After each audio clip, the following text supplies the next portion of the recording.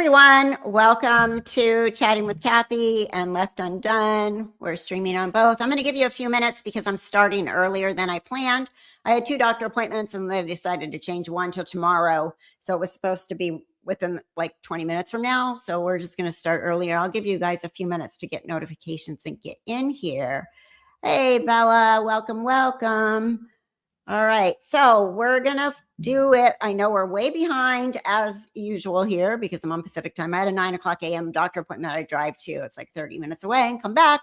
And then I was supposed to have a telehealth appointment and they changed that. So tomorrow we'll figure that one out. Yikes, it's so annoying. Like you can't change your appointments last minute on doctors, but they can do it to you. All right, let me pause this because I got this up. How is everybody? Did everybody have a good weekend? If you're new here, please say hello in the chat. My name is Kathy. I'm a registered nurse, mother of 4, grandmother of 2, and content creator, clearly. So on this channel, I'm very invested in this Lindsay Clancy case because my experience mostly as a nurse has been in OB, labor and delivery for over a decade, and then high risk OB case management, which is where I did work with patients that would have postpartum issues, postpartum psychosis, any perinatal mental health and all that kind of stuff. So I'm really interested in this case. I'm trying to stay neutral, but I will be completely transparent and tell you I'm leaning towards the postpartum psychosis. There's a lot of information I have going on in my head as a nurse and as a person that understands high-risk OB patients and what goes on perinatally and how it's not hi Funda Cruz. Hello. How it is not given the attention it needs. So we're gonna keep watching and see if the prosecution can lean me the other way. Hello, everyone. I hope your appointment went well. I have surgery tomorrow. Oh boy, surgery, that stinks. Hopefully it's nothing major. I hate surgery. I'm like, they're going to put me to sleep. Please make sure. I don't know. I've been in OR and I'm fine with being in other people's surgery. It's just my own, right? It's always your own. You're like, okay. Hi, mama. So again, I'm starting a little early. I did say I was going to start at 1 o'clock Pacific time. And I know I was listening back. I should probably lower my voice a little bit. I don't have to talk so loud. You guys can hear me, right? We're just going to start early because I'm ready and we might as well. Anyway, if you are new, please say hello in the chat. Again, we are streaming on 2 channels. So you happen to run across 1 channel and 2 channels that are doing the exact same thing. Those are both mine. Left Undone, Incomplete Investigations is my channel that I've had for about 6 years. We dove deep into the Lori Vallow, Chad Daybell case. And over here, we're following more what's trending, what people are talking about, true crime or whatever. I did some videos on, again, the OB thing really attracts me. Taylor Parker case, because that was she stole the baby out and gave, oh God, it's such a horrible case. But if you watch it on Netflix, she actually performed a C-section on Reagan and took her baby and both of them did die. I can definitely see why they are suing. I assume the first hospital. Oh, really? So you've been watching because I'm clueless right now. I'm absolutely clueless. Sorry, I'm so thirsty this morning, but I probably behind on my water. Okay. So anyway, please say hello. And we are here and we're going to start. I'm sure other people will roll in the door. If you've been watching it, thank you so much for coming over here now because we're going to catch up, hopefully, right? And then here comes the cat. He's got to be wherever I am. Oh, no. Hold on. I hate when that happens. Sorry, I just screwed something up again. And it does that. I want to just do a full screen, but not a full screen. Let me see what it looks like when I share.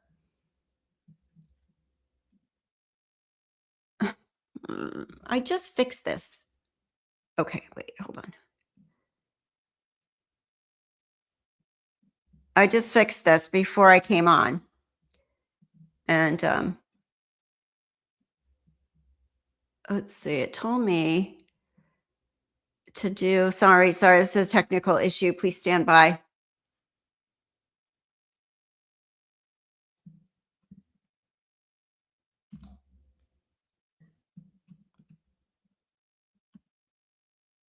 Okay, hold on.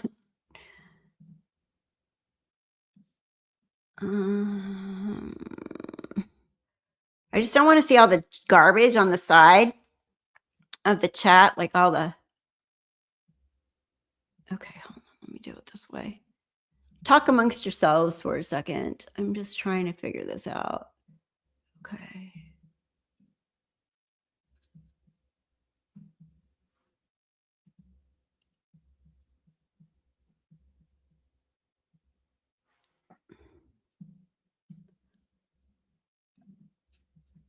I swear I had this set right.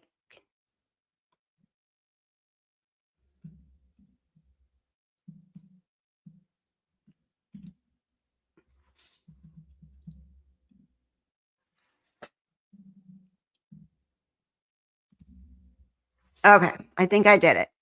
How if I don't, I just can't touch it. Okay.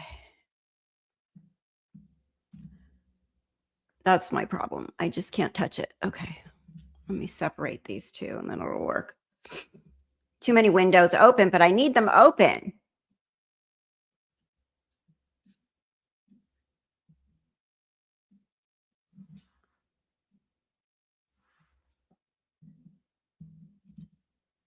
There we go. All right. Don't touch it, Kathy. Don't touch it. Make sure to watch the doctors from early today. Oof. Oh, good. Okay. Finally. You're on this channel now with everyone else. Where is everybody? I can't tell. Are you guys on Left Undone or on Chatting with Kathy? Good vibes and prayers for you, Clownville. Yes, yes, yes. Definitely praying. Hopefully it goes smooth and quick and it will be good. They have a few surgeries, multiple heart surgeries and surgery for Eagle syndrome last year. Hopefully my last surgery for a while. Wow. Okay. We'll be tuning in while recovering. Yes, please tune in. Please. We are here with you. So all right, let me share my screen and we'll get started with this. And I'm gonna comment. I got things to say. I've made a couple TikToks and shorts because I have a lot of questions about how cold was she? Was she hypothermic? Was she vasoconstricting? Was her body shunting all the blood to the vital organs because she was so cold? She was out there for quite a while. And maybe that's why the bleeding stopped because the blood was shunting to the core, which is where you need it, your vital organs. And then just questions about that stuff, like what went on, how much blood did she lose? Did she need a blood transfusion? And so I will be interrupting because I'm sure they should cover some of this today. You saw my shorts? Thank you. Oh, good. Thank you. Thank you, Bella. Thank you. Oh, that's cold. Yeah. So that's dead cold. Woo. Okay. Let me get this up here and we will start because I'm sure I'll have stuff to say. Let me get this. Okay.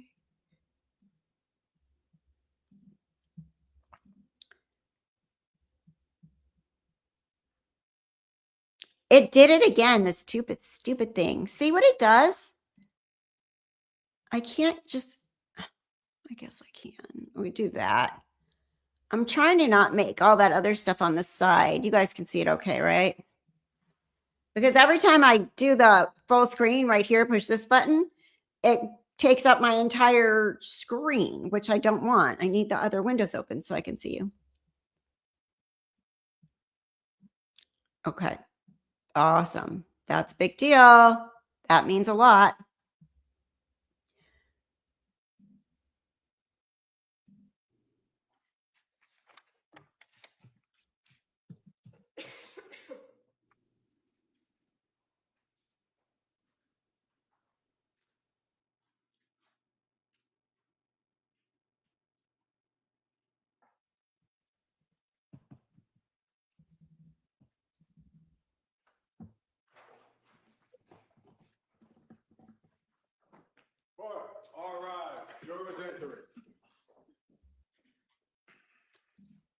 Everybody rising but Lindsay Clancy. I heard a really smart content creator. Oh, no. Okay.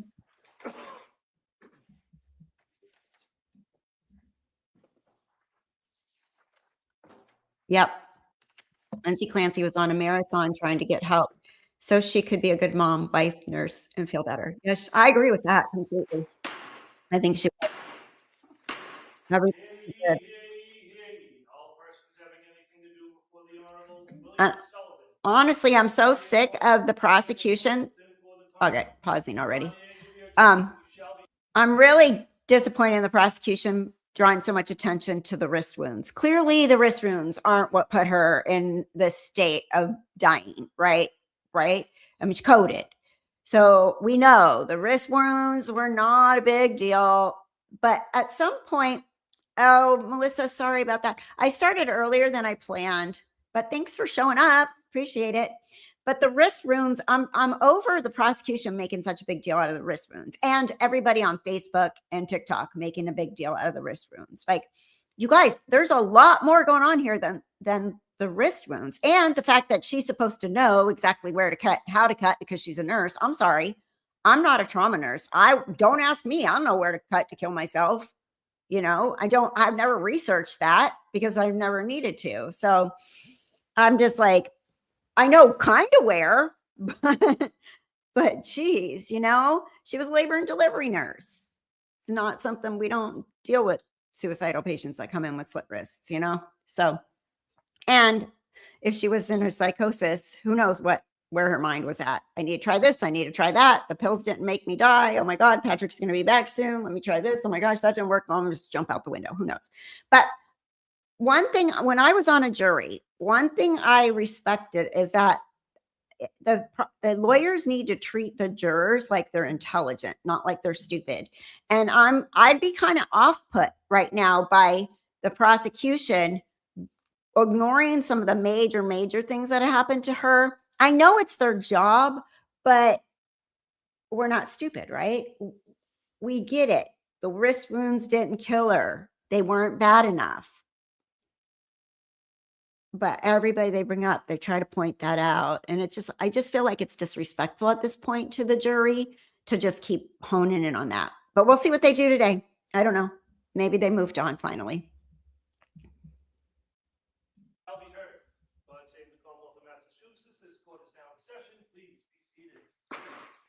Good morning, Your Honor. May I proceed? Yes, please. Your Honor, before the court today, we have the continuation of the jury trial in the matter of Commonwealth versus Lindsay Clancy. Ms. Clancy is present. She is represented by Attorney Kevin Reddington. The Commonwealth is represented by Assistant District Attorney Jennifer Sprague and Assistant District Attorney Shannon Buckingham. All right. All right. Thank you, Madam Clerk. First witness. Can we get that Good morning, going? everyone. Everybody had a restful weekend. So what I want to do is just kind of tell you, first I'm going to go through those questions, make sure everybody was able to follow my instructions. Then I'm Welcome, going to go over California what today's avocado. I schedule love is, avocados. and Welcome, then we'll welcome. return, Nice to have to you. Commonwealth's presentation of evidence. It is? All right, and so let me Maybe ask it's those because I'm questions. talking. First question: has any member of the jury read, seen, or overheard anything from any source about any aspect of this case that would affect your ability to be fair and impartial? All right. Next question: is there any other serious matter or concern bearing on your service as a I juror don't in think this I have case much more that anybody control needs over to the bring to my audio. attention? Let me see. Again, thank you for following those instructions. Now, today's schedule, let me say first thing about schedule. I know I haven't always been completely correct on some of the schedules we followed, but I want to just let you know that those decisions about the scheduling is on me. How's the audio, everybody? California avocado said court audio is so low. I've turned everything up that I can turn up on my end. I know when they go away from the actual microphone, it gets really low. I would turn on my closed captions if I were you too. Hey, this normal Idaho mom. Welcome, welcome. Nice to see you. A person can be in psychosis and still function normal, but still be in and out of psychosis. Absolutely. I agree with that. It's better on my phone than my TV. I can hear better than last time. If it's an empty chat, you're on the other channel. I'm streaming on 2 channels, Chatting with Kathy B and Left Undone. I don't know which channel you're on. My people like to all gather together. So I try to put up as much, where are you guys? Mama, and where's everybody? Are you guys on Left Undone or on Chatting with Kathy? Let me know. I can't tell. I know, but I'm starting late. I live in California and I had a doctor appointment this morning. So I am just starting my live stream with my commentary. You're on Chatting? You're on Chatting, okay. I was alone over there and came here. Okay. All right. All right. Yeah. Chatting with Kathy is probably the place that you want to be because that's a channel I'm really trying to focus on right now. Left Undone has a lot of history stuff there, a lot of back stuff. I just wanted to continue to live stream over there as well. But Phil, hi. All right. Okay. Thank you. All right. Let's go here. Let me know. I don't know what else I could do about the audio. I've turned up. Mine's on full blast on the screen here and on StreamYard is full blast. So I don't know. Let's see what happens. Maybe it'll get better. All right. And sometimes I have to take into consideration other factors or things that are going on. So what I really wanted to tell you is that don't speculate why we might go a little late or a little early on any certain days, but certainly don't hold it against either side in regards to that. The person who's making those decisions or that decision is me. All right. So you should be aware of that. So that being said, the thought is today we should go into the afternoon. All right. And if that changes, I'll let you know. And what we're going to do at this point, we're going to return to the Commonwealth's case. And with that, Commonwealth, call your next witness, please. Thank you, Your Honor. The Commonwealth will call Michael Snyder.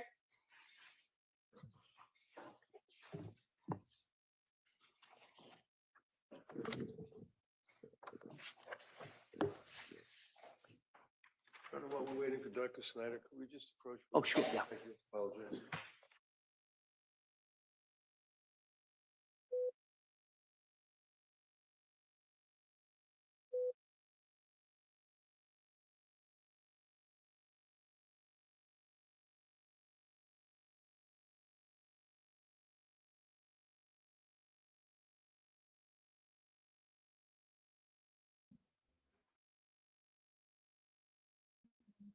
Okay, hold on. I'm just trying to figure something out here too. I might switch over to the other camera real quick because this isn't charging my laptop.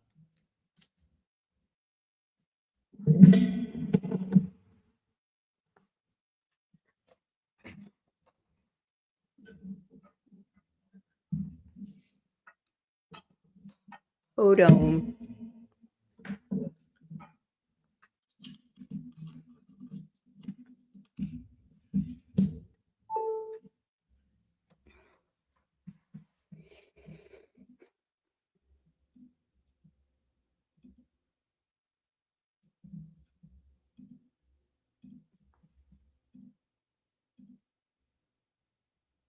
Okay, I have to switch my camera here back.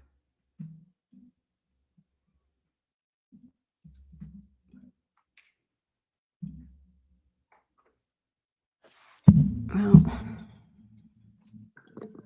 now I got the wrong camera on. Shoot, hold on.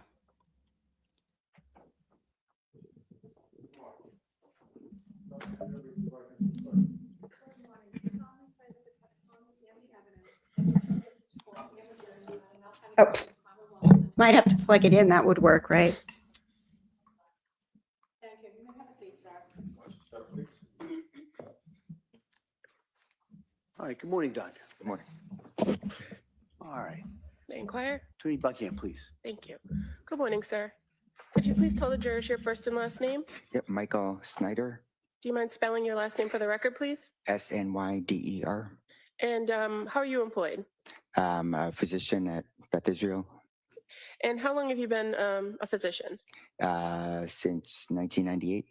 Can you tell us a little bit about your educational background? So undergrad at UMass Amherst, I did medical school at Tufts University, and then I did my residency in emergency medicine at Boston University. And how long have you worked at Beth Israel? Since 2014, 12 years. And do you primarily work in the emergency department? Yes, I'm going to draw your attention to January 24th of the year 2023. Do you recall working in the emergency department on that day? yes, And in the evening, were you made aware of multiple pediatric traumas that were coming into the emergency department? yes. And when you are made aware of people coming in, how does that occur? So we'll typically get a call on the EMS phone that something's coming in that they want us to know about up front. And do they provide you with some basic background information about what's occurring or what occurred on scene and what's occurring during the transport? When possible, yeah. And when the emergency personnel, the EMTs or paramedics arrived at Beth Israel, there were 3 patients, correct? Correct. And you were assigned to treat 1 patient. Correct. Do you recall which patient that was? Cora? And prior to EMS arriving, did you learn more about Cora's presentation and what was occurring? Yeah, so we had heard that, all 3 were in cardiac arrest, and Cora in particular, they were still working on doing CPR and doing what we call pediatric advanced life support, so medications to try and restart the heart. And they also mentioned that they had used what we call a defibrillator to shock the heart to try to restart it. And they were still doing CPR when they were arriving. And is this information important to you as you're assessing a patient coming into the emergency department? Yeah, it's important to know, what things look like in the field, how long the patient might have been without a pulse, or how long they may not have been breathing for, so we can kind of expect or know what injuries to look out for, what we can potentially reverse. And were you aware of the age of Cora? Yes. And she was 5, correct? Yes. And as far as the medications that you were aware of, what medications had been provided? So prior to coming to us, she had been given epinephrine, which is the primary medication we use in a cardiac arrest. And do you know how they had administered that medicine to her? Yeah, so she had what we call an intraosseous device in her right tibia. Sometimes it's very difficult to get an IV in, so we can go directly into the bone or the bone marrow. And were you aware of whether she had been intubated en route? So she was not intubated en route. When she arrived at the emergency department, were you there to greet the ambulance? Yes. And what happens when a patient comes in through the emergency department via ambulance? So when the patient first comes in, we immediately have our team, start to sort of take over care, so there's no gap. And then we also get a sign out from the paramedics and EMTs and any other staff that had been involved in the case. And do you and your emergency room staff then perform your own initial assessment of the patient? Yes. So what do you do for that? So initially, we sort of go through our ABCs, airway, breathing, circulation. So initially, focusing on the primary things, such as making sure we're getting air and oxygen into the patient, keeping the heart going, so continuing CPR at that point. And as far as Cora went, did you observe that she was breathing? So she was not breathing on her own. How about the heart? Did you observe that her heart was beating? There was no heartbeat. How about her physical appearance? What observations did you make of her physical appearance? So initially, when she had come in, some of the things we notice is sort of a blue tint to the skin, which typically, we can see when there's less oxygen or lack of oxygen. And then the other things on a quick survey is there was some areas of bruising on the neck and around the eyes, called petechiae, kind of little bleeding episodes of bleeding under the skin, and I believe a small amount of blood coming from the nose. Were you able to make observations of her hands or other parts of her body? So the hands definitely had that, what we call cyanosis or blue hue. Now, as far as the eyes, you mentioned petechiae around the face and the eyes as well as the neck. Did you notice anything else about her eyes?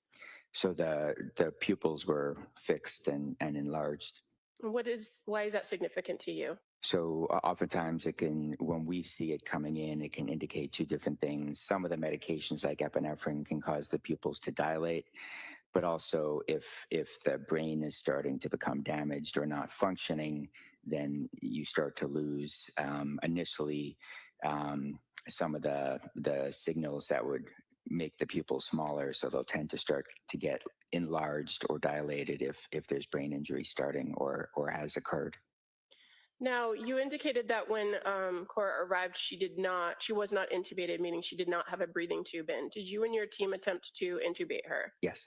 And did you do that on your own or with the assistance of other parts of the emergency department or the hospital? So we had anesthesia there. After we got the phone calls of multiple patients coming in, typically we'll have all the help that we could possibly need there to be able to take care of all the patients. So I had an anesthesiologist in the room with me who put the breathing tube in. In instances where an individual might have suffered some sort of injury to their neck, does that complicate the insertion of a breathing tube? It can, yeah, because normally you might need to move or tilt the head to get a direct view where you can put a breathing tube in. But when there's a concern for neck injury, we stabilize it typically with a collar or manually. So you don't have the ability to move the head and the neck around to try and get a better view. Once a breathing tube was put in, were you and your team able to manually give breath to Cora? Yes. Now, did you then perform an assessment, a cardiac assessment of her? Yeah, so in addition to listening to the heart, feeling for a pulse, we'll also tend to use an ultrasound machine in the room where we can kind of get a direct view of heart function. And you were aware that they had defibrillated her twice in the ambulance. Why is that significant when you're treating a patient that's in cardiac arrest? So when they defibrillate a patient, it's typically the heart's or might be in a rhythm where it can't pump blood. So it might be sort of out of sync or quivering, where we may attempt to use electricity to kind of shock it back into a rhythm. Once you performed the ultrasound, the cardiac ultrasound, were there any attempts made further to use a defibrillator or? No. Throughout your course of treatment with her, did you continue with various medications? Yes. And was CPR ongoing throughout your entire time with her? Yes. Were you consulting with any other colleagues or any other hospitals in regards to the care of Cora? Yeah, so we actually had, in addition to all my colleagues in the emergency room, we had intensive care physicians from Children's that were on the phone with us, kind of working through any things that may have come up in the case, also expecting that they would be receiving the patients from us. Is your hospital at the Beth Israel equipped to handle this type of pediatric trauma? So we can do the initial stabilization, but then we need to ship the patients out to either get a specialty care or continued inpatient care. And how long did efforts in treating Cora continue? So in the emergency room, roughly 30 minutes. And fair to say that all of the efforts that you made were not successful? Correct. And at approximately 1928 or 7:28, did you finally declare Cora deceased? Yes. Thank you. I have nothing further. Anything? I have no questions. Thank you, Doctor. Thank you, Thanks. Doc. Thanks.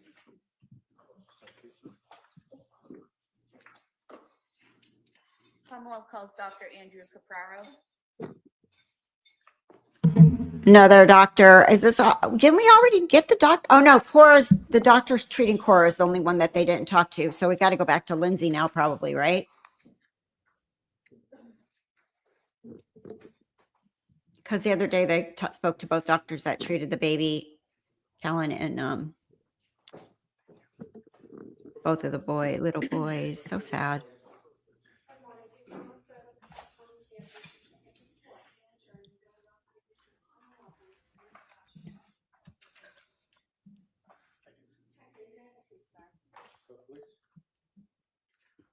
All right, good morning, Doc.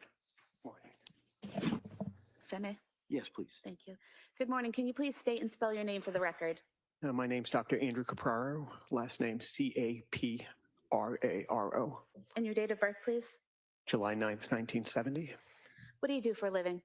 I'm an attending physician in the emergency department at Boston Children's Hospital And how long have you done that? for the last 26 years. Can you just briefly describe for us the training and education you had to qualify for that role?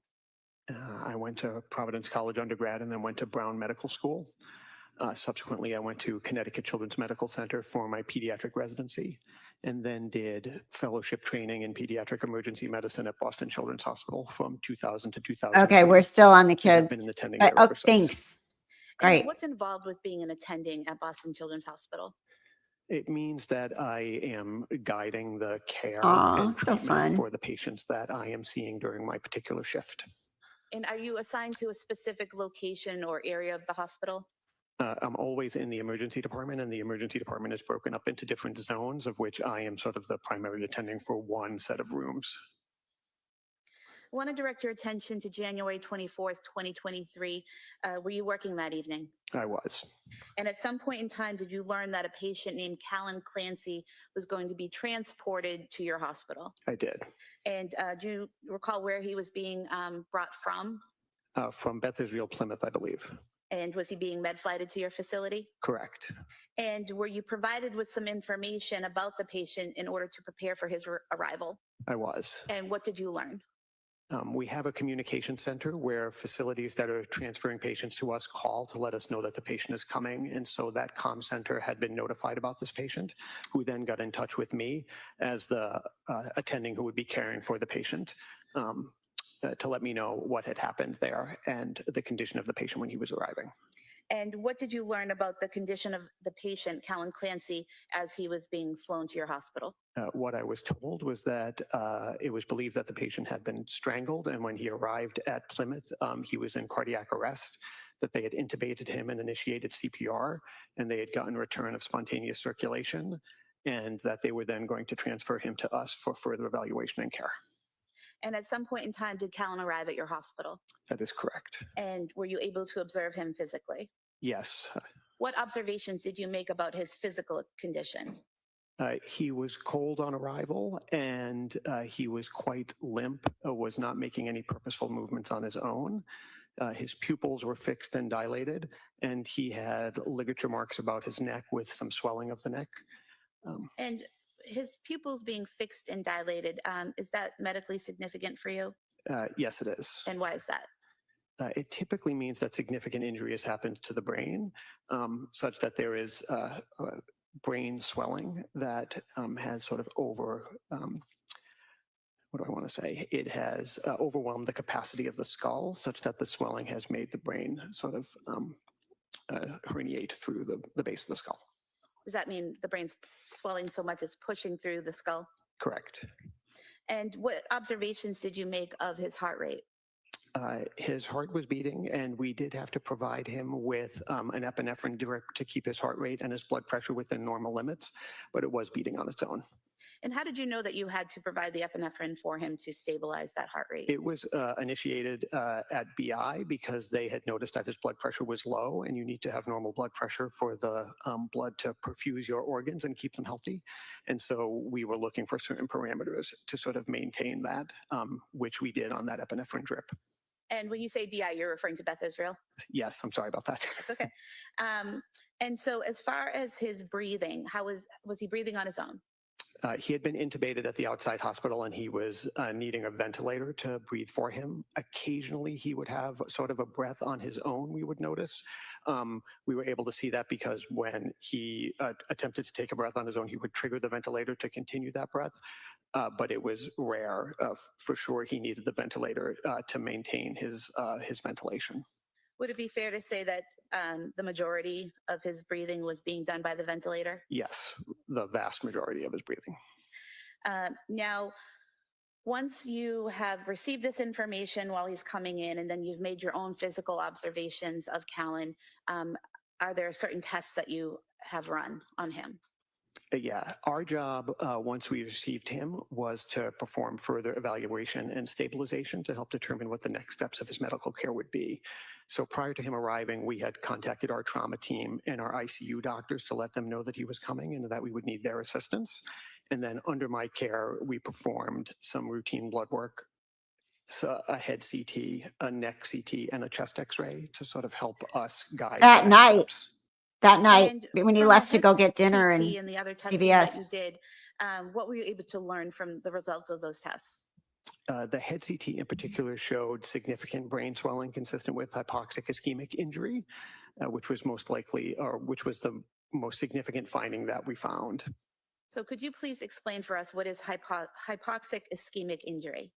Hypoxic is just a fancy word for not getting enough oxygen, and ischemic is just a fancy word for not getting enough blood flow. And so when your organs don't get enough oxygen and blood, they sort of suffer injury and therefore get to swelling. And so his brain was showing evidence of that.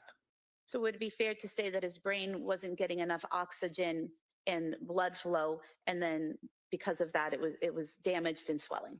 Correct. Now, this type of swelling and injury, as you're describing it, can that be caused by strangulation, the injury of the brain? Most certainly. And you mentioned earlier that you did see some marks around his neck. Is that correct? Correct. And what were those consistent with? Strangulation of some sort, most likely from an object, based upon the linear aspect of the bruising. And when you say the linear aspect of the bruising, does that mean it's in a straight line? Correct. Now, once you had the results of this testing, was there, did you make a decision on what to do next? Yeah, you know, the main thing was to help us figure out, did the patient need to go to the operating room for some sort of other procedure to help with this, or was this something that could be dealt with medically? And so once we had the results of the head CT and then the neck CT as well, it was felt that the next appropriate step in his medical care would be to be transitioned to the intensive care unit for them to take over care. Why was it that surgery was not an option to help Callan in this situation? You know, the neurosurgery doctors were there to sort of help us make that decision. There was no significant bleeding, for example, that would need to be evacuated. There was nothing that they felt from a surgical point of view would help alleviate the problems that we saw on the CT. Okay. And so was his care transferred to the ICU? That is correct. And once Callan was transferred to the intensive care unit, did your care for him end at that point? Correct. I have nothing further. Thank you. Thank you. Mr. Reddington? No questions, thank you. Oh, thank you, Doctor. Please step down. Thank you.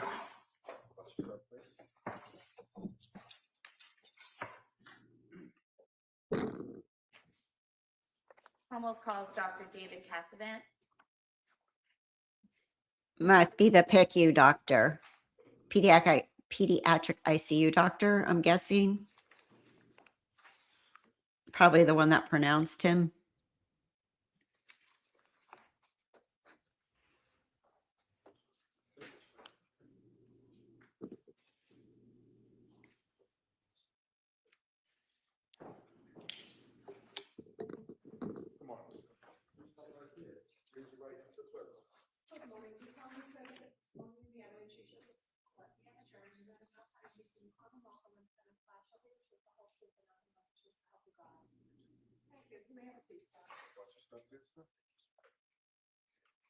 All right, good morning, Doctor. Good morning. Good morning. Trace Sprague. Thank you. Good morning. Can you please state and spell your name for the record? Surely. My first name is David. My last name is Casavant. It's spelled Casavant. And your date of birth, sir? 5263. What do you do for a living? I'm an ICU physician at Boston Children's Hospital. Can you briefly describe for us your educational and training background? Sure. I went to college out at Holy Cross in Worcester and then to medical school at Boston University. I did my initial pediatric residency at Mass General Hospital, and then went back and did a fellowship in ICU medicine at that hospital as well. And where do you currently work? I currently work at Boston Children's Hospital in the medical surgical ICU. And how long have you worked at Boston Children's Hospital? 18 years. And have you always worked in the ICU there? Yes. I want to direct your attention to January 26, 2023. At that point in time, did you take over the care of a patient named Callan Clancy? I did. And prior to taking over the care of Callan Clancy, did you do anything to familiarize yourself with his treatment and care? Yes, I did. One of my colleagues had taken care of him the day before in the ICU, and I spoke with her, and so I was familiar with his case. Okay. And did you also review reports and testing that had been performed while he was at the hospital? Yes, I did. Okay.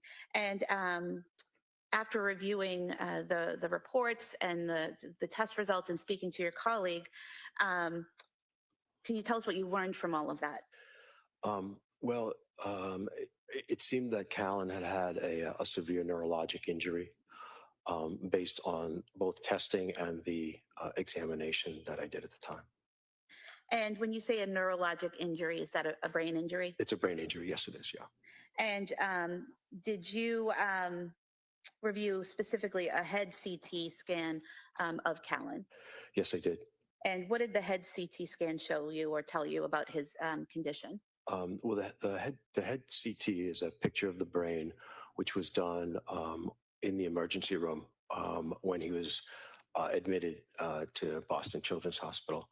And the CT scan showed an enormous amount of swelling of the brain itself.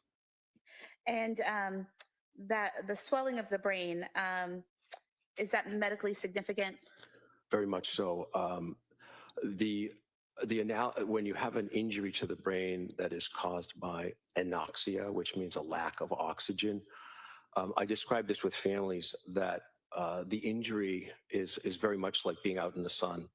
You don't notice it at the time, but swelling occurs over the course of time. And one of the things with a lack of oxygen to the brain is the injury occurs and then swelling starts to happen over the course of time, typically peaking at 48 to 72 hours. When you see swelling that happens that early in a case, as in Callan's, it means that there's been a very significant lack of oxygen and therefore injury to the brain itself. So, for example, some types of injuries that would withhold oxygen from the brain would be more mild and the swelling would occur over time. Is that correct? That's exactly correct, yes. So if a severe injury happens that withholds oxygen from the brain, that's when you see that immediate swelling like Callan had? Very much so. Sort of the comparison of a sunburn to a burn that you might get from a stove. This was a stove. It's very, very profound. Did you perform a physical examination of Callan? I did. And what did you observe?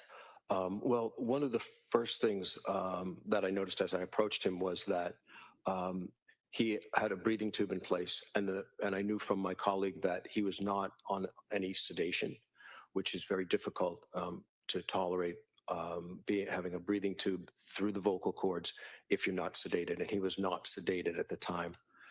The next thing is that when I approach a patient in their bed in the ICU, we always start with a quick introduction that we're going to be coming near them in case they're asleep. And I usually start with something along the lines of, I'm Dr. Dave, I'm just going to listen to your heart. And I'd usually address them by name and to see if they start to respond. And then I'll go ahead with the rest of the exam, but that's just to sort of warn them that someone might be touching them. And then I'll listen to heart, lungs, and then to move forward to see if how responsive they are. So if you get no response at all from the initial, just using your voice, the next thing is and then from the exam, if they don't move around, then you start to sort of think, well, let's see how responsive they are. And so the next thing is sort of a gentle touch off into the bottom of the foot to see you stroke the bottom of the foot and you see if they pull away. And then you can move.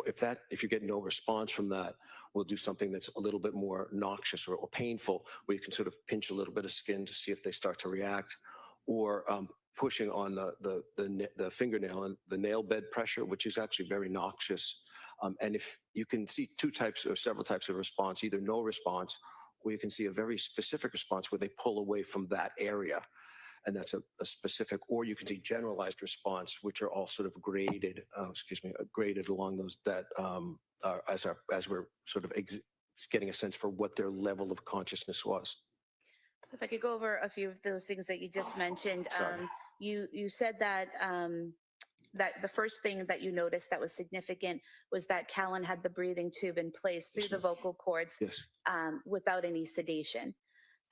So without sedation, would having a breathing tube in that place cause pain? Yes.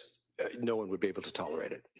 And so Callan was able to tolerate it without any sedation. Yes. Would that indicate he wasn't feeling that pain at that time? Yes, exactly. And you mentioned that you would address the patient by name and talk to them. Was there any reaction from Callan when you did that? No, there was not. And then you mentioned you would rub maybe something along the foot. Was there any reaction? No, there was not. And did you do what you described in pinching the fingernail or pinching somewhere on Callan to see if he responded? Yes. And did he respond? No, he did not. And what did these interactions and tests on Callan tell you about his condition? This told me that he was unresponsive. He was unresponsive to both things that would cause discomfort and things that would cause pain. Did you also do anything in terms of looking at his pupils and any tests on his eyes? Yes. So after all the other things, that we look at the pupils, and so one of the things is we have it's a reflex response. If a light is shown in an eye, the pupil constricts. And what I noted about Callan was that his pupils stayed widely open and did not constrict. And when someone's pupils stay open and wide when you shine a light in them, what does that indicate medically? Well, the eyes are a direct extension of the brain, so that's why we focus a lot on them as an area of investigation. And the lack of a response to light indicates that there's some abnormality to that, and in this case, it was a brain injury. There's medications that can keep your eyes open if you've ever had an eye exam, but that was not the case with Callan. And just to be clear, when you're talking about brain injury, we're not talking about some type of trauma that was inflicted on the brain. You're talking about the lack of oxygen and blood flow causing an injury to the brain, correct? That's exactly correct, yes. At that point in time, did you work with another doctor to do more in-depth testing regarding his neurological status? Yes. So at Children's, we have multiple teams that come together for a patient, for many patients. But for Callan, the neurology team was there from the beginning. And when in a case like this, when we see no response in an unresponsive patient, we start to get our neurology team. And one of the things we start to do is brain death testing to see if they could be what we call brain dead, meaning that the brain itself is not functioning, and that even though their heart is still beating. How is it that someone's heart can be beating if their brain is dead? It's a really good question. So there's actually two parts to the nervous system. The one is the part that we see the most in people when they react to us and they speak and they do things. The other one is the autonomic or automatic system. And the automatic system is largely in charge of the things like the heart, if the heart has not been injured. And so it was sort of continuing on. And does that give you any indication, the fact that the heart was still continuing on, about where the injuries were in the brain?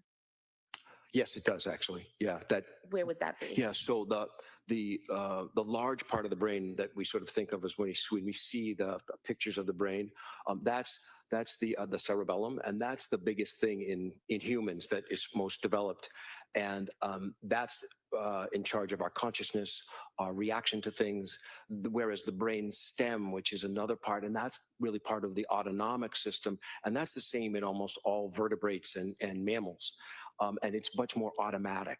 And so it tells me that it seemed the cerebellum, which is that part that makes us sort of the human side of what we do, that's much more sensitive to a lack of oxygen, to an anoxic injury. And it told me that that was really where that injury was in that part of the brain, much less so in the brain stem itself.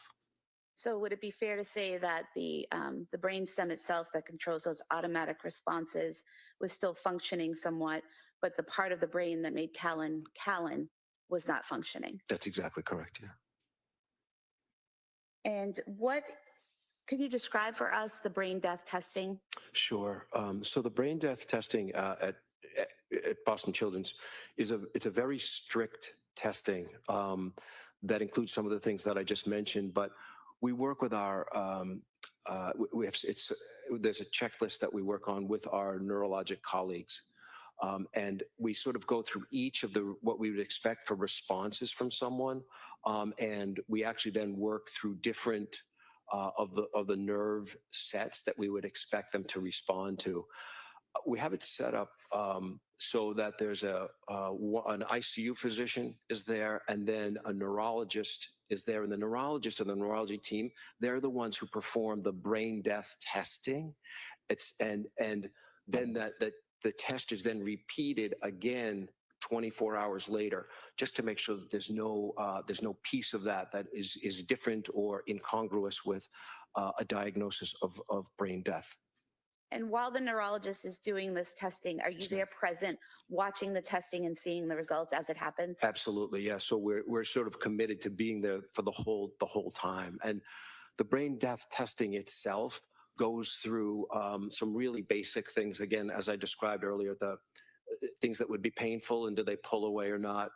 The eyes, the looking at the reflexes of the eyes. There's also other reflexes too.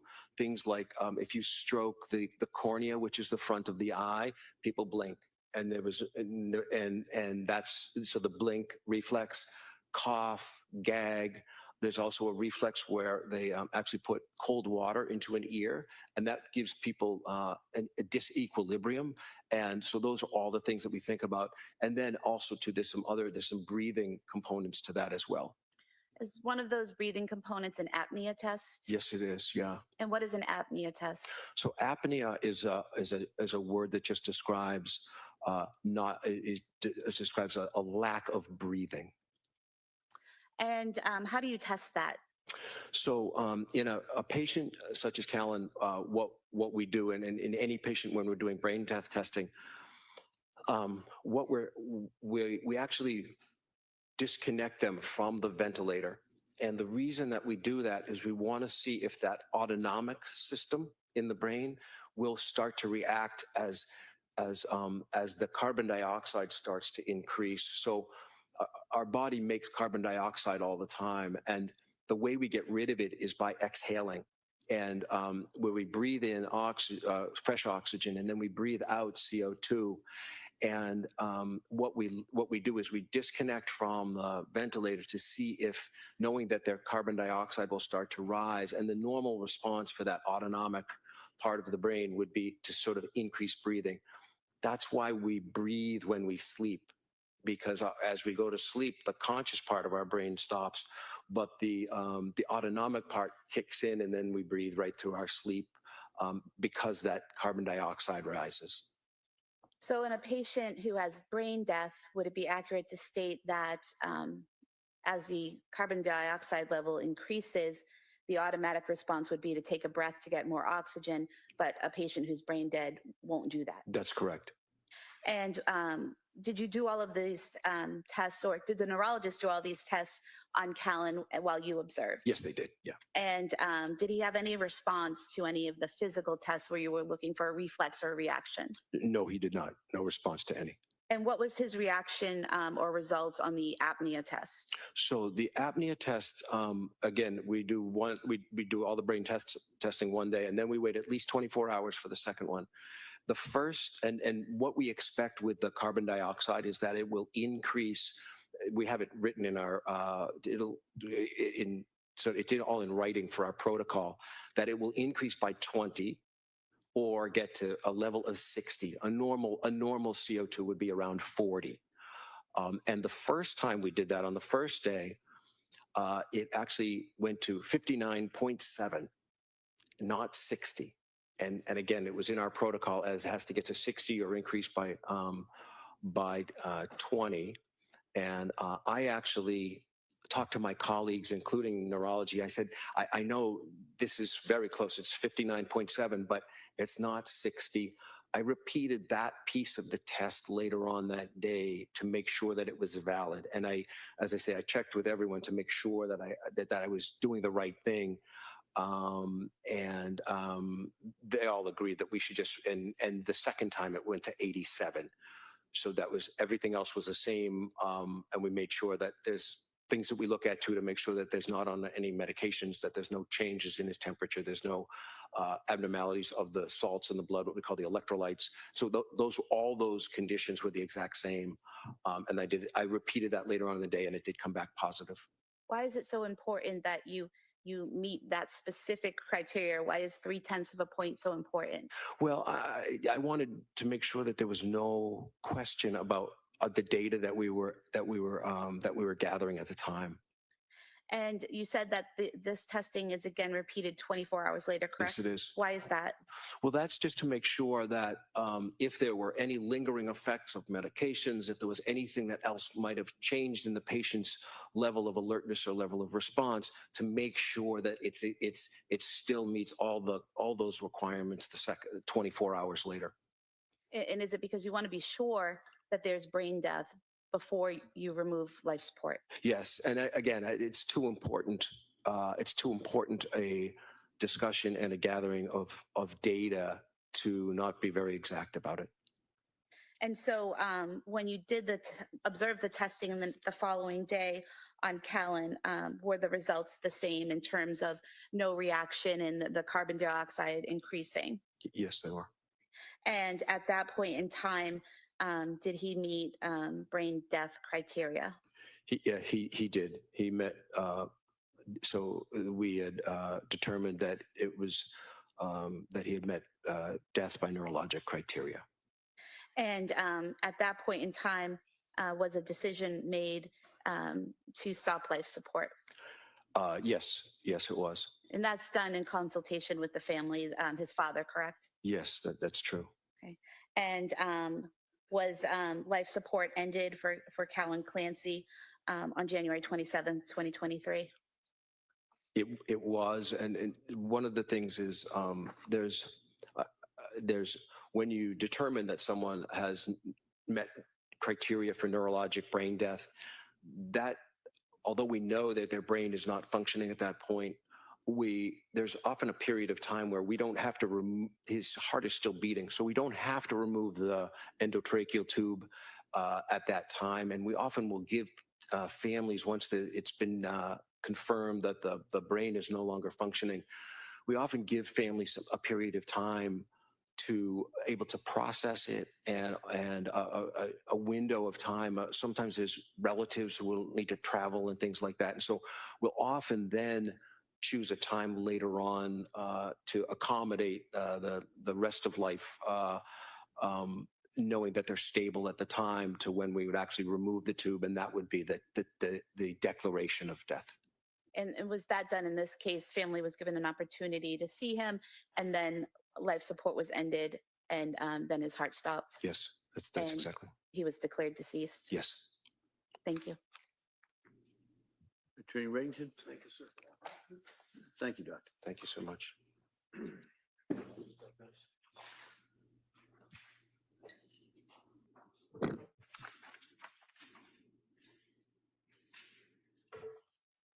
Your Honor, at this time, the Commonwealth would move to admit the Boston Children's Hospital records for Callan Clancy. And I'm having camera issues. I'm so mad. This cat knocked over the camera. I had to switch to the other camera.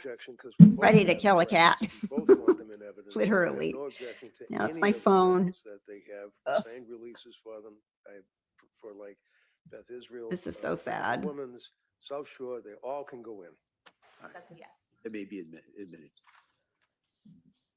He tried to stipulate that they didn't even need to do this part of the trial, that yes, there was a murder. I know. But the prosecution wanted to do this whole other part of the trial Yeah, where 1, 2, A and B. Yeah. all this, which really isn't even relevant to what, I mean, it is because it gets in the juror's head, right? Commonwealth would call Kelly McDonough as witness. I'm sorry, if you say the name again? Kelly McDonough. Okay, sure. Kelly McDonough.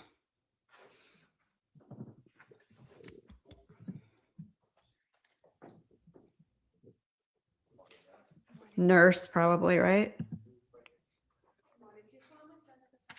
Yeah. Exactly. At how horrific it was painting that picture.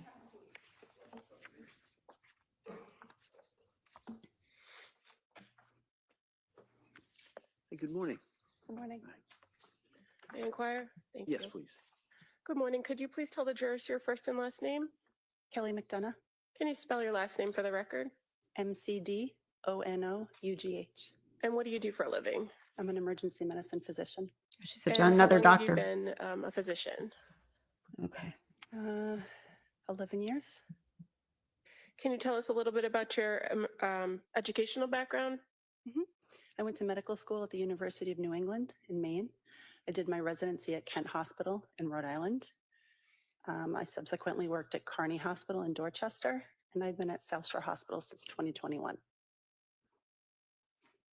And in what, are you primarily in the emergency department Okay. at South Shore Thanks, Hospital? Justine. Correct. Have you been in any other department at South Shore Hospital?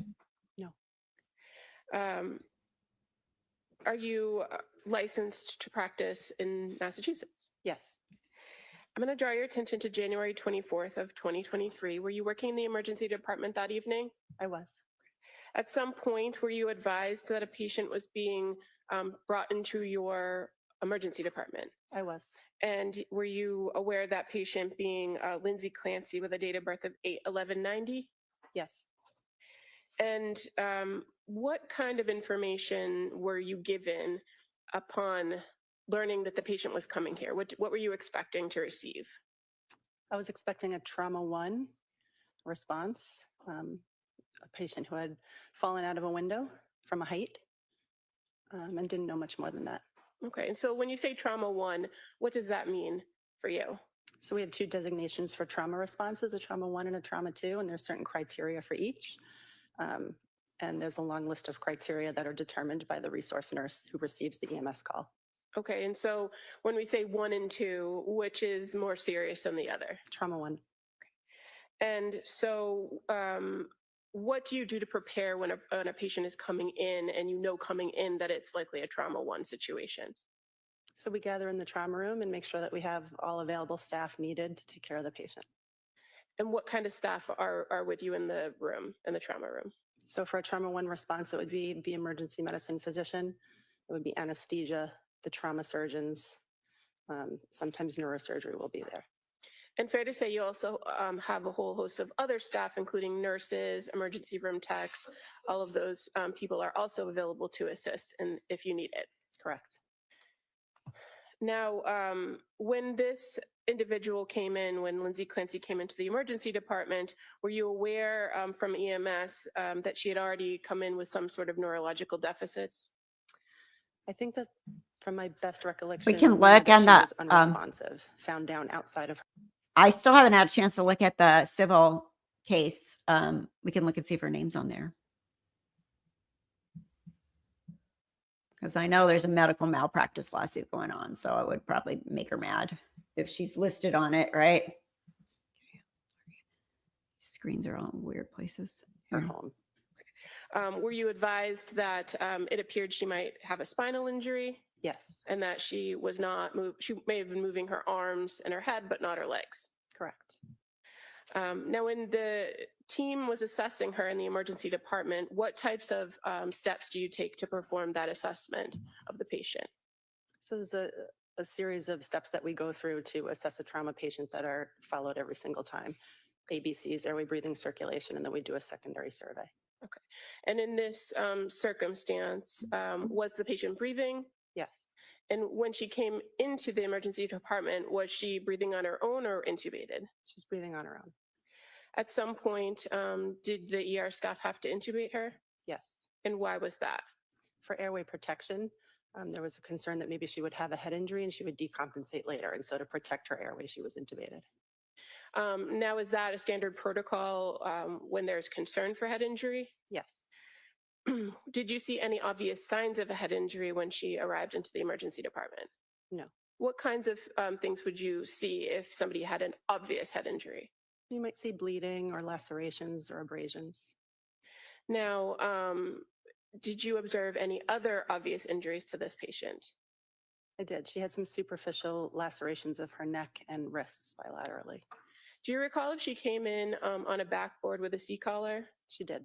And do you remove the C-collar at some point to assess the patient for injuries? We didn't completely remove it temporarily to visualize and feel her neck and then put it right back on. Okay, and you said you did observe some injuries to her neck, correct? Yes. I'm just going to show you some photos that have been marked. That's okay, on the screen next to you.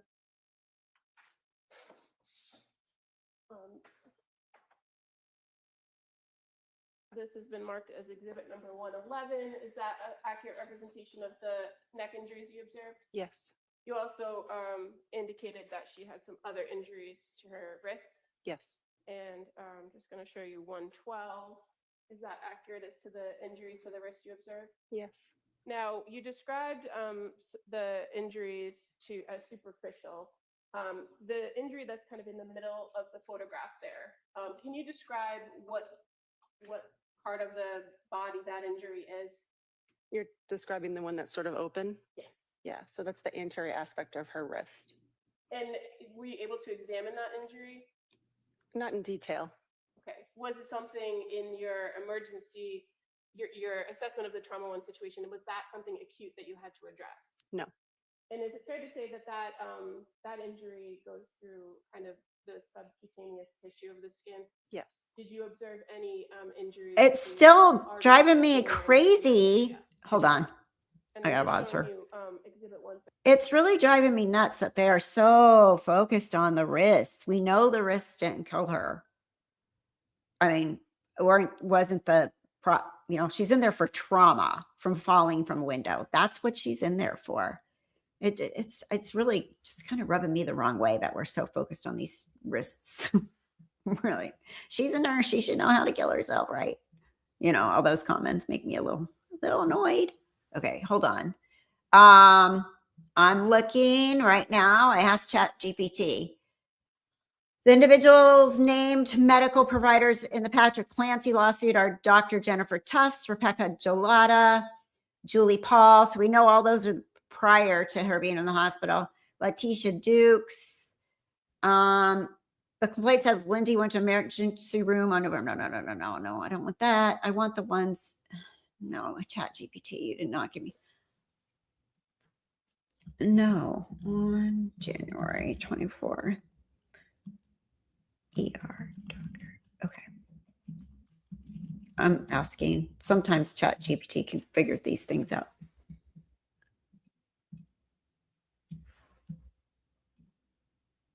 I agree, but that's all the prosecution has, claiming she didn't try to kill herself. Right. That's all they have, which is super, like, I don't know. I'm just, if I was a juror, I'd be like, we get it. The wounds were superficial, or they weren't deep enough, or they didn't kill her. That wasn't that attempt or that fake attempt, whatever you're trying to say. But it's just going a little bit. Okay.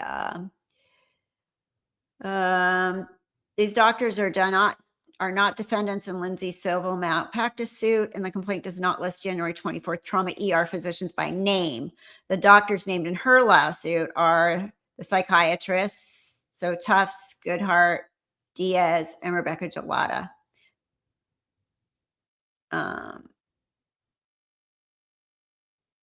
Okay, it's not coming up with any ER doctor here from this part of treating her. I think it's all, the doctors are all probably prior, maybe. You know, the ones that misdiagnosed her or didn't diagnose her. Oh, you do? Awesome. See if you can find out. Okay, let me play this. 13, which is the other wrist.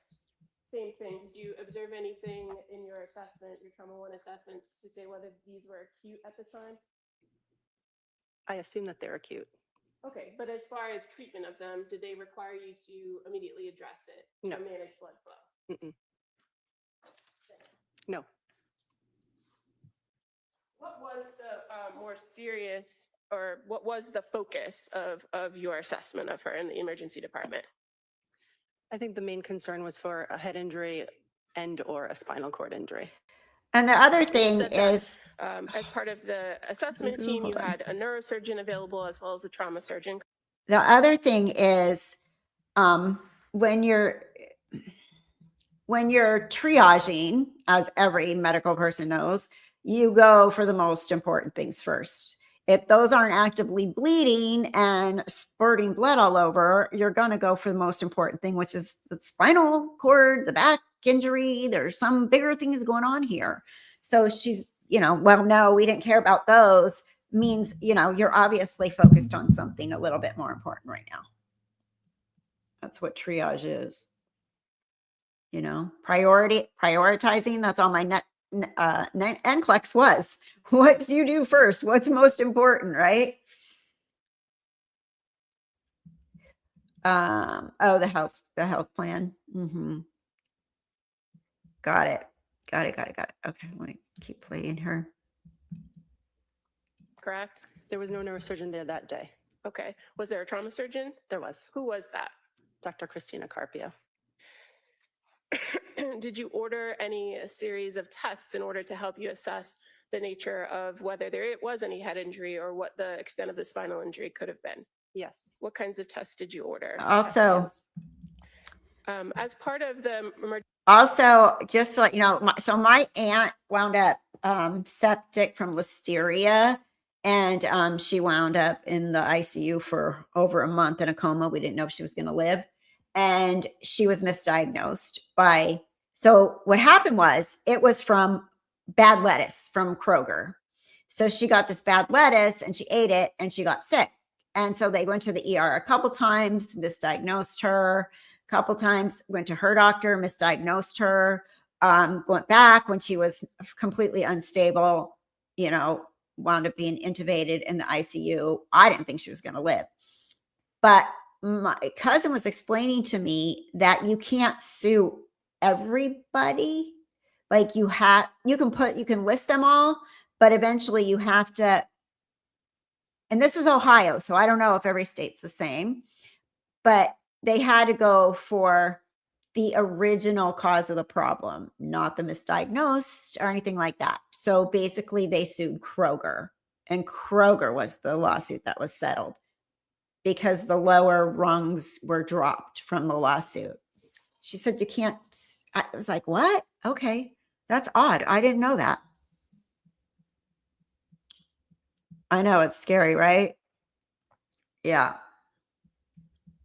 But she lived and she's still alive, and she's the last man standing out of all my mom's siblings. The 6 kids are all gone. All the spouses are gone but her. And she's the only one still alive. So pretty crazy, huh? After her going through that.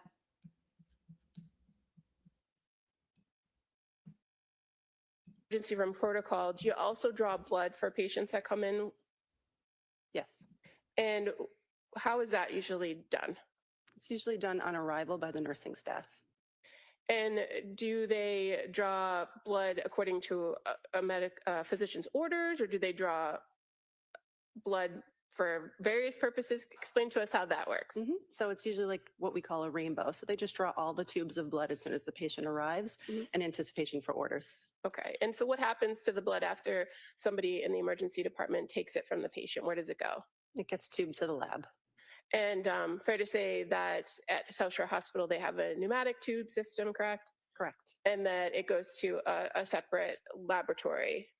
Correct. And once a physician then assesses a patient and determines what kinds of testing needs to be done on those samples, how do you communicate that to the laboratory? So orders are put into a computer and they go through the computer to the lab.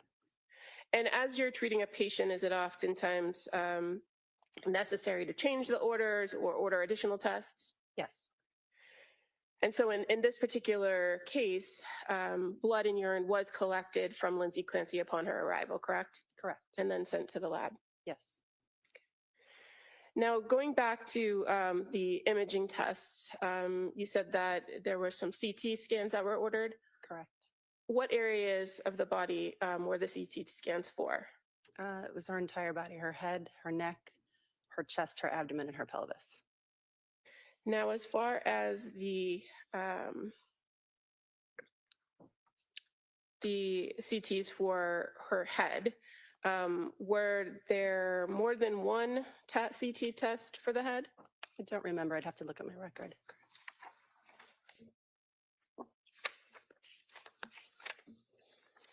Well, what are the normal, or what are the options for CT head scans? It's usually just a CT head plane, but you could also do a CT angiogram, depending on your concern for injury. And do you recall which one you ordered here? For a trauma one, it would be a plain CT head.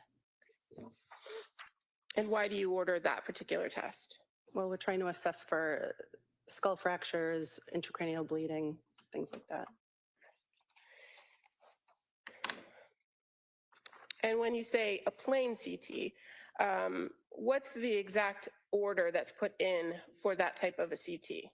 CT head. Okay, and are there CT heads with contrast? There are. And are there CT head scans without contrast? Yes.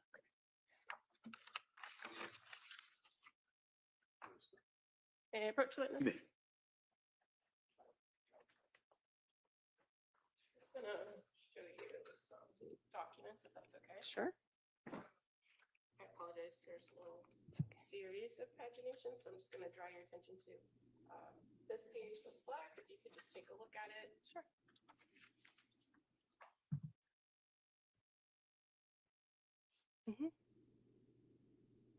Okay, and I'm just gonna flip to the next page as well.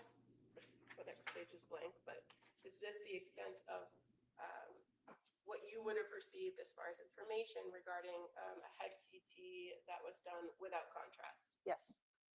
And I'm going to just draw your attention again to another flagged page here towards the end. It's actually 2 pages from the end of the document, if you could take a look at that.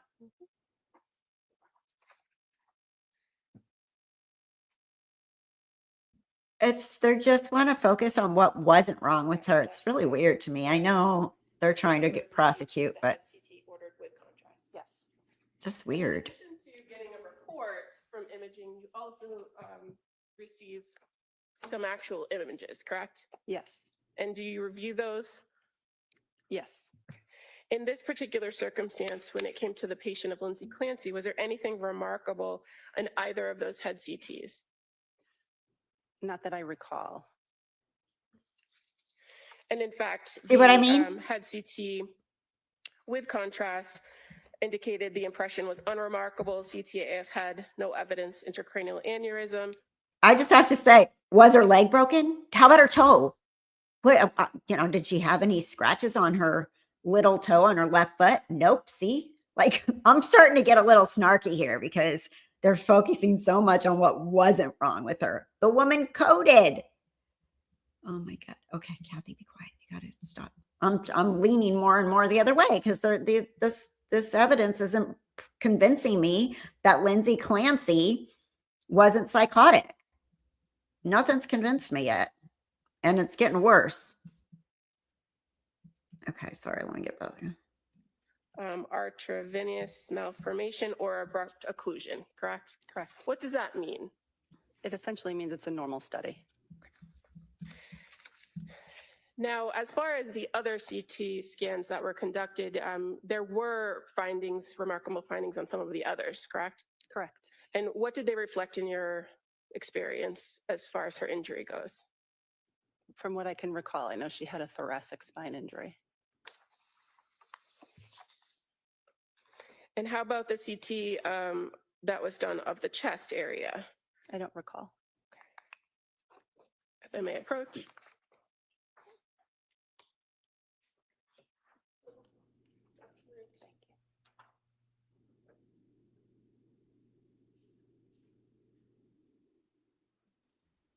I agree. Let's just name everything that wasn't wrong with her. And what was the extent of the results on the chest CT? So it talks about her thoracic spine injuries. Okay.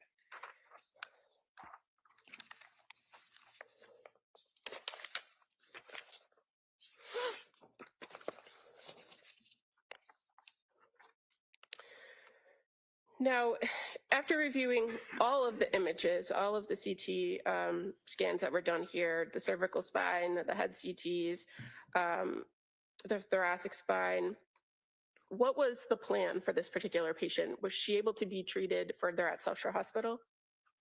The decision was made by the team that her injuries were too severe to stay at South Shore Hospital, and the decision was made to transfer her to a tertiary care center. Were you able to stabilize her before transporting? Yes. Is that something that's important to make sure a patient is stable before sending them off in the ambulance or a helicopter? Yes. And so as far as this particular patient goes, are you aware of whether any surgical intervention had to be done before she was stabilized and transported? I was not aware of any intervention being done. And again, you had Dr. Carpio, who was also there to assess that. Correct. We work as a team. Kind So, of going back They're to sending her to Ohio. those Higher. injuries, See, the prosecution, I don't know if they did their homework on anything medically, and they're not medical. I actually noticed watching some of the law lawyers out there covering this case, they're pretty confused about the medical aspects of this case. Like Peter Tragos, who I think is great, he was like a code, I don't know what that is, code blue, something, like didn't even know. So in my mind, everybody should know, right? But I have to bring it down to the fact that no, everybody doesn't understand medicine this way. And right. So so she needs to go to higher level of care. You're not going to mess around and start fixing minor things. You got to get her out of there. Obviously that hospital was not capable of handling the injuries she had, or they would have kept her.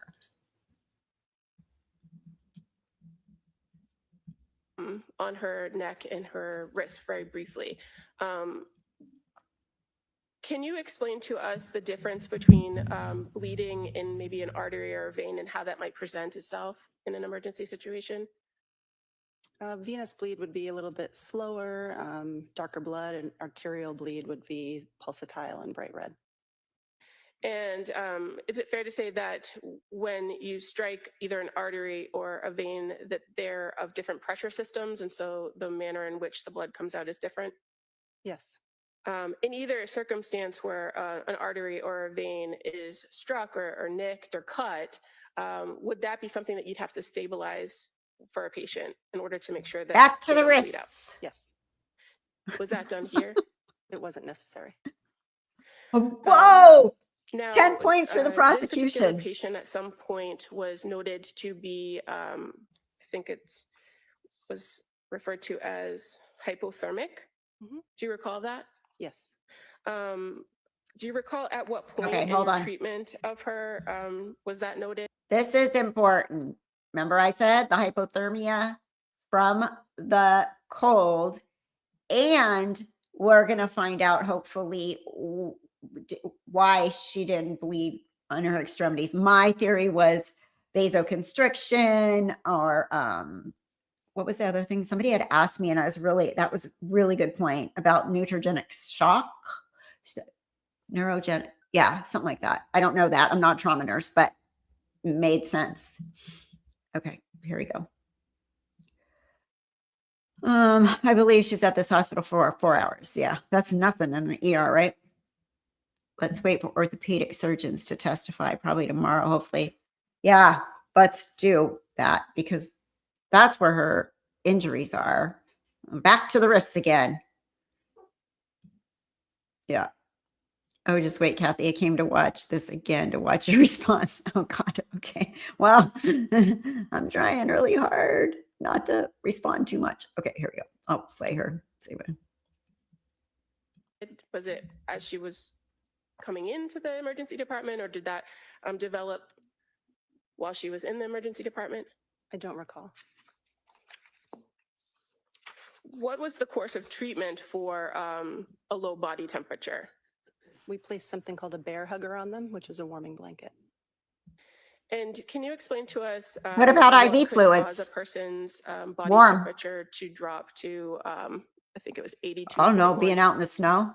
There are many reasons, but it could be a metabolic disarray or exposure. Exposure this out in the circumstance, snow. Did you know what the source of the drop in the body temperature was for Ms. Clancy? No. What? How did And you do not know? recall, how long she was in the emergency department before she was transported approximately to the Brigham? I think it was about 4 hours. Why does do they call that hospital the Brigham? I've never called the hospital I worked at the blank, but okay, I'm going to try to be nicer now. Now I'm picking. Now I'm picking. Okay. That is kind of bugging me that she keeps calling it the Brigham. Like, is that normal there? Is that what they call it? Nothing to do with nothing. Just me being me. At this time, Your Honor, I would move to enter into evidence a copy of the South Shore Hospital medical records for Lindsay Clancy from January 24th, 23 as the next exhibit. Yeah, If I agree, must be. that may be admitted. Or they may be admitted. I would love my East Coast people to tell me if that's like a normal way to And I refer would to a also hospital. move to enter as the next exhibit a certified copy of imaging records from the South Shore Hospital for Lindsay Clancy from January 24th, 2023. It may be admitted. Oh, for crying out loud, Nightbot. Nightbot. I gotta remember to go in there and fix that. I'm sure there's a way to adjust that. So finally, Dr. Nightbot groups. McDonough, did this defendant receive surgery at South Shore Hospital? Not that I'm aware. Did you observe any cuts, abrasions, or blood on the area of her head? No. Again, what wasn't wrong with her? Based on your review of those findings on the CT scans, was there any noted injury from the head CTs that you could tell? No. And were you able, after using that bear hugger device, able to get her her core body temperature back up to normal? I don't recall. I don't recall. Did you ever observe those wounds that you observed on her neck? So the bear hugger is, you plug it into like a big pipe, it almost looks like, you know how like you put the air conditioner things in the window, the big vent, or like what your dryer has. So the bear hugger has like a machine and you put it in and then you hook it to this blanket. There's a cat again. That fills up with air like this and then blows warm air on. So it's like a big warming blanket that with airflow going through it that warms up the patient. We use them a lot after surgery. My C-section patients often, because when you're in surgery, sometimes your body temperature drops, right, Bella? Okay, continue. This cat is making me insane today. I just filled up the bird feeder, so hopefully the birds show up and distract him. Or her wrists ever start bleeding actively again? No. I have nothing further. Okay. Morning. Morning. How does she not know if they ever warmed her? Would you agree with me that when Lindsay was brought into the South Shore Hospital that she was unconscious?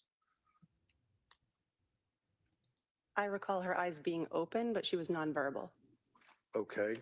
So as an experienced emergency room doctor, can you tell me when someone's unconscious, what is that? What are the symptomology of it? What does that mean? Usually means they're completely unresponsive with eyes closed, Okay. Was she responsive? not verbally. Was she responsive at all? She was responsive to pain. So that means that you would do something to cause pain, perhaps the bottom of the foot or whatever it is, to see if they have a reaction.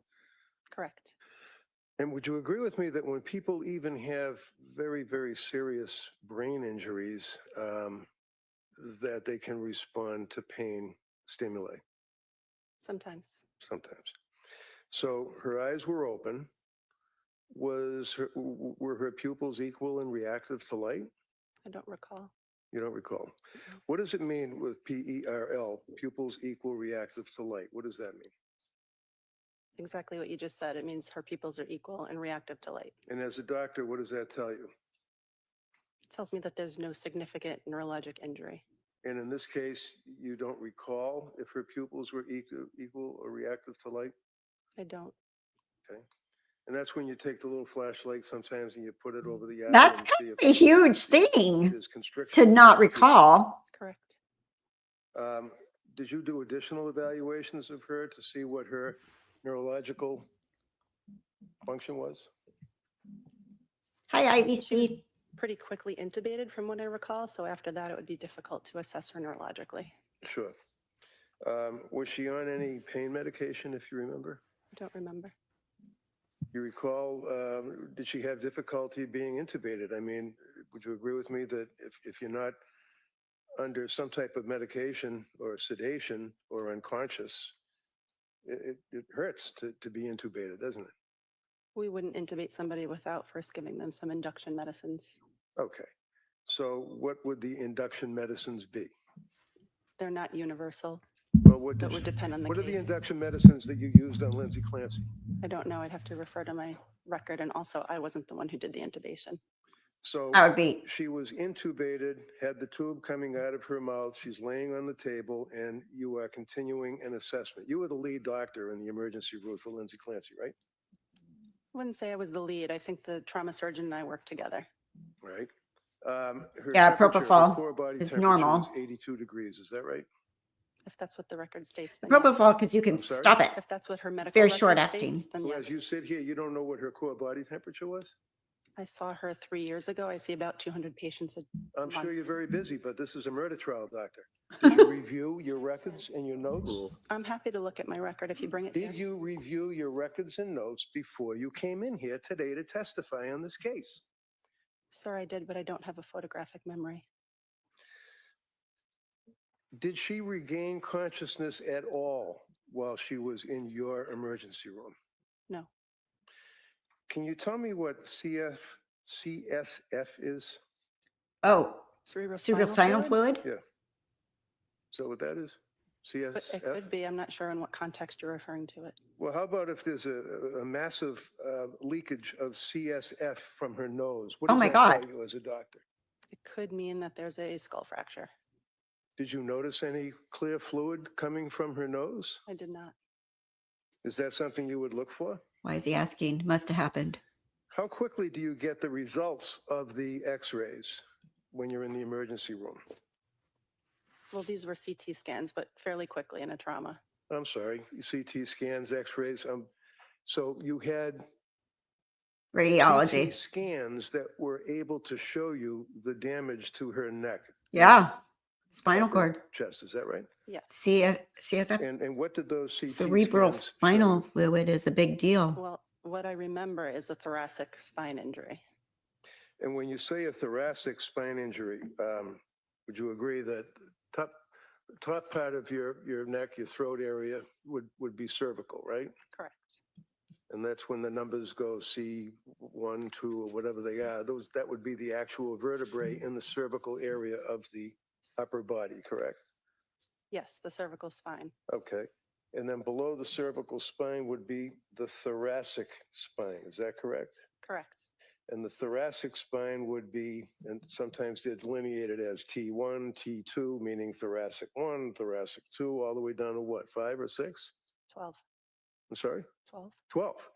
So when you looked at, and the lower portion would be the lumbar, is that right? Correct.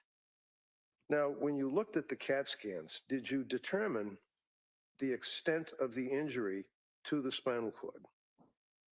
I could determine the extent of the injury to the bony thoracic spine. Okay, what was that?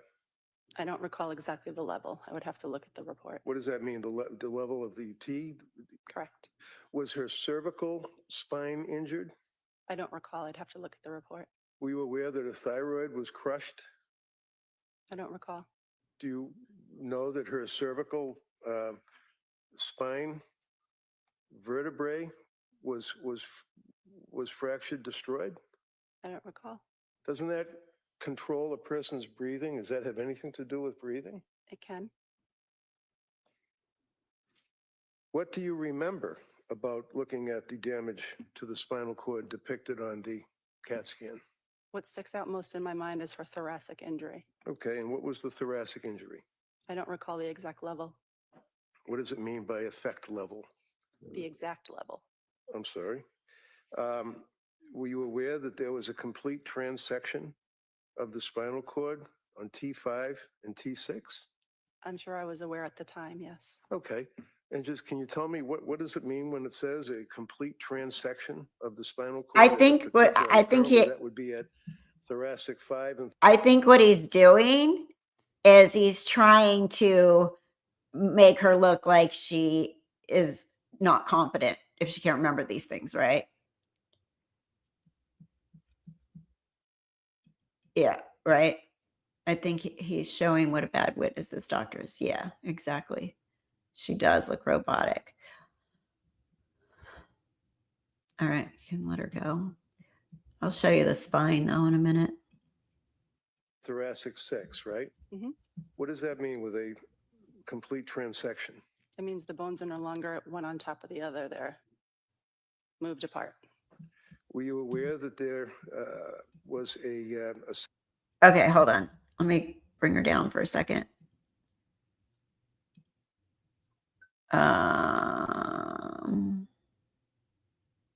Hold on one second.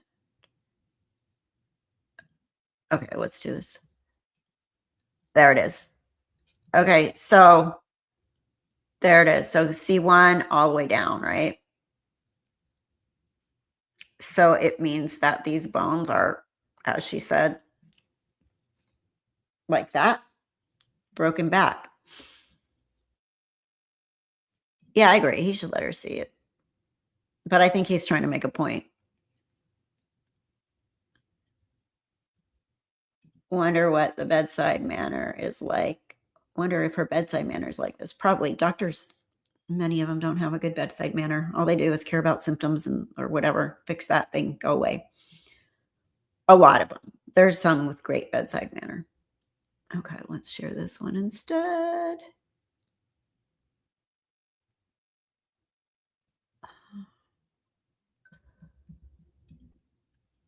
Oh no!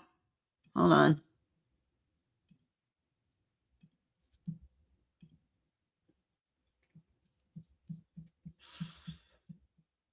significant edema noted in her chest? If that's what the report says. Okay, and what is edema? Swelling. And does it also refer to fluid? It can. Did it refer to fluid in this case? I'm not sure. I would have to read the report. So in addition to the edema that was noted, was there edema noted around C7, T1, T2, T3 to T4? Again, I would have to have the report in front of me. When you noted her base temperature as being 82 degrees, what does that tell you as a doctor? It means that her body temperature is lower than normal. And what is normal? 98.6. And if a person goes from 98.6 to 82 degrees before you place her in the bear hugger, what does that tell you? Does that affect the body at all? Yes, the body works ideally at 98.6. So anything outside of that range, not ideal. To what effect as a doctor? What effect, if any, on the body if a person has an 82 degrees base temperature? The list of things that could go awry is quite long. Can you give me an idea, maybe the top three? She could have a metabolic derangement, What's a metabolic derangement? meaning her body wouldn't be processing things the way that it was before. Her cells are not working the way that they should because it's too cold. Would you agree with me that when you were looking at the injuries to the wrist and to the both wrists, actually, you noted lacerations in the volar aspect of the wrist? Yes, What is a volar? What does that mean? it's the anterior aspect. Of the wrist. Interior? Okay, thank you. Would you agree that on both wrists there was deep laceration? I wouldn't characterize them as deep. You would not? And when you made reference to her being transferred to a tertiary care center, what does that mean? It means that it's a hospital that has more services and specialized care than we do at our hospital. Now, when she was at the South Shore Hospital, counsel asked you about whether or not you noted any injuries to her head. You did not notice any bleeding or scrapes or bruises of that nature, right? Not that I recall. Did you notice any injuries to her lower body, her legs, her feet, let's say her feet or her buttocks? I don't recall. I just want to say my theory so far about the hypothermia, the cold body temperature, is we can check that box because that is exactly why her temperature is 82. It's cold. She was out in the snow. Let me see what you're saying here. Bella, Bella, Bella.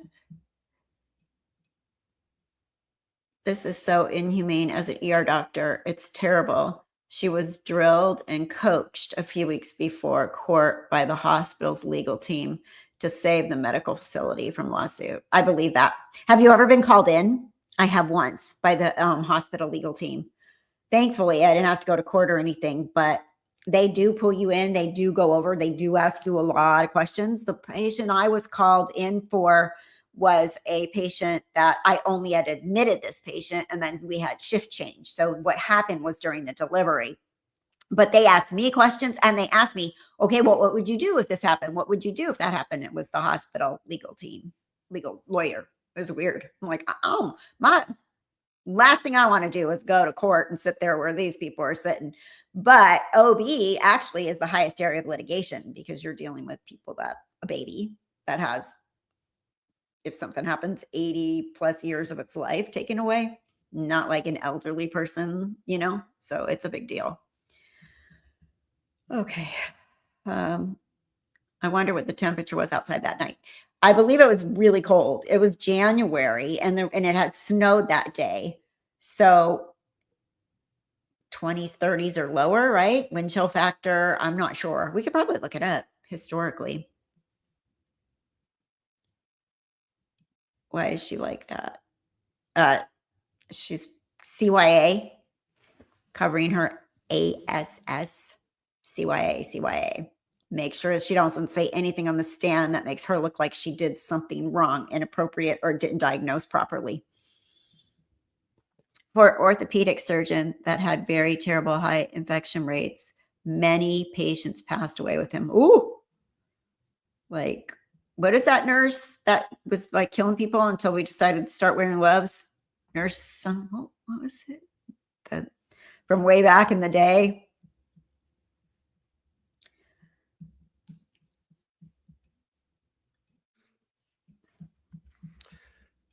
At any time while she was at South Shore Hospital, did she have a cardiac arrest? Not that I recall. Do you know she had a cardiac arrest when brought to the Boston Hospital? Did not know that. How about blood? Was there any blood transfusion at South Shore Hospital Medical Center? I don't recall. Are you aware that she had a massive transfusion of blood once she hit Brigham and Women's? No, What does that tell you? Massive transfusion of blood. What does that mean? I couldn't comment on why they gave it to her.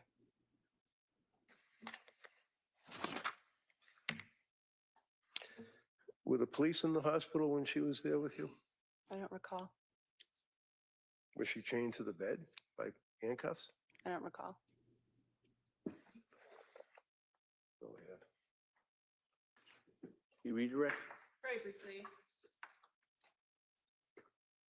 Dr. McDonough, I'm just going to give you your notes, if that's okay. Sure, thank you. I would love to see what her initial labs are, her H&H. Typhoid Mary. Yeah, that's it. Typhoid Mary.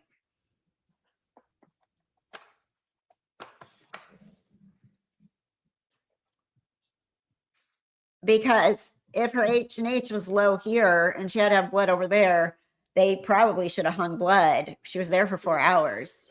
Flip through the rest of them to see if that makes sense of the note that you had. Would love to see those labs.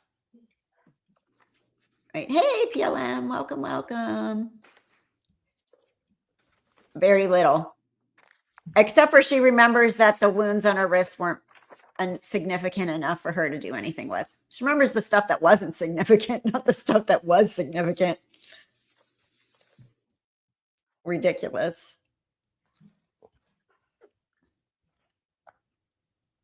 A body temperature of 82.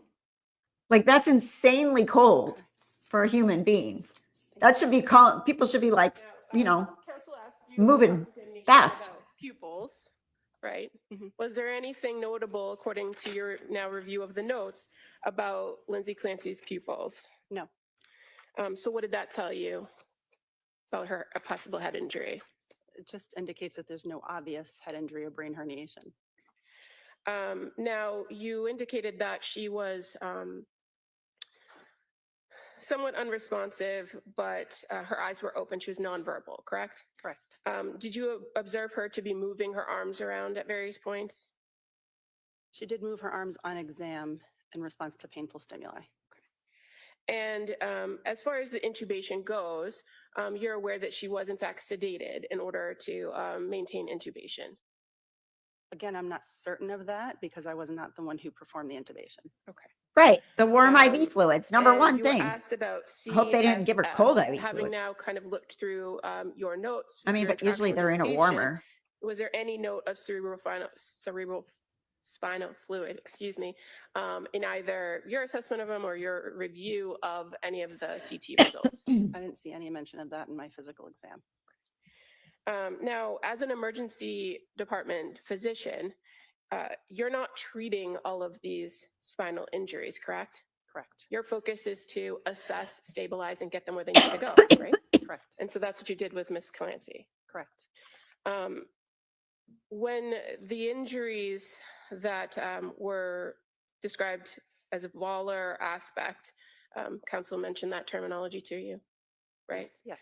You've now in direct examination identified those injuries as superficial. What characteristics make you say superficial? Because I wasn't able to visualize any active bleeding or muscle tissue or injury to tendons. Okay, so how about And is it fair to say restriction, that oftentimes cold, patients perfusion, that come into the perfusion? emergency department might be, if they have some sort of injury to their spine, you don't want them to move, right? Correct. So they might be at some point kind of either put in soft restraints or restricted on the bed. Correct. Thank you, nothing further. Is there anything further? All right, thank you, Doctor. Thank you.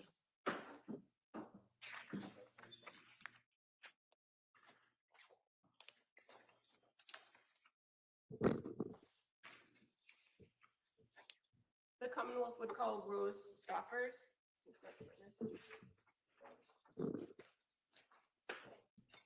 I mean, nobody's talking about why those wounds might not be bleeding, but Kevin should ask when your body temperature is cold, what does normal hemostasis, you know, to get your blood back to the organs, shunt your blood. That's what happens. As a juror, they are, this is an ER doctor, not prepared for trial. Seriously. Who's this?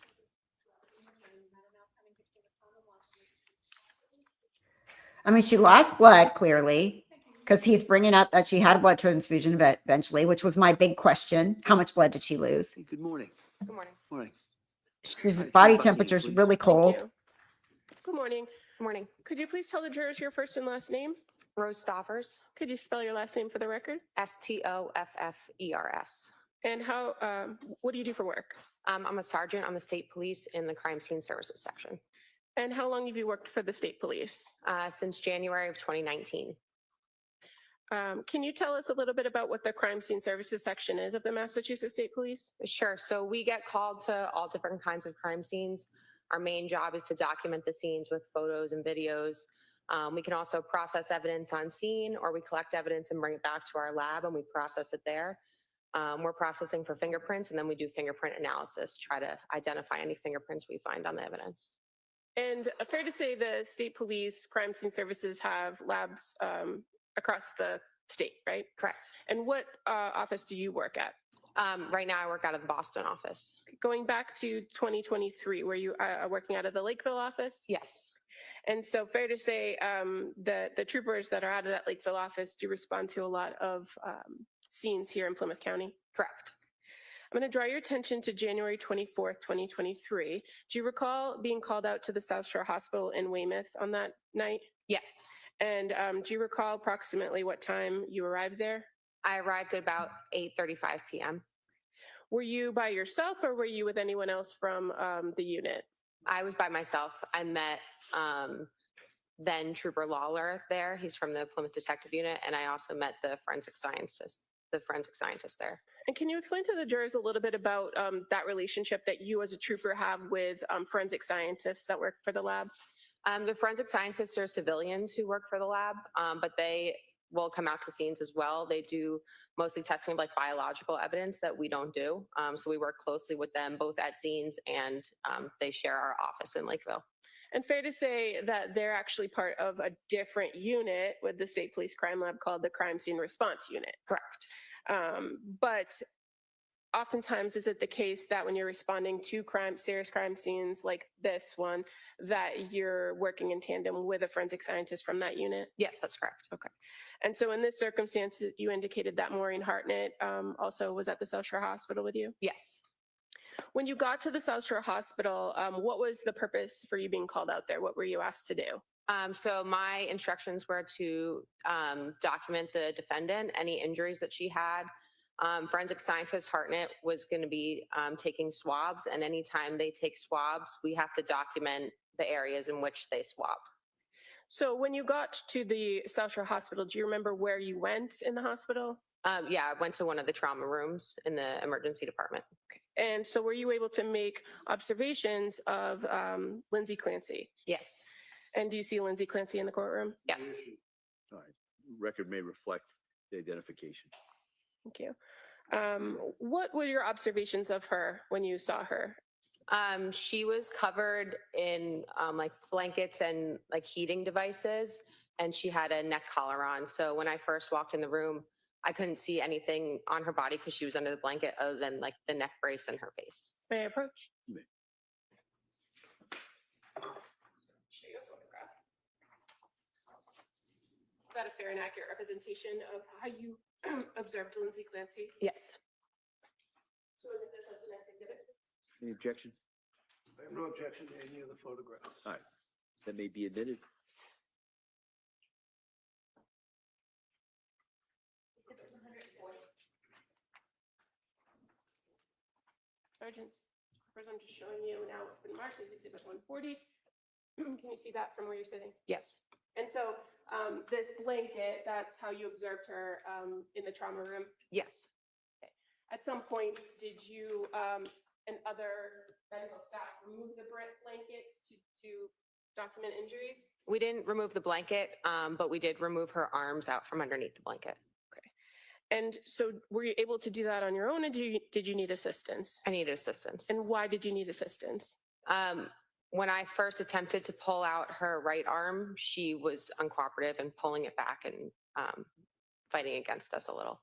So did you enlist the help of the nurses to help you to remove her arm from the blanket? Yes. Were you able to make any observations of kind of the temperature in the room at the time that you got in there? Yes, it was very hot in the room. Okay. And that blanket that you observed, were you aware that blanket was to kind of bring her body temperature up? Yes. When you were able to view her arms, when you first saw them, did they have anything on them? There was a red-brown stain on her hands, and there was gauze on like her wrist area. Did you enlist the help of the medical staff to remove the gauze? Yes, And why was that? to document any injuries that might have been underneath. And were you able to observe injuries? Yes. In addition to, well, strike that. The injuries that you observed or the areas of the body that you documented, what were they? I documented, I took that first overall photo of her. I took a close-up of her face and the neck area that I could see. I documented both her hands, both sides of them, her wrist area underneath where the gauze was, and then the nurses assisted in opening up the neck brace, and I took photos of her neck as well. And in addition to documenting the defendant herself, did you document any other items that were at the South Shore Hospital that evening? Yes, I documented any personal belongings that were brought in with her. And so you're aware that they removed clothing from her? Yes. And so you documented the clothing? Correct. And that she had 2 rings? Yes. And that you photographed those rings? Yes. And you're aware Trooper Lawler had retained those items? I'm not sure who retained them from there. Okay. But your role was just to document them? Correct. I didn't take anything. In regards to this particular case, well, go back for 1 second. In the crime lab, how does your unit or how do you identify particular cases that you work on? As in like being called out to something? Well, is there a way that you, once you get called out to a case and do work on a case, is there a way to track what you did with each case by some sort of case number or lab number? Yes, we have a case number associated with it. And as far as lab numbers go, you're aware that the crime lab follows pieces of evidence using the same lab number? Yes, that's correct. And does that track items that go through your system? Yes, so our lab number goes into a computer system and it tracks everything. It keeps every report written on that case. It tracks the custody logs. It tracks every piece of evidence that's been involved in the case. If it helps you, there's no issue as to chain of custody or foundation or anything like that. All right, thank you. Thank you. Other than going out to the South Shore Hospital on January 24th, do you recall being called out to another location later in relation to the same lab number? Yes. And that would have been on January 6th, 2023? February 6th. Or excuse me, February 6th, thank you. So where did you go? I was called to the Plymouth Detective Unit's office in Brockton. And did you meet or speak with one of the troopers from that office? Yes, I did. Trooper Rabbit. Trooper Rabbit. And what did he ask you to do on that day? He asked me to photograph a bag of medication and some documents that were inside that bag that had been brought to their office. Okay.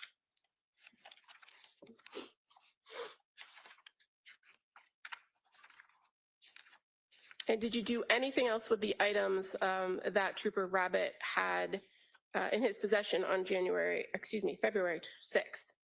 No, I just photographed them and left them with them. Okay. And again, is that something that your unit sometimes is called out to do? Yes. Nothing further. Attorney Reddington? So, is it trooper or are you a chemist or? Sergeant. Sergeant, sorry. Sergeant, you had a search warrant apparently when you went into the house, I guess, with Trooper Rabbit? I didn't go into the house. Oh, so he just gave you the bag. In other words, you didn't go in the house and take pictures of any of the rooms or anything like that? No, the bag was at their office when I went to their office. Oh, okay. All right, that's all I have. Thank you. Anything further, Attorney Buckingham? No, thank you. All right, thank you, Sergeant. Thank you. Can we approach? Yeah, please.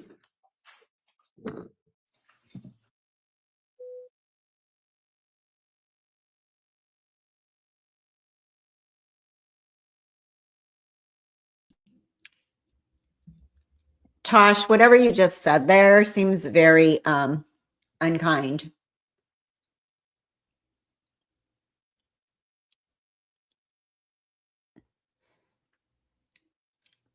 You need, if I'm taking that the wrong way, let me know, but it doesn't sound kind. All right. Sure. People the notebooks. Money says.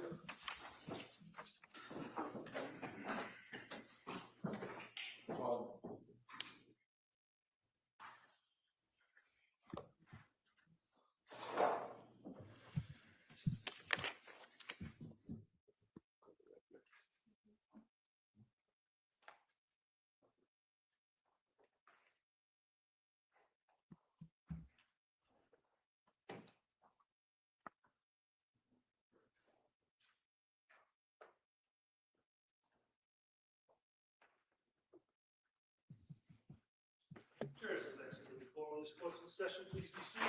All right, so we'll be in recess on this matter at this time. Thank you. All right, we can zoom. All rise. This is their first recess. Let me move this up. Thank you, PLM. Thank you, thank you.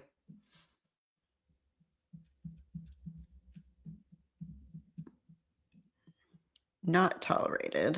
Let me get this.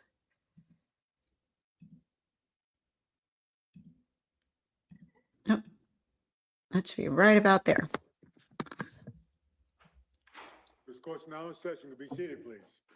Ow, all of a sudden something hurts. Return back to the trial of Commonwealth versus Lindsay Clancy. All parties are present, including the defendant and including the 18 jurors. All right, thank you. Commonwealth, call your next witness, please. Honor, Commonwealth would call Rochelle Amity.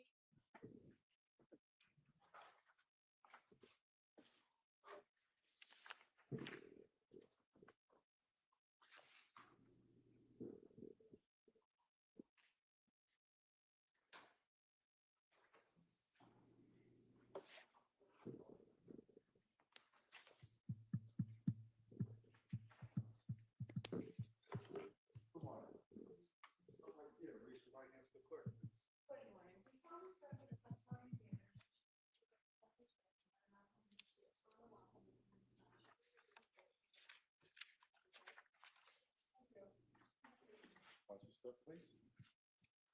Hey, good morning. Good morning. Inquire? Yes, counsel, please. Thank you. Good morning. Morning. Could you please tell the jurors your first and last name? Rochelle Amity, Do you mind spelling your first name for the record? Rachelle, last name is Amede. Thank you. And how are you employed? What do you do for work? I'm a nurse at Brigham Young Women's Hospital. the Oh, trauma finally. ICU. How long have Nurses. you been a nurse? Yay. Almost 27 years. And can you tell us a little bit about your educational background? I have a bachelor's in nursing from Salem State University. And how long have you worked at Brigham and Women's? 20 years this week. And which unit did you say you worked in? The trauma surgical ICU. How long have you worked in that unit at Brigham? 8 years. Going back to January of 2023, were you working in that same unit? Yes. And what was the shift that you normally worked? I work the night shift, which is 7 p.m. to 7 a.m. And what was your schedule like for any given week? Did you work back-to-back shifts or? I can sometimes work back-to-back shifts. Okay, but you always worked the night shift? Night shift. Okay. I'm going to draw your attention to a particular patient that you had some interaction with in January of 2023, and that was Lindsay Clancy. Do you recall treating her? Yes. And was she in that trauma surgical intensive care unit? Yes. Do you remember the first time you interacted with her? Yes. I got her. And would that have been on the first night she was there on January 24th? Yes. How did she come to your unit at the Brigham? She came from the emergency room, went to MRI, then came to the ICU to me. And were you aware that she had been seen at a local hospital? Yes. In Weymouth, the South Shore Hospital? South Shore. Welcome. Glad to have you were here. Treating her on that first night, were you the main nurse assigned to her care? Yes. And what were your responsibilities as the nurse assigned to her care on that first night? First night, she was intubated, came to me intubated.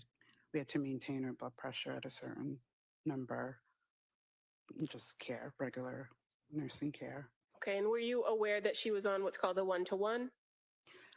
Yes. What does that mean? That means patient usually can't be left alone, and also depending, you always have to have somebody outside the room with sort of monitor the patient. And is That's- that because hold that on. patient has been identified as a potential suicide risk? Yes. Okay. Our one-to-ones in labor and delivery were patients that were on like mag sulfate or something. One-to-ones are the more critical patients where I come from. Not, well, yeah, suicide risk would be it. Yes, for sure. But because ICU nurses, at least in California, the ratio can be 2-to-1 depending on the patient, or 1-to-1 if they're high acuity. So it just depends on their acuity level. That's what 1-to-1 means to me. Yes, please. Thank you, Justine. Please don't forget to hit the like button, you guys. It helps a lot. Appreciate it. Okay, I'll continue the night nurse. Now, on that, the 24th into the early morning hours of the 25th, was there a particular event that you were witness to for this particular patient? She coded. What does that mean? Means her blood pressure dropped for her. It meant her blood pressure dropped and it wasn't sustainable with life. So what did you do when her blood pressure fell and she coded? We started CPR, we did compressions. And this event occurred approximately 3:30 in the morning, correct? Yes. Big deal. Was Big she deal. eventually stabilized after that code? She was. And did they do something as far as intervention to try to maintain her blood pressure? We increased her Pressors. We added 2 more pressors. She was already Okay, on big 2. deal. Her blood pressure's they bottoming placed out. Tubes in, started, Chest tubes. What we call a massive blood transfusion protocol.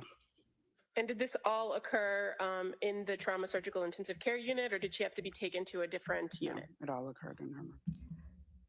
What this tells me is she was extremely critically ill. Extremely.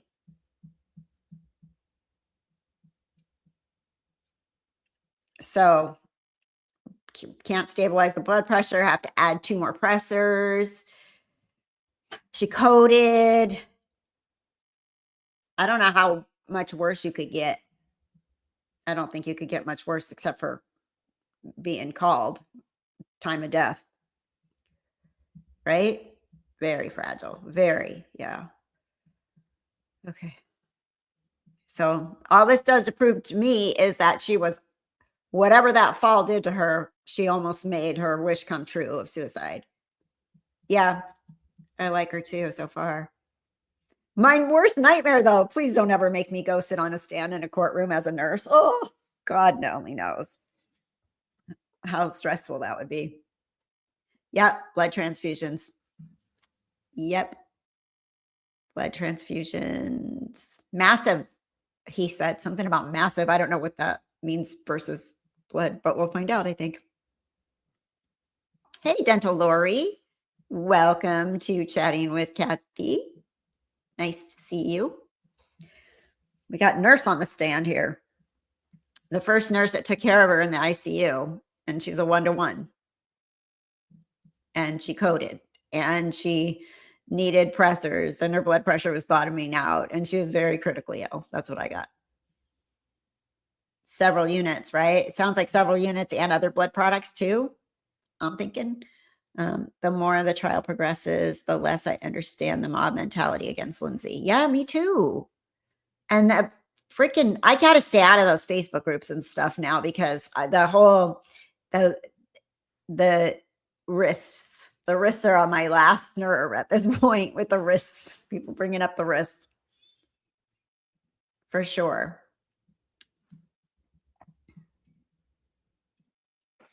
And other than medical staff that was treating her Yeah. that particular night, did you observe Right. anybody else present? I think so too. Probably. Let's we'll find She out. had 2 police officers outside the room. Okay, and so did they remain outside the room for the duration? Always outside the room, yes.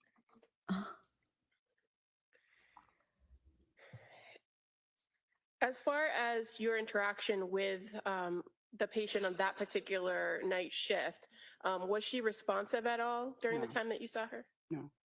And with intubation, you mentioned she was intubated. Is a patient often sedated in order to maintain intubation? Yes. Why is that? Helps them not fight the vent, breathe better, and make sure that they're comfortable. And what does sedation do to an individual? You're calmer, you're sleeping. Makes him more relaxed. Relax, yeah. Other than that night, that first night, the 24th into the 25th, did you have the occasion to treat this patient at other points within that week? Yes, I have. And I'm going to draw your attention to January 26th of 2023. Do you recall interacting with her on that day? Yes, And is it fair to say that on the 26th, she was still intubated she was. and under sedation? Yes, Well, during this time period on the 26th, was she arousable, meaning could you initiate some communication with her? some, yes. And were you able to kind of give her commands in order to care for her that she was able to follow? Yes. And when I say able to follow, obviously, Simple, yeah, commands. what kinds of Like, can you commands? squeeze my hand? Can you wiggle your toes? Just basic neuro check to just make sure she's alert and she's able to follow, understand what you're saying to her. And for this particular patient, you're aware that she presented with a spinal injury, correct? Correct, And so movement of the lower extremities was not something that she did. correct. But did you observe her to move her head around and move her arms around? Yes, Now, you also had the occasion to treat her in the overnight shift of January 28th of 2023, correct? yes. And during that time, she was also still intubated? I believe so. I'm not sure. I've had her both intubated and Okay. extubated. While she was still intubated, did you have a system that you could use to communicate with her? Yes, board. We have a whiteboard or clearboard that sometimes patients can write on. Did you observe her to utilize that whiteboard to write on it? Yes, And at this point, when she's writing on the board, her eyes are open and she's responsive. yes, And she's able to tell you how she's feeling, correct? yes, And fair to say she used that whiteboard to tell you she was confused and that she couldn't feel her lower extremities. yes. And do you recall her complaining of having pain? I don't recall.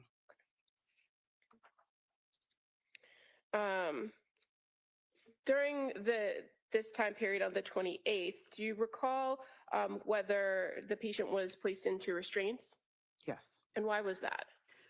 Well, we restrain all patients that are intubated for safety, And why? so they don't pull out the tube or pull out any lines that they have.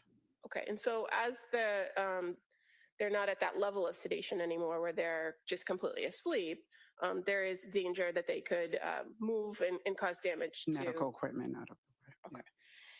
And so in this case, as far as the restraints go, fair to say that they were soft restraints. Soft, yeah. And what does that look like for a patient? Meaning, Well, like how do you? Does anybody use anything other than soft restraints anymore? I thought that's all. Well, in California, I'm pretty sure that's all we're allowed to use is soft restraints. But I don't know why she's making a big deal. I guess because Kevin, the defense attorney, keeps saying she was handcuffed to the bed. He does bring that up a lot. And I don't think it was actual handcuffs. I think it was soft restraints like they're talking about right now. Right? Okay. Continue.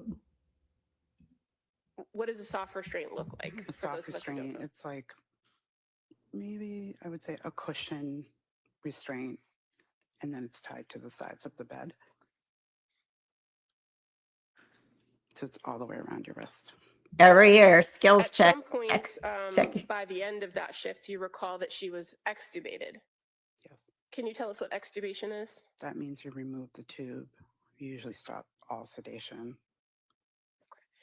And were you able to make observations of the patient once she was extubated? Yes. Did her presentation change at all from your previous interactions with her? No. Did you have the occasion to treat her again on January 30th? Yes. And again, at that point, That she had actually already is been pretty. extubated. Hold on. And are you able to then make an? Melissa, yeah, your blood pressure is a little bit low, but I see that a lot after C-sections. I don't know if it's just normal after regular any other surgery. Bella can answer us. But I did see after C-sections. Epidural, the spinal can drop your blood pressure a lot. With ET tube and monitors and a central line. Right. Exactly. Yeah, if they have all that.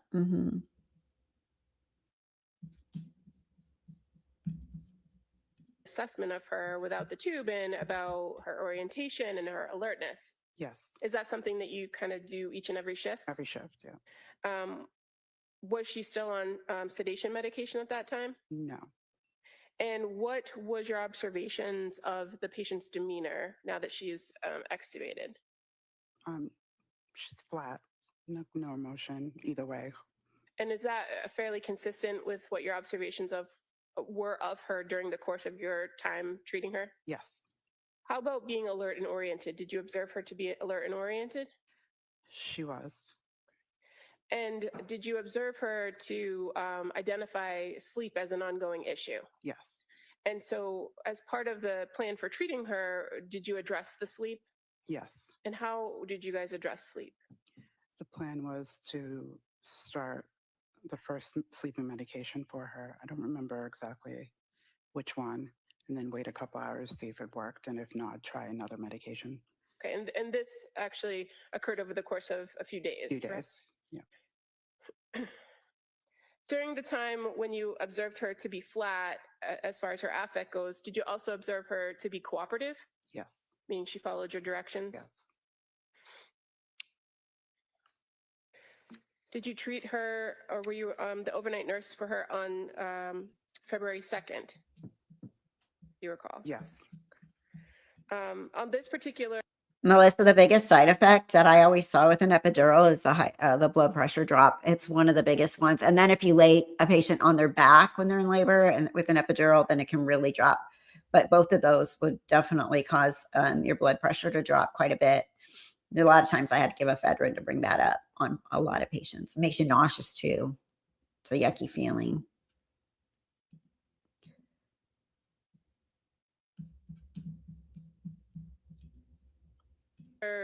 night, February 2nd, do you remember her making a particular request of you or ask you for something specific? I think that was the night she wanted to reach out to her lawyer. And did you note that in your nursing notes? Yes. Why did you note that particular request? Objection. Can I see counsel?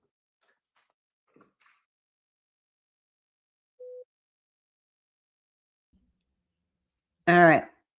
Epidural before surgery. Yeah. A lot of times they'll do an epidural for where it was a scheduled surgery. Hi, Carrie. Welcome. Was it a scheduled C-section, Melissa? A lot of the scheduled ones where I worked, they did spinals, but some of the doctors loved their epidurals and did epidurals for C-sections. Let's see. Am I going to have to zoom, or are we going to come back here? Yeah, counsel, go ahead. Okay, here we go. Thank you.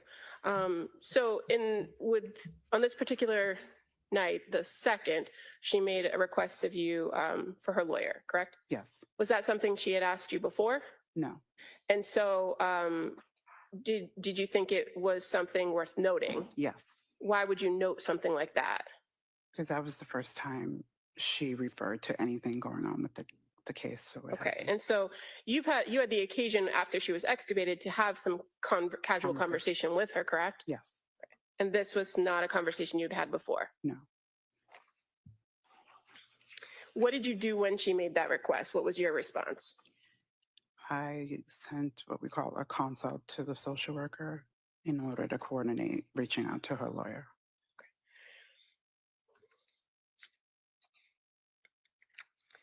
In any of the shifts that you had been caring for this particular patient, did you see anyone besides medical staff and the law enforcement that were outside of the room come in and speak with her?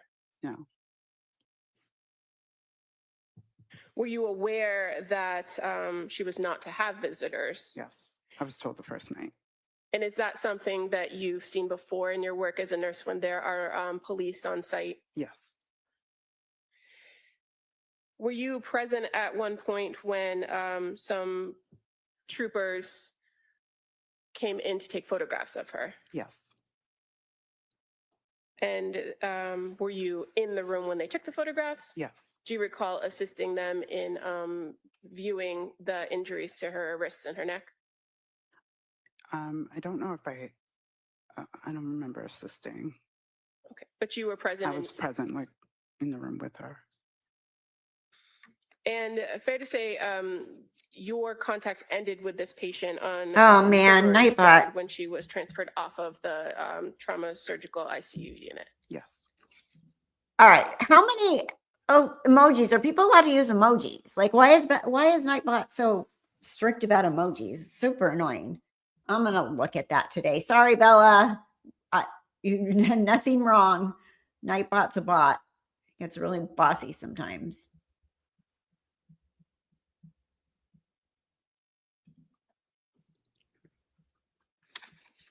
So one moment. Plus, she's adding a lot of value to our conversation. Freaking Nightbot. Now, you were not the only nurse to treat her on the night shift, correct? Correct. So on days that you didn't work, another nurse treated her. Exactly. And were you familiar with the nurse who was generally assigned to treat her during the day? Yes. And who was that?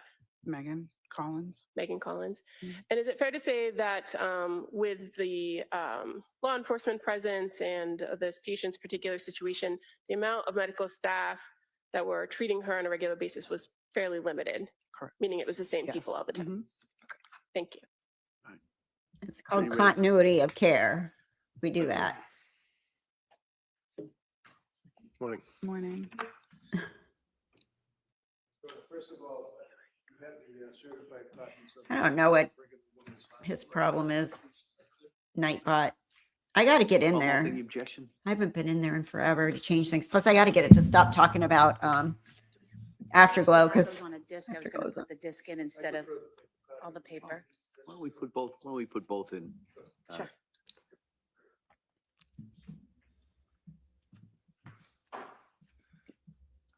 We could do A and B. So just FYI, I guess Turtle Boy is going to have Christina Mack on his show to talk about the whole Lauren Matthias thing Wednesday, if anybody wants to watch it. One creator turned it off. Okay, I'll turn it. I'm going to find out how to turn it off. I got Nightbot a long time ago with Left Undone, and then I haven't gone in there or logged in, but I will do it. Oh, you're back. Welcome back. Sorry. Nightbot's a kind of, I don't want to say anything bad about him. I don't want him to block me. But, you know. Thank you.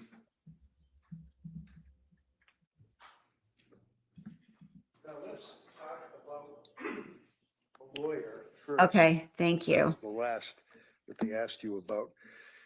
And correct me if I'm wrong on any of these dates or facts.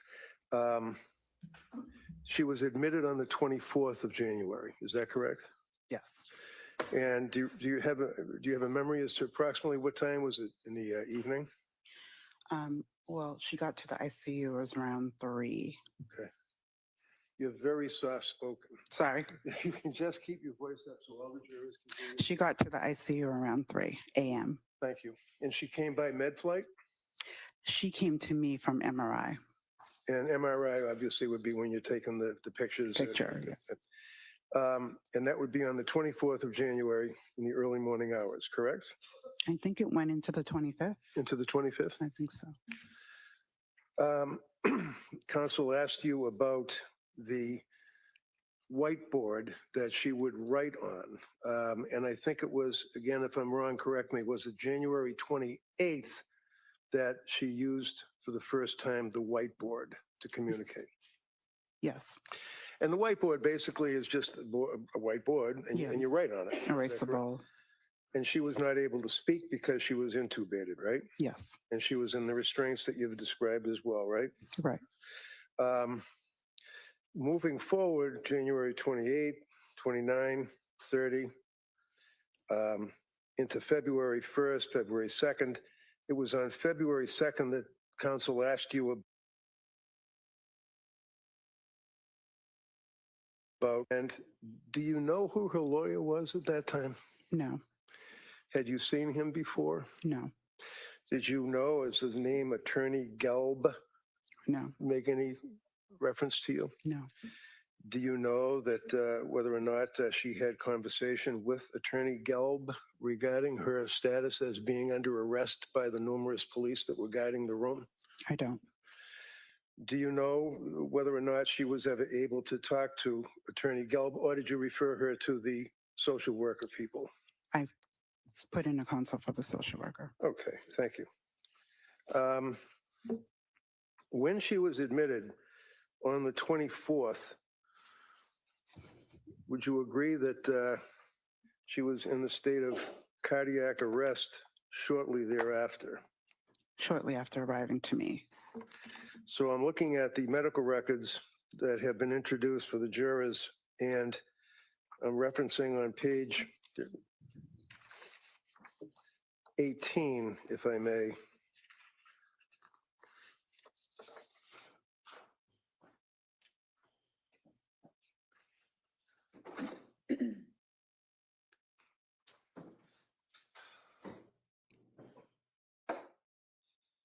Now,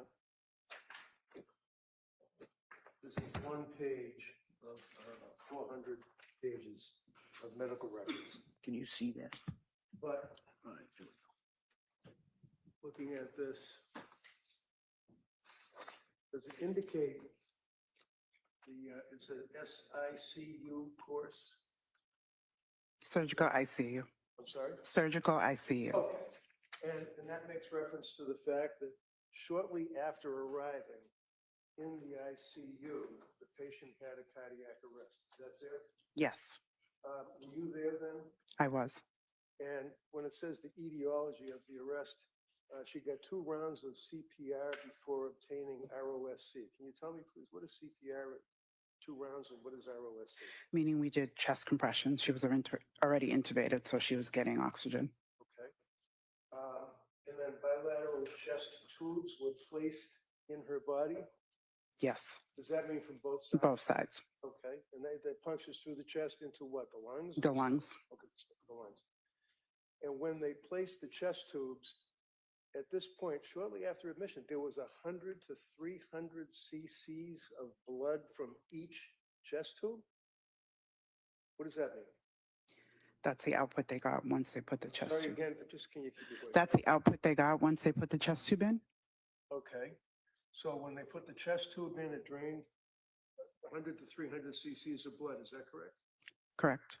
And then after that, again, shortly after admission to the hospital, coming from South Shore Hospital, she then got a massive transfusion protocol, which you told us about, right? Yes. And what does that mean?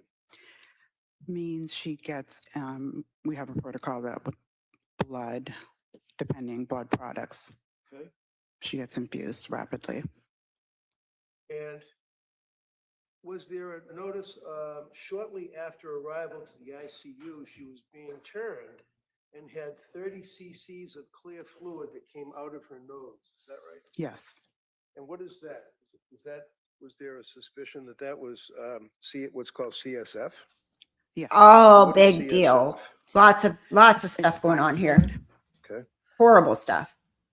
Going to the next page, which would be 19, does it indicate, again, on there, if I can just bring this up a little bit better. So she now has noted acute blood loss, anemia, right? What does that mean? She has a low blood count. And do you know what happened to the blood, or any idea? I do not. So she had very low, lost a lot of blood, right? Yes.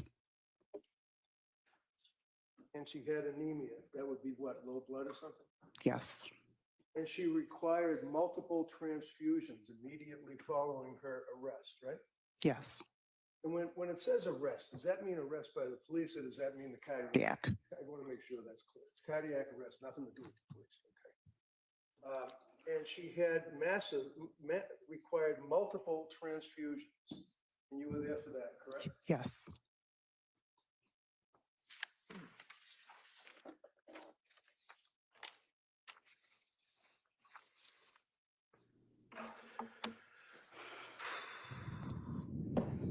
Were you aware of the extent of after you had the after you had the MRIs and the CAT scans, were you aware as the lead nurse or treating nurse as to what the extent of her injuries were?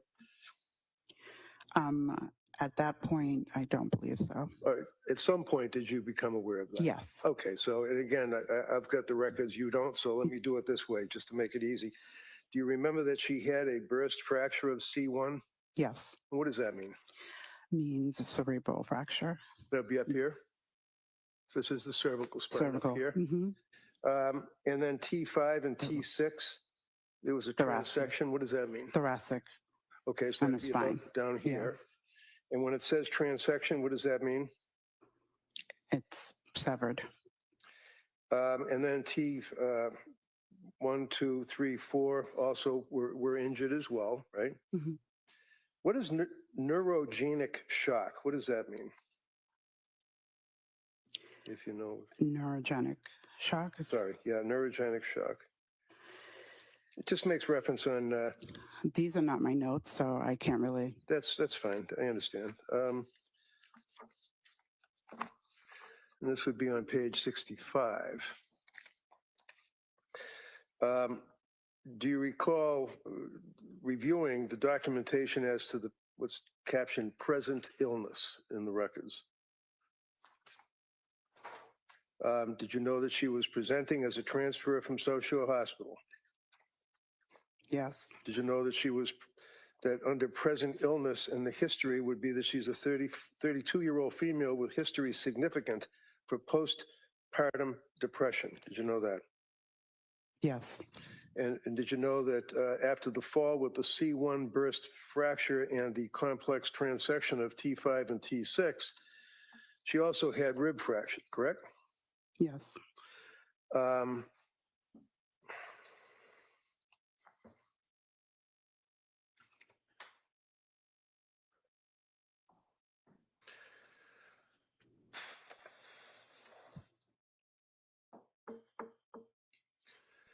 On page 66, that would make reference to the time frame going into the 25th, on the 25th, that she was reacting to painful stimuli, right? Yes. And that basically means that she's not conscious, if you will, but she's able to react to. If you cause pain. Yeah.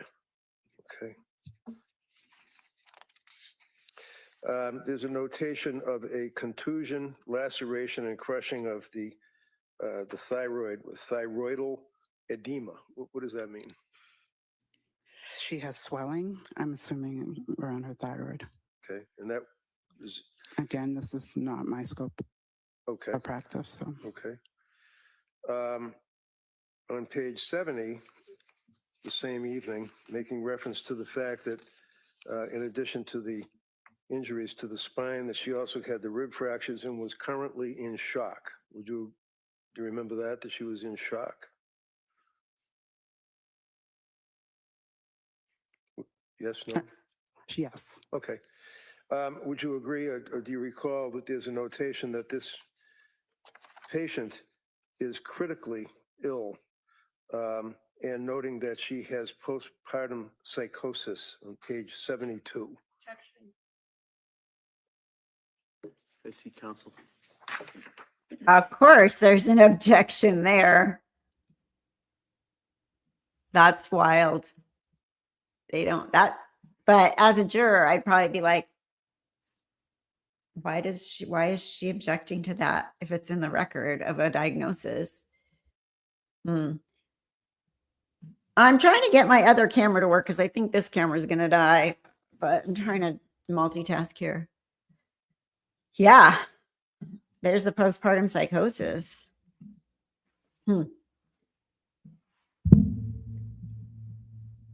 That's okay. But rib fractures can lacerate the liver.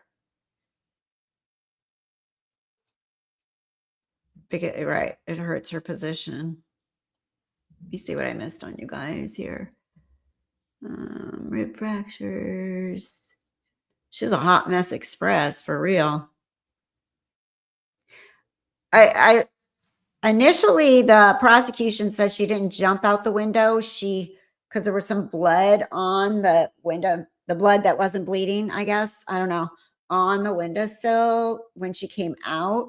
They said she hung and then slid herself down, but she didn't take into account it was going to be icy on the ground. I'm pretty sure if she was outside playing with snow that day, she knew it was icy.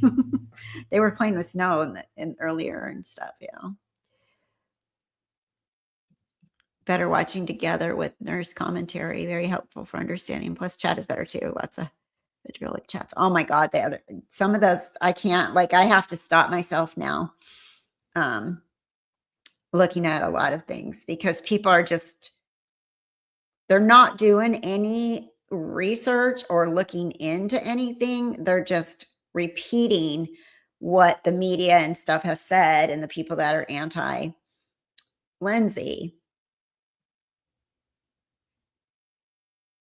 So here we go. So we can discuss this maturely. Well, I'm a nurse and we're discussing the medical aspect of this as well. So we need to kind of not be calling her a demon right now because the judge, the jury is still out on the verdict. And she had been communicating on the whiteboard. You were aware at that point why she was in the hospital, right? Yes. You knew where she came from, South Shore Hospital, right? Yes. And you knew that there had been. Is it possible that she lost so much blood that she stopped bleeding because there wasn't enough pressure to cause her post-harm fall to leave more outside? I was talking to my friend who used to work ICU, and she said she was probably hypovolemic, which means, she had low blood volume and the vasoconstriction from the cold. So it could definitely stop the bleeding. Plus her pressure was low, which indicates that her blood pressure was low, which indicates a lot of that same thing. So yeah, could be. There had been discussion about postpartum psychosis. Isn't that right? Yes. Okay. And do you recall that, and this would be on, may I approach you under the witness? You may. Thank you. You can maybe, if you could show counsel. Wait.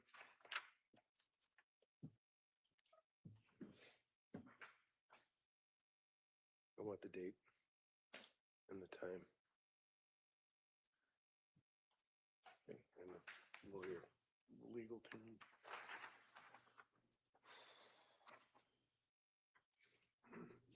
So we're just showing you one page from the medical record.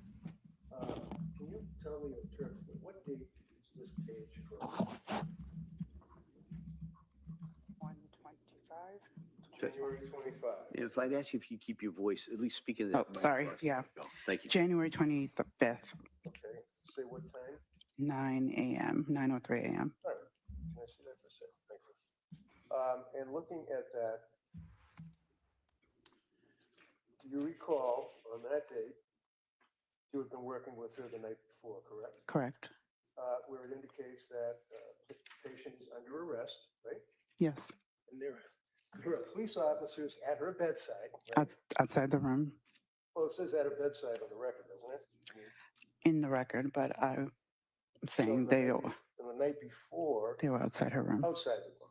You were not there during the day, apparently, right? Correct. Okay. And this difference from you guys as far as your medical records, if the police officer is at the bedside as opposed to sitting in a chair in the hallway outside the room. Right? Yes. Okay. So indicating police officer at her bedside, we will involve social work and legal teams, right? Yes. Okay.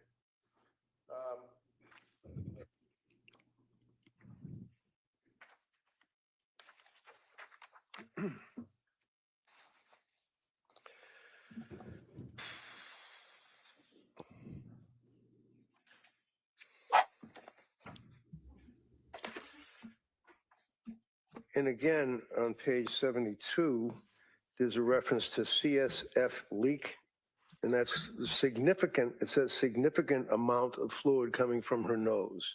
Do you have any memory of observing that in your treatment? I did. Okay. And then, of course, there was the code event that you've already described for us. There's the 100 to 300 cc's of blood coming from the tubes, and then Yeah, it I'm makes going to catch up reference with to your chat on real quick page here. 70. So yeah, some comments on other channels. Yes, and she had 7 medications in her system that day, and I did look this up specifically. She was at peak levels of the Remeron and the Seroquel, so she definitely took pills. She had blood loss post-op too. She coded post-op and all the cocktails and meds in the OR too. Oh, okay.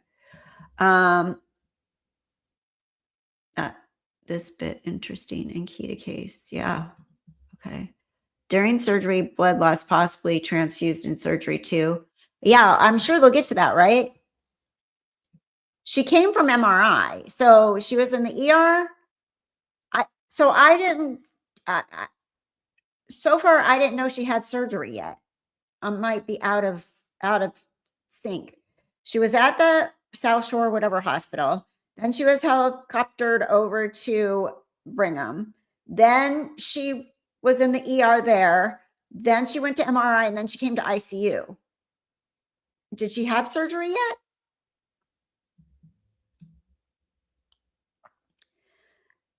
Just ask Justine. It's very unfortunate. There's misinformation, at least tell the real facts before deciding people. That's what bugs me about people in this social media age anymore. Like, I hope none of them get on juries or are selected, because people make up their mind without hearing the evidence. So this jury, I hope, is very open-minded and listening to everything before they decide. Wouldn't they be wondering how and why she didn't die? Yeah, I'd be wondering that for sure at this point. I was thinking in my head, like, she's lucky she didn't die, but she wanted to die, and now she has to live with the fact that she murdered her kids. Like, the whole thing is just the worst life sentence of all. The whole ordeal put her body in trauma, shock, all this combined.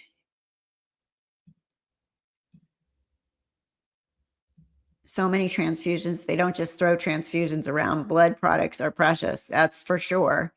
That says a lot to think. Yep. We'll know more with the doctors testifying. So I couldn't hear that. What did witness respond about psychosis?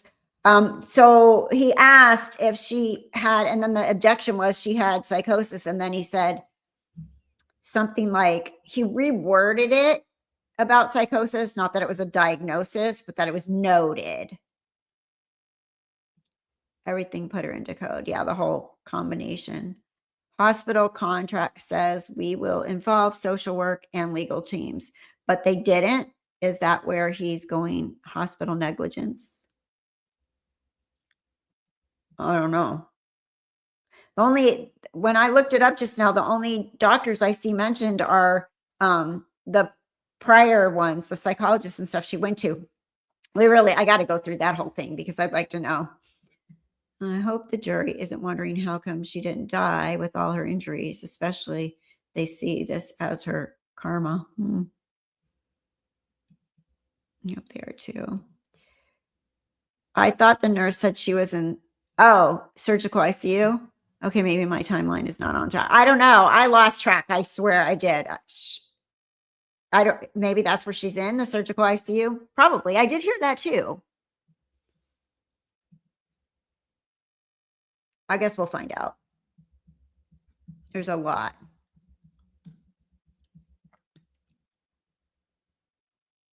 And I can't get my camera to work. It's a massive transfusion protocol. Is that like a medical term, or is that somebody describing it? Or it's a medical, it's a protocol that we have at the hospital. Okay. And on page 75, did you make reference to, or did you observe the injuries, for example, to her wrist? Yes, I absolutely have to respect it. Would you agree with me? In fact, page 75 of the medical record, indicating it's a big deal. Like with our hospice patients, a lot of them won't sign the DNR. And so we would have, I'm like, freaking, if my hospice patient dies in front of me, I have to do CPR on them, right? So please, if you're hospice and you're dying, sign the DNR. But yes, they would, but if it is a DNR, they would have to respect that. Especially if it's all legally documented. Like we had to turn my mom into a DNR, right? At the end, because she wasn't one before. And then when she had that big fall in here, the paramedics came in, they want to take her. I'm like, she's a DNR. They're like, oh, okay. A lot of transfers from hospital departments with Lindsay Clancy. Yeah, there's so much going on.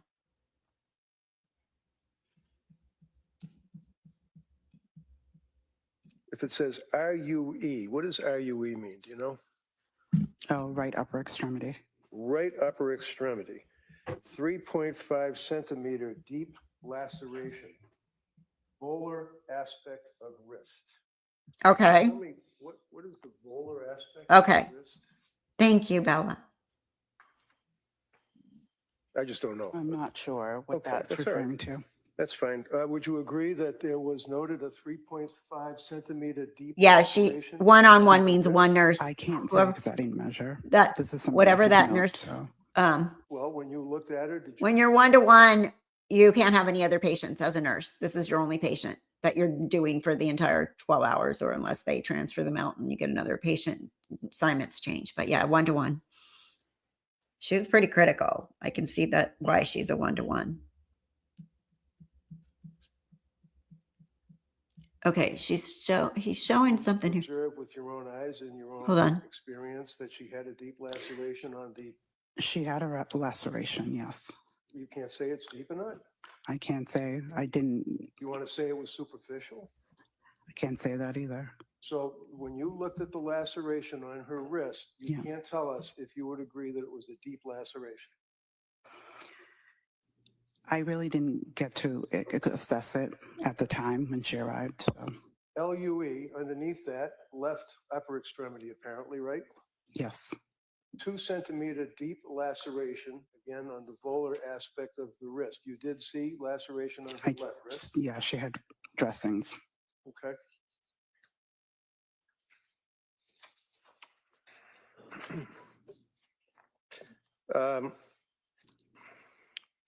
And when she was admitted, she had the core temperature of 82 degrees. Is that correct? If that's what's noted. All right. Do you remember, did they use a bear claw or something like that? What is it they call it? They put A bear hugger? Bear hugger. They put a bear hugger blanket on them. And when I say them, I mean people that have a low temperature to warm them up. It hopefully raises the temp, right? Yeah. And then if it has warm intravenous IVF, that would be putting warm saline in the body?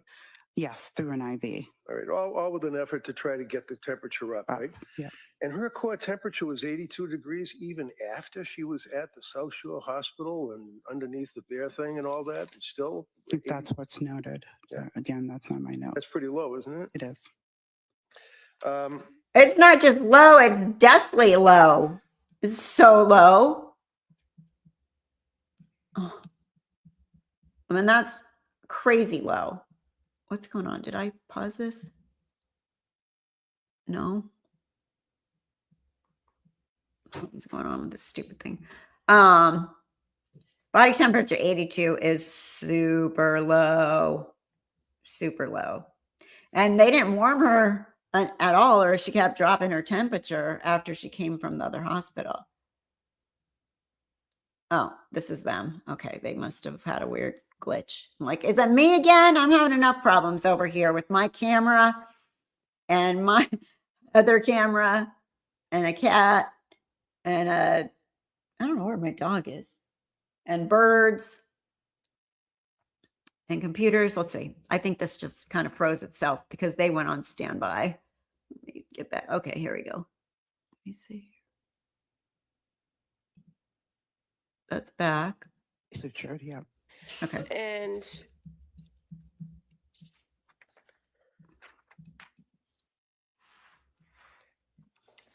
As far as Dr. Yeah, I Anderson would- goes, were you aware right, that on Bella? January 25th? So you noted here's the that thing. The lacerations to her neck and wrist. It kind of sucks because they expect you to remember things from years ago. And that's why charting is such a big deal. And it would be nice if you could refer to your notes because God only knows, you know?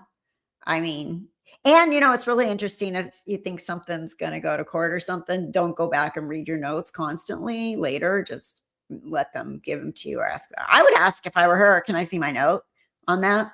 They're not allowed to read their notes. So that's part of the problem, especially in medical world. You know, you take care of a different patient constantly. How are you going to remember all this stuff? So if it's not charted, they always said in nursing school, if it's not charted, it's not done. So you got to chart really well and you got to rely on your own, like jog your own mind with this. But it would be nice if they let them look at their notes. 2-centimeter laceration. What time was the code called? That's a good question. I think it was at like 3 a.m.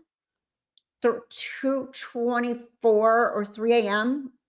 Around then. She was still in the where was she when she coded? No, she was on the ICU, right?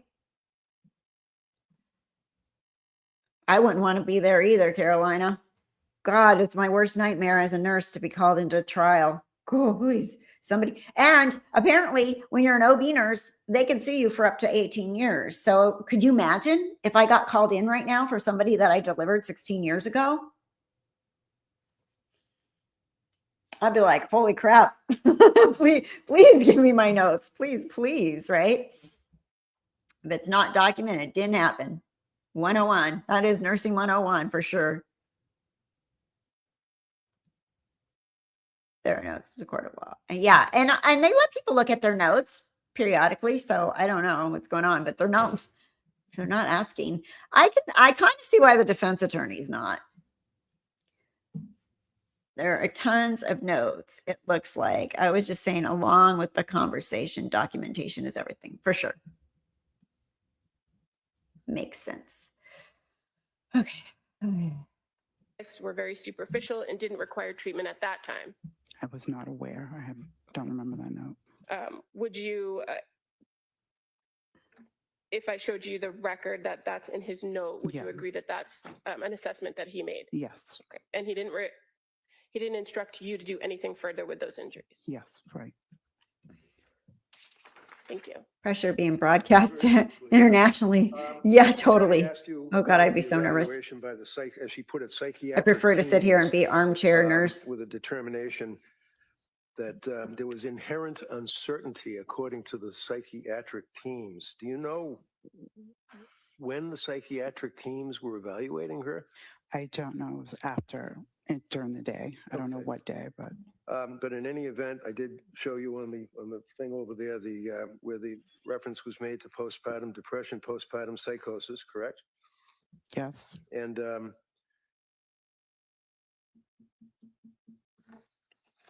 all I have. Thank you, ma'am. Anything further? Nothing. All right, thank you, ma'am. Let me sit down. Thank you.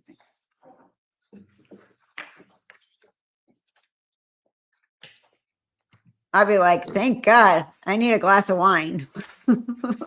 Somebody, is it happy hour? Oh my God, my worst nightmare to be on a court of law for a lawsuit. Oh my God. Thanks.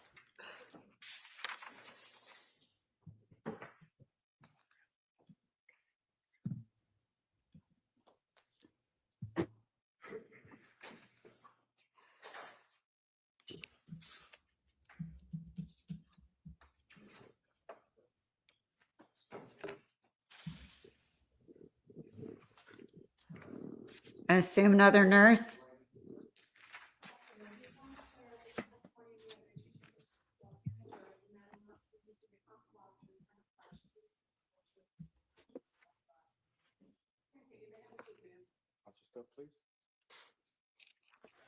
Hi, good afternoon.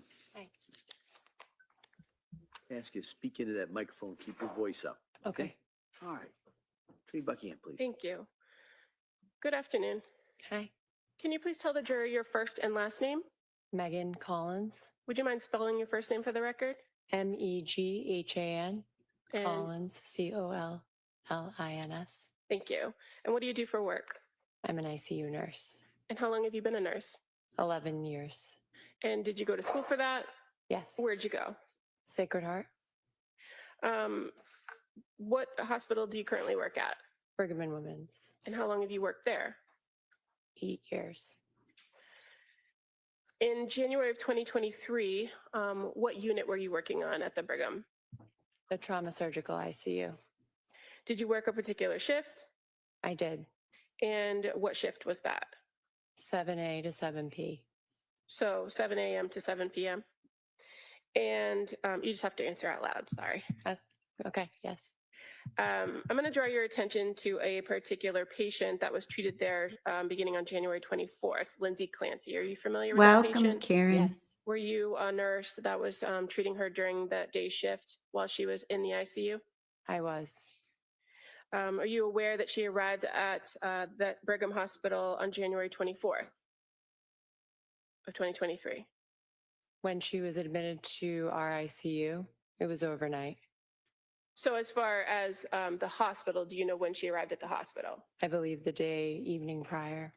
And you, a patient who comes to your hospital doesn't automatically come to the ICU, correct? That's correct. Where do they go first, usually? The emergency room. And you're aware this particular patient actually went through a local hospital before being transferred to the emergency department at Brigham and then to the ICU, correct? Correct.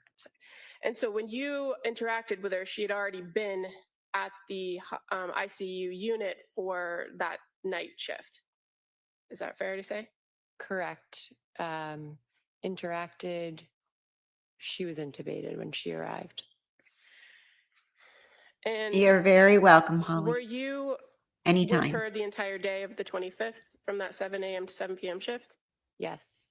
And Delayed, was always she fun. on what's called the 1-to-1 during that day? Yes. And what does that mean for you as the nurse if she's on the 1-to-1? She was. Kathy, real quick, thank you for creating this space for the trial. No fire and pitchforks, just listening to the case and the facts presented. Yeah, that's what I want. And thank you for thanking me. I appreciate that. Yeah, now it sounds like none yet.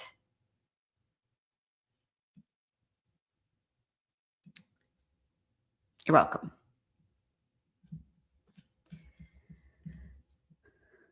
One-to-one nursing per our ratios because of how critically ill she was. That's And so exactly you what I were said. there pretty much the entire time. Acuity. Correct.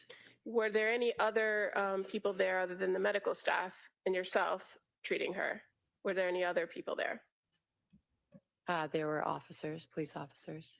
And they were outside the room? Correct. Had you taken over care of this patient from another nurse on the night shift? Yes. And who was that? Rochelle. And you are familiar with Rochelle? You've worked with her before? Yes, I have. And were you advised that over the course of the night shift that this patient had coded? I was. And when you came on shift in the morning, because of what had happened overnight, were you aware that she was sent for additional CT scans? We went for CT imaging in the morning when I got there because she was not stable overnight. Okay. And you said she was intubated, correct? Correct. How about, was she responsive? I don't know if it's just me, but I'm getting a vibe that this nurse was more sympathetic to the postpartum psychosis thing. Are you getting that vibe? Like she looked over at the jury when she said, yes, she coded. Maybe it's just me. I don't know. What do you guys think? Do you think she's a little more sympathetic to the whole defense? Or, I mean, obviously she's middle of the road in her testimony, but I'm just getting a little sense. During that first day that you encountered her? The first shift that I had her, we were focused on her injuries and keeping her sedated. So the interactions, responses were minimal, but that was intentional as she was, again, like I said, so critically ill. And so you See? also said that She looked at him was again. sedated for the majority of that day, correct? Yes. And is that something that often happens when a person is intubated, that they're sedated? It is. What happens if an individual isn't under sedation and they're intubated? Unlikely. It is patient dependent, but majority of patients are not able to tolerate the breathing tube and it's uncomfortable. So we give them medications to keep them as comfortable in tolerating the breathing tube as possible. Now, you mentioned treating injuries and keeping the patient stable as your primary goal, correct? Were you able to make note of some physical injuries that the patient had? Yes. And were there some obvious injuries that you could observe? Yes. To her neck and wrist area? Correct. I always tell everybody, I don't know if it's like, I'm not psychic, obviously, but I read people really well. I read people really well. It's always been that way. When I meet people, I read them well. And I don't know, a lot of it actually does come from being a nurse, I think, because you have to use that little gut feeling and sixth sense feeling and stuff. But I always tell people I read people well, and I'm usually right. If I think somebody's like not a good person, usually somebody will figure it out later that that person is not a good person. Also, occasionally making eye contact or direction shows they also have your attention. So she's saying, yes, I'm talking to this person, but I'm here reading and responding to you too.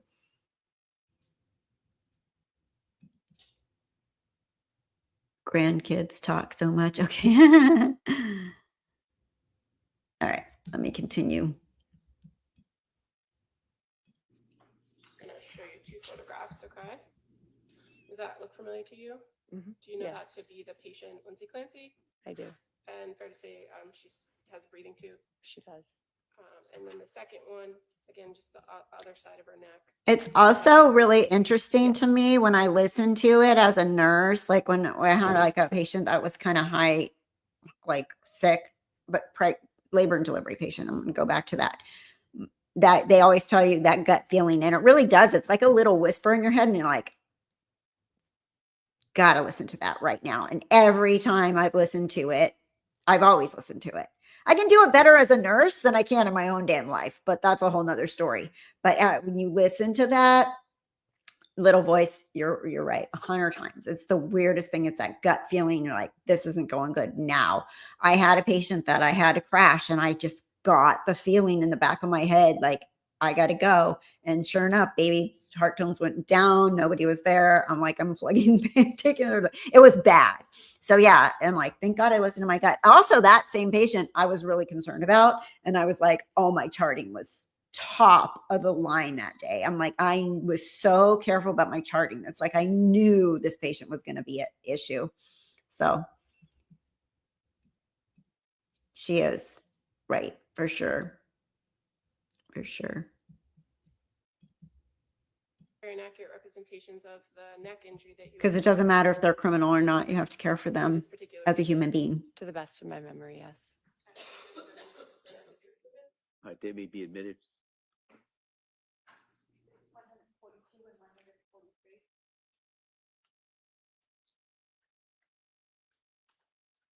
Yep. See? Megan, yeah. You have to listen to that little voice.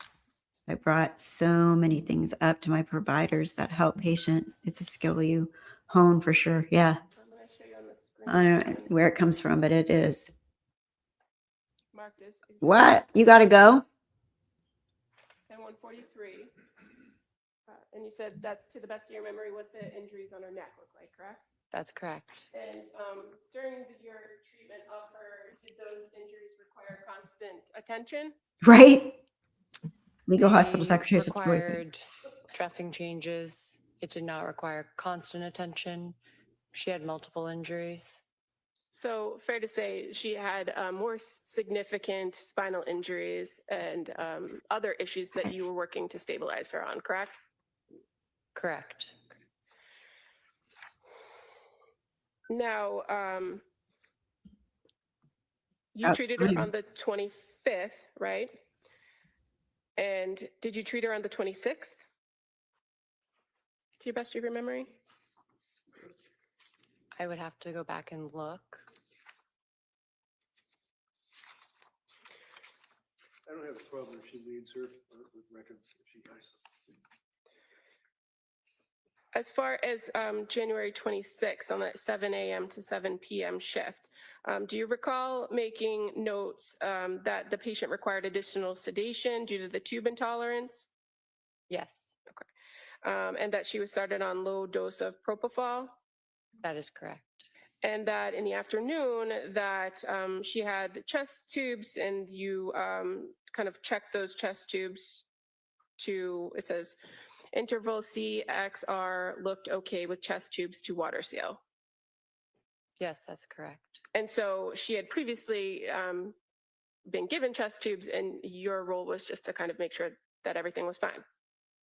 They placed bilateral chest tubes, and monitoring those is a part of my responsibilities in the ICU. And we were concerned for her respiratory status. So that is why I made a note of it. Okay.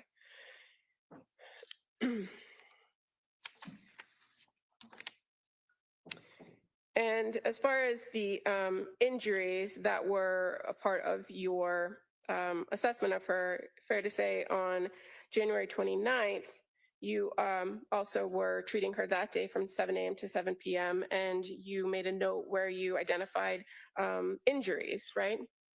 Correct. And those injuries would have been things that were reported to you based on a doctor's review of labs and images and that kind of thing, correct? Yes. You don't make your own assessment about thoracic injuries or cervical injuries.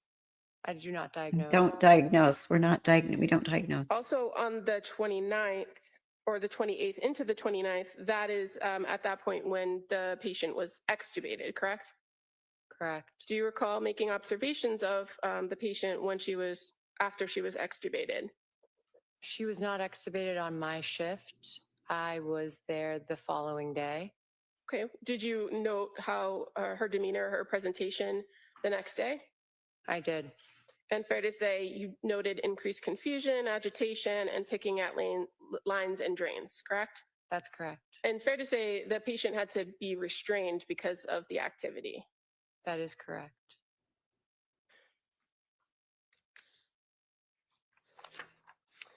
Is that something that you often see when patients come out of intubation, that when they're extubated, that they exhibit signs of confusion or delirium? Yes, it's called ICU delirium. And over the course of the next few days in your interactions with her, did you see that delirium decline or decrease? Yes, it was a multimodal approach to manage the delirium, agitation, and it did get better and it did improve. And fair to say during the time that you were treating this particular patient, there was also sleep issues. Right. Were, ICU psychosis is a real thing. And on the January cat's up here again. 29th and January 30th of 2023, were you present when the psych consult team came in to speak with the defendant? Yes, I was. What was the purpose of you being present? The purpose is... That's right, Lori. I did tell you that, didn't I? Consulted the psychiatry team to evaluate and determine capacity. And my role is... In the nicest way possible. As the ICU nurse is advocacy on behalf of the patient and to alert the providers if there's any changes in the mental status. Now, when they came in and you said advocate for their position, you're aware that the patient was looking to change her healthcare proxy, correct? The patient was changing her healthcare proxy. That is correct. And that there has to be an evaluation to determine whether she's of a particular mental status and medically able to make that decision on her own. Is that fair to say? Yes. Okay. And do you recall who was present other than yourself and the psych doctors, the doctors from the psychiatric unit? There was... I would say they probably, as she became more stable, possibly did something with her psych meds in the hospital, but initially this is all just about saving her life. And they had her sedated anyways. And ICU delirium is just normal for anybody.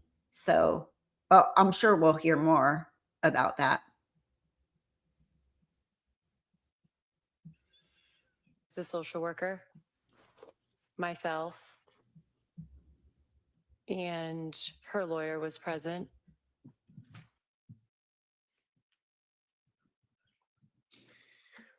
Had you been present when a lawyer or somebody else was with her prior to this consult? No. And fair to say, you were made aware very early on that there was a particular group of people that would be having access to this individual, correct? Can you clarify? Well, is it fair to say that the treatment team was kept small on purpose? And the same people were coming in and being the nurse, day and night staff. There was limited access. Is that fair to say? It was kept to it was kept to a smaller team, but that was also protection of privacy for the patient. And during the course of time when she's on the ICU, which is between the 24th to February 3rd, there's always law enforcement posted outside the room, correct? Yes, and it was because she was... Well, I'm just asking you if there were law enforcement. There was. Do you recall having to check with the nursing director and the legal team at the hospital to make sure that it was permissible to allow anyone in besides medical staff? Yes. I'm curious. Hold on. I'm curious because she started to elaborate and the prosecutor cut her off. I wonder if she was going to say that's because because the prosecutor wants you to think there were police out there because she was under arrest. But the nurse, I think, was going to say because she had suicidal ideation before or whatever, or she came in as this. I mean, normally if it was a suicide and they come in, they're going to keep somebody, watch.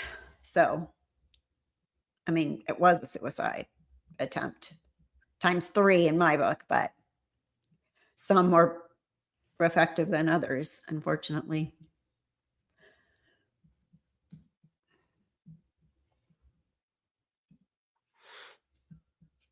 And when she was transferred off of the your unit on February 3rd, did you have any further contact with her?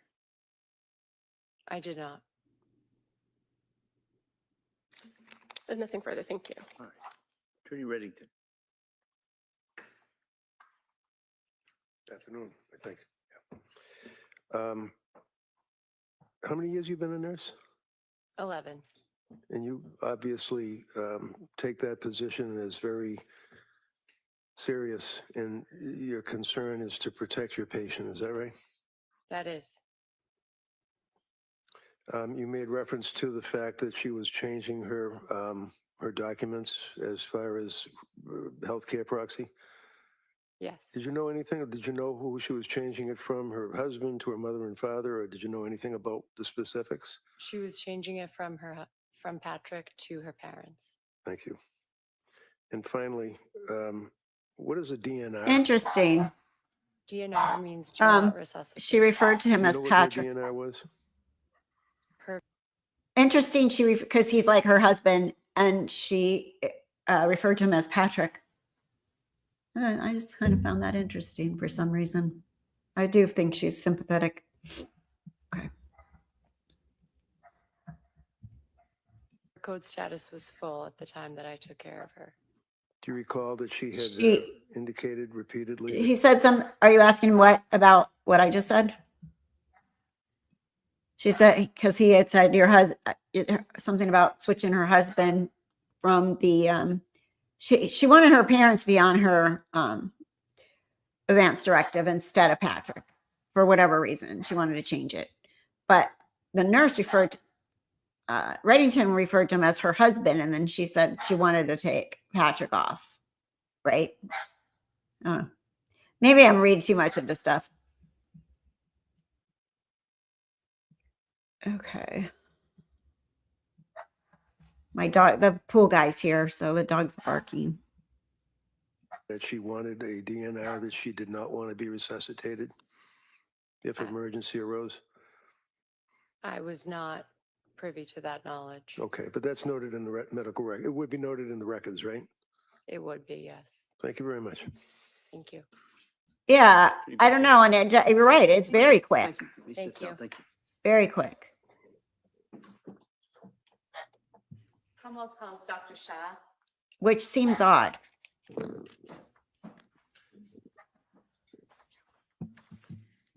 But maybe she thought Patrick was going to be so upset with her. I mean, obviously he would be. I mean, I would think.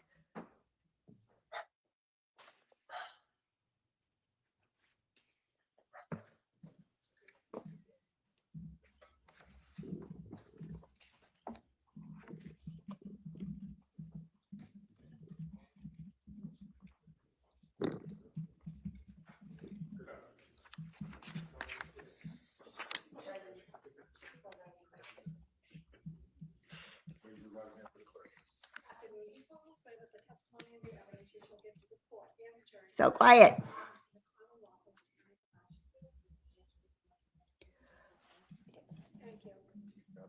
Right. All right, good afternoon, doctor.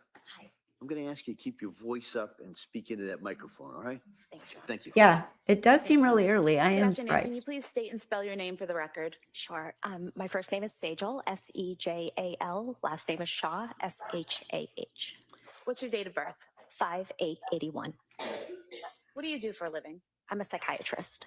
And can you briefly describe your education and training background that qualifies you to be a psychiatrist? Yeah, absolutely. So I did my undergraduate in Philadelphia at the University of Pennsylvania, followed by medical school at Jefferson Medical College, also in Philadelphia. I moved. Oh, sure. I moved up to Boston to do my residency in psychiatry at Brigham and Women's Hospital and Beth Israel Deaconess, followed by a fellowship in consultation liaison psychiatry at Brigham and Women's Hospital, and then stayed on as a faculty member. Okay, psychiatrist. And I want to where do you hear work psychiatrist. currently? I work at Brigham and Women's Hospital. And what is your role there? I'm Associate Chief of the Division of Psychiatry and Medicine, leading the consultation liaison psychiatry service at Brigham. And what is the consultation and liaison service? Yeah, so consultation liaison psychiatry is a subspecialty of psychiatry that works at the interface of psychiatry and medicine. So we work both in the inpatient and outpatient settings. In this particular instance, we get called by other healthcare providers that may need help with their patients or have a question related in the psychiatric realm. And so I would see a patient that's admitted to the hospital and help provide recommendations to the physicians and the rest of the care team that's caring for that patient. So basically, say at the Brigham, if a patient's being treated there and a medical doctor is treating them and thinks that they need a consultation with a psychiatrist, your department would be called. That's correct. Okay. And how long have you been with the Brigham? 19 years. Now, I want to direct your attention to January of 2023. Did you interact with a patient named Lindsay Clancy? I did. And was that on January 29th, 2023? Yes, that was the first of a handful of times that I saw her. And why did you meet with Lindsay Clancy on January 29th, 2023? Yeah, so my team was seeing Ms. Clancy for a number of reasons, including for psychiatric safety risk assessment. She had come in reporting a suicide attempt, which is a common reason why my team would be called, is to continue to ensure that patients are safe when they're in the hospital. So we make recommendations about kind of safety status, what can we do to help keep a patient safe, but then we also make recommendations related to medications. So that's why my team was following her. So that was one of the reasons why I saw her on the 29th, is to continue that assessment. I was also called to ask I was asked a new question that day, a consult question on whether she was able to make the decision to change her healthcare proxy from her, at the time, husband to her parents. And when you consult to help determine whether someone's capable of making a decision like that, changing their healthcare proxy. Are you evaluating their medical decision-making capacity? That's correct. Okay. How do you go about doing that? So there's generally 4 parts to medical decision-making capacity. The first is whether somebody's able to voice a choice and whether that choice is consistent over time. The second is whether they understand the situation under which they're making that choice. The third part is appreciation of the risks and benefits. And the fourth part is kind of being able to reason or rationalize that information to be able to come to a choice and how they came to that choice. Now, if you're doing this evaluation to determine someone's capacity to make decisions, would a traumatic brain injury factor into that evaluation? It could. When you evaluated Lindsay Clancy, was she able to voice a choice to you about who she wanted to be her healthcare proxy? Yes. And is she speaking to you or writing this down? She's speaking. So she's already been extubated at that point? That's correct. And she's speaking to you, and were you aware that Patrick Clancy was her healthcare proxy? I was told that by her primary medical team. Okay. And when you talked to Ms. Clancy, did she tell you who she wanted to take over that role? She did. And who was that? Both her parents. And you talked about that needing to be a consistent choice. How did you ensure that was a consistent choice with her? Yeah, so we waited to make the change from Patrick Clancy to her parents until the next day for a variety of reasons. We wanted to ensure that that choice was consistent over time, and especially because the day that I saw her, she had just gone through some pretty major medical events, including she had a major spine surgery, a decompression and a fusion. She had gone through some oxygen desaturation overnight, so was not breathing as well. Her heart rate was up, all of which then led to her being what we call delirious. She was confused overnight to the point where she asked her nurse, "Am I delirious?" And she was also experiencing some visual hallucinations. So that was one of the reasons why I was called in, to make sure that she was able to make that decision to change her healthcare proxy. And then in addition, the team had also voiced, concerns that she had come in after a reported suicide attempt. And so making sure that she was able to make that decision of sound mind. And so we actually waited until the next day when she could be reassessed. At that point, her delirium had cleared, and she was continuing to make that consistent choice to change her healthcare proxy to her parents. And in fact, you noted in the medical records that the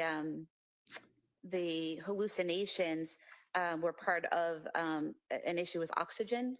It could be. That could be one of the reasons. Delirium is usually due to a variety of different medical reasons, and oxygen desaturation could be one of them. She had also just recently had anesthesia related to a surgery that she had on her spine, so that could be another reason. And then her heart rate was also actually quite elevated, so that could be another reason. Maybe she was in the surgical ICU, Bella, because they knew she was going to need surgery. They got the bed because she was going to come back and forth from there. That could be too. Prior to her actually going to surgery, they put her in surgical ICU. That kind of thought in my head. This lady does talk very fast.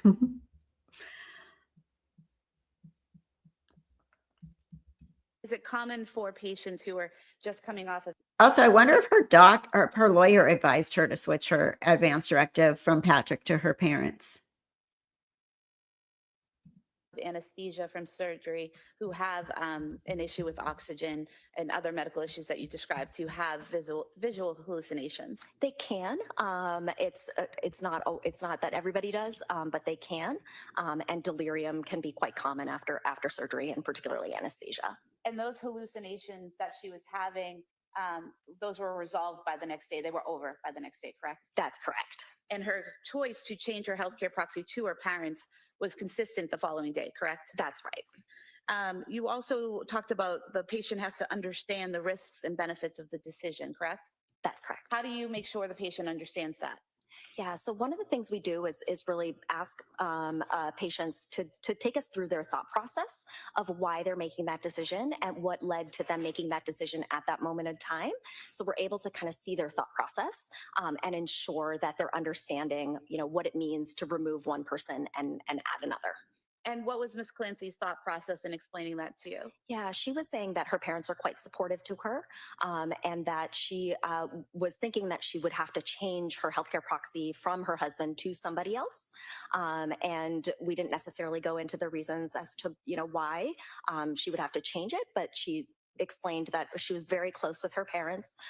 They would see each other frequently, given that they lived in close geographic proximity, and that she felt that they were very supportive to her and would have her best interests in mind should we need to invoke the healthcare proxy, or that she couldn't be, if she couldn't That's make a her good own point. medical decisions. That's a So good was point, there concern Carolina. on her part that her husband wouldn't have her best interest at mind at that point in time? Sustain. You also talked about the patient. You have to make sure the She patient's shook her head. thinking about the information rationally. How do you go about doing that? Yeah, so one of the things we do is really ensure that the patient understands the situation and all of the kind of parts around it. So this comes into play much more when it's about a specific medical intervention, like an invasive medical procedure, or something like an amputation or a surgery. With a healthcare proxy, one of the things you want to make sure is that the person that they want to change their healthcare proxy to or appoint as their healthcare proxy makes sense in the context of their life. And Ms. Clancy was able to talk about how her parents were quite involved in her life, and so that's one of the things that we would assess. Okay. And then the last thing was making sure the patient understands the risk if the change doesn't happen. Did you go over that with Ms. Clancy, and how did you do that? Yeah, I did go over that with her. That's a we really talked a little good bit point. about how it could mean that she would not have a healthcare proxy were she not to appoint her parents. That's a really good point. Can you imagine him having to make a decision whether to take her on or off life support at this point? She's already coded, which is it could happen again easily enough. And that makes sense. That makes a lot of sense, Bella. Patrick was planning funerals. Gosh, think of what he was dealing with emotionally and spiritually. Patrick had so much going on and could not imagine. Yeah, that makes a lot of sense to me. Like, she coded again. She's not responsive. Do you want to take her off life support? All that stuff. Like, ugh. It really is awful. Okay. And so we went through that, it's always in healthcare, we always talk about how it's great to have a healthcare proxy just in case you become unable to make medical decisions, and who would you want that to be? And during this conversation with the defendant going over all these points, did you ever have difficulty understanding her? I did not. Did she ever appear to have difficulty understanding you? So the first day when I saw her on January 29th, she described herself as feeling confused, and I definitely witnessed that as well. We went through a bedside cognitive evaluation, and she definitely made some mistakes on some of the cognitive evaluation. Therefore, I did diagnose her at that time with delirium. And then she was reevaluated the following day, and there were no issues with her understanding, and the delirium was gone, correct? That's correct. And were you aware during this evaluation that Ms. Clancy did not have a brain injury? I'm sorry, can you repeat the question? Were you aware that Ms. Clancy did not have a brain injury at that time? One of the things that we look at is any kind of relevant medical information that might be available to us. And I noticed that her Glasgow coma scale, when she was transferred to Brigham and Women's Hospital, was a 10, which would indicate that she could potentially have had a moderate brain injury. But I don't recall thinking about whether, specifically whether she had a brain injury. Were you aware that a CAT scan was done, page 110 of the records, and Yeah, good point. It's not a straight line for sure. on the CAT scan, the impression was no acute intracranial findings, so no brain injury. So you can. CAT scan. Correct? I did review the head imaging that was available at the time. You can have a normal CAT scan and still have a brain injury. Were you aware that she had multiple CAT scans that showed no bleeding in the brain, no skull fractures, no injuries, just visible injuries whatsoever? I'm sorry, but can you repeat the question? Were you aware that she had multiple CAT scans at South Shore Hospital and at Brigham and Women's that showed no skull fractures, no intracranial bleeding, no hemorrhaging, no visible damage whatsoever? Yes. And were you aware that she was evaluated at South Shore Hospital and at the Brigham, and she had no external injuries on her head either? Yes. Now, she was allowed to change her healthcare proxy to her parents, correct? That's correct. So if someone was had an injury, a brain injury, to the point where they didn't know what was going on, or they were having trouble processing or thinking, they wouldn't be allowed to change their healthcare proxy, correct? It depends to what extent. Most patients that have either a head injury or severe mental illness, let's say, just anything going on with the brain, retain the ability to make most medical decisions. And we think about changing healthcare proxies as a pretty low risk decision. As I mentioned before, something like an amputation or a major surgery, invasive procedure is something that we would hold somebody to a higher bar. But a healthcare proxy is a pretty low risk, especially if it makes sense in terms of who they want to change it to. And when was her Glasgow score 10? I believe it was as she was being transferred from the outside hospital to Brigham and Women's. And you're seeing her several days later, correct? Correct. And so when she was transferred from the outside hospital to Brigham, she was unconscious, correct? I believe so. Okay, so now she's conscious, correct? That's correct. And when she was transferred from the outside hospital to Brigham, she wasn't communicating or speaking or opening her eyes on her own, correct? That's what the report said. I was not there at that time, but the notes that I read, that's correct. So when you're speaking to her a couple days later, she's opening her eyes, she's communicating, she's responsive, she's interacting, correct? Yes. So it's fair to say that her Glasgow score would be higher than the 10 when you were speaking to her, correct? Yes.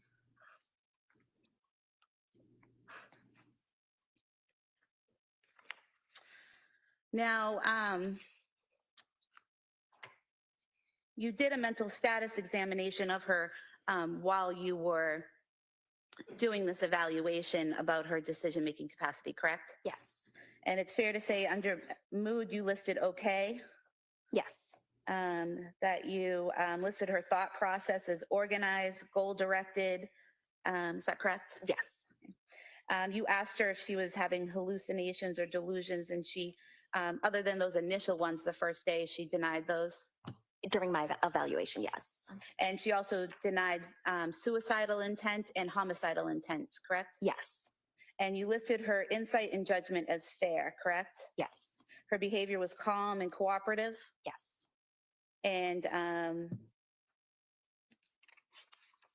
you didn't see anything about her behavior that would indicate to you that she was responding to some type of voices or hallucination that you couldn't see? At that moment, no. But as I mentioned, I did speak with the nurse beforehand, and Ms. Clancy was able to report to me that she reported visual hallucinations overnight. Overnight after surgery? That's right. Okay. And then never again? Not during my evaluation. And did you speak to Ms. Clancy again on February 19th, 2023? Yes. And was the purpose for that to prepare her for a transition from Brigham and Women's to Spalding Rehabilitation? That was one of the reasons. Okay. And what were the other reasons? So it was an ongoing safety evaluation, ongoing evaluation of psychiatric safety risk, as well as medication evaluation to determine if her medications were at the right level, the right dosage, and that she was on the right medications. And then just ongoing evaluation in terms of kind of her mental status. And during that meeting, she denied suicidal intent, correct? That's correct. She denied homicidal intent, correct? She denied having auditory or visual hallucinations, correct? Yes. She reported her mood as okay, is that correct? Yes. And she told you she was looking forward to moving to Spalding, correct? Yes. She also denied any confusion or disorientation, is that correct? Yes.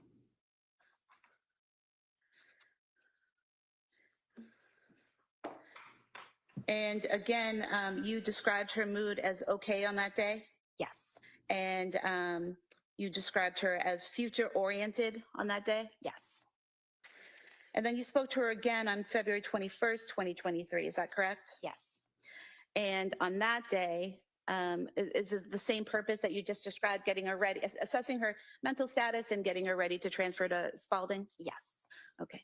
And during that time, you wrote that the patient reported feeling down about her current situation, her paralysis, and the events leading up to her hospitalization. Is that correct? Yes.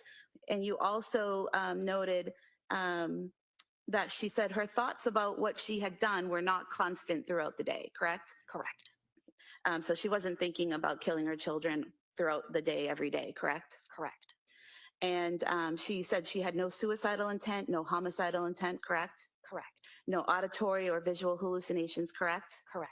You also write no PI. What does PI stand for? Paranoid ideation. And there was none of that either. Correct. You also made a note, notes low mood today in the context of her physical and legal situation, but does not currently meet criteria for major depressive episode. Is that correct? Yes. So her focus seemed to be on her physical and legal situation. I hope somebody goes over whatever meds they put her on in the hospital that are probably helping too. She mentioned that she had like she was, right? She brought that up, that they had given her meds and adjusted or whatever, make sure they were working well. So she's on some kind of psychiatric medication. But being hopeful about moving on to Spalding. Could I see counsel? You know what I mean? Like, I'm sure they're not going to let her out of there without having her on appropriate medication that seems to be working at this point.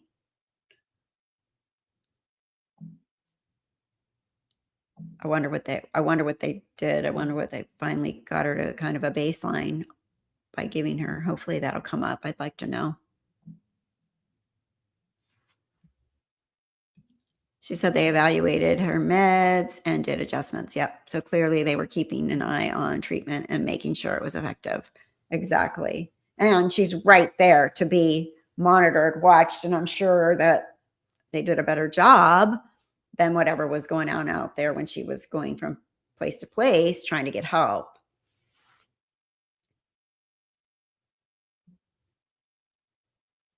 All right. Are we coming back? And so her focus at that time appeared to be her physical situation, her legal situation, and looking forward to What happened to the audio? Spalding rehab. There we go. And then your last visit with her was February 22nd, 2023, correct? Yes. And again, she indicated she was hopeful about treatment at Spalding. Yes. She was future oriented. Yes. And she denied suicidal ideation, homicidal ideation. Yes. She denied audio hallucination, visual hallucination, and anything else of that nature. Yes. Thank you. Attorney Reddington. I'm sure he'll have some good questions. So, Wonder if Doctor, from your testimony, and correct me if I'm wrong, was she, to your opinion, in your experience, an honest patient telling you what her symptoms were, if any? Objection. That's an evaluation in the psychiatric. I'll allow that question. Yes. In other words, she didn't go off and try to exaggerate to you and say, I'm seeing visions and I'm hearing voices and I'm suicidally ideated and I'm homicidally ideated. She didn't say any of those things to you, did she? No. She actually denied them, right? Correct. So this is not, in your opinion, someone who was trying to exaggerate her conditions for some legal reason, correct? No. And you obviously were in close contact with her for about a month, right? That's right. Just a couple of questions. Counsel asked you whether or not, and I think it may have been in the beginning in January, that you had difficulty understanding her. Obviously, after removing the tubes and everything else, you're able to talk with her, correct? Correct. And you knew that one of the concerns, if you will, was postpartum issues. You knew that, right? Yes. And in your experience as a psychiatrist, You're familiar with the concept of postpartum psychosis, correct? Yes. And you know that people can communicate and plan and act on plans, even if they're in the middle of a psychosis, right? Yes. You don't have to be drooling and stumbling and unable to walk and talk to be in a psychosis, do you? No. So in other words, a person That's can the be in a point. psychosis and can communicate to friends, family, people, talk. That's been my point all along, because people keep saying she wasn't in psychosis, she could plan. And that's what my daughter also said she could do, that they can do that and use the tools that are available to them, the internet, maps, whatever. So that's a big point right there, I think, for her, for the defense. Correct? So you didn't, as counsel asked, you didn't have any difficulty understanding her. She wasn't slurring her words or anything like that when she was able to talk. Right. Okay. One of the things that when she was admitted, and then without going through, I'm not going to go through all the stuff we've already talked about with her medical condition and everything else. You indicated that she was very, very ill, correct? Correct. Did she appear to be cooperative to you when you would interact with her? Yes. As a doctor, as a psychiatrist, you're familiar with bipolar, the concept of a bipolar diagnosis, correct? Correct. Can you tell me what bipolar means? Yeah, so bipolar disorder is a mood disorder, categorized as a mood disorder, where patients have distinct depressive episodes, as well as, depending on the type of bipolar disorder, either hypomanic episodes or manic episodes, to the point where they don't sleep for days, they still have lots of energy, there's this decreased need for sleep, there could be irritability, there can be impulsiveness, racing thoughts. A lot of patients describe that they're out of control of their behavior. And then severe episodes can also include psychosis. And in reference to bipolar, as you were referring to, when somebody is hypomanic, what does hypomanic mean? Yeah, it's a lesser degree of mania. So when patients are hypomanic, they don't always experience things like psychosis, but they might experience some of the other symptoms that I described, including racing thoughts, kind of moving too quickly, talking too quickly, being irritable. And as it relates to the hypomania, would that include things such as somebody who is getting up early in the morning and exercising, or cleaning out their house, or selling their property out of a garage and having difficulty sleeping, and they're awake all night? Yes. As a psychiatrist, one of the things you were concerned about when you were first started to deal with her, as well as when you were releasing her, if you will, is the medication that she had on board, so to speak, when she came into the hospital, right? Yes. Do you remember? And I know it's difficult to recall offhand. But Okay, do you this recall is what the I wanted to hear. medications that she was actually under from purposes of taking her blood when it was tested? Talk screen. When she first came to the hospital? Yeah, if you know. I believe her medication list for, previous to the incident, she was on amitriptyline, diazepam. I believe she was also on prescribed lorazepam, and there may have been one other. Okay. So looking at that, if I tell you that there was a toxicology report done on her as of January 24th by way of taking her blood. You're familiar with that, right? When they analyze for toxicology. And toxicology obviously would tell us what the medications, if any, what type of drugs she had on board, booze, cocaine, anything, right? Yes. And you're aware that the toxicology report, as well as the report from the Department of State Police, as well as the NMS laboratory, which would be in Pennsylvania. So that's an international or a national respected laboratory, isn't it? The NMS lab, if you know? I don't know. Okay. But you know that they did take her blood, they did test her blood, and it was at the state police laboratory, as well as any other labs that tested, right? Yes, I believe I found that out later. I did not know that the first time I Okay. saw her because those labs take a little bit of time to come Sure. back. And you treated her for about a month, so you were pretty That's close to right. her and got to know her quite well. Yes. Would you agree with me that one of the things that her blood reflected or that she was on was trazodone?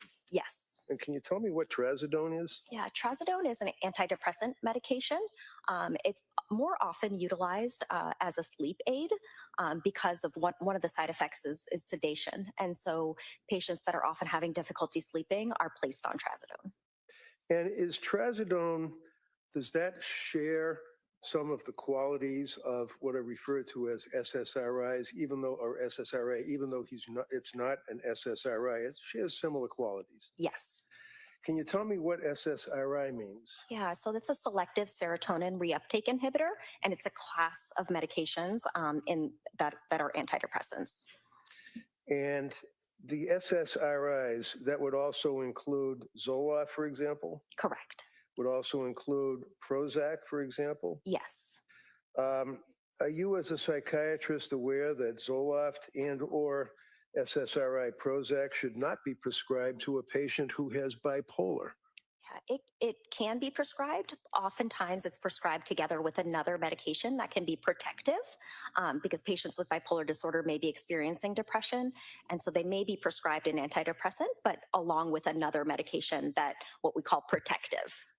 And in reference to the SSRIs, the selective serotonin reuptake inhibitor, what does that mean? Selective serotonin reuptake inhibitor. What does that mean? Yeah, so oftentimes in depression, patients are kind of lacking serotonin in the spaces in their brain that helps. Can I interrupt you? What is serotonin? Yeah, serotonin is a neurotransmitter. So it's a hormone in the brain that works on the brain. It works in other areas in the body as well, but for these purposes, it works in the brain at nerve endings throughout the body. And that neurotransmitter helps with things like mood regulation.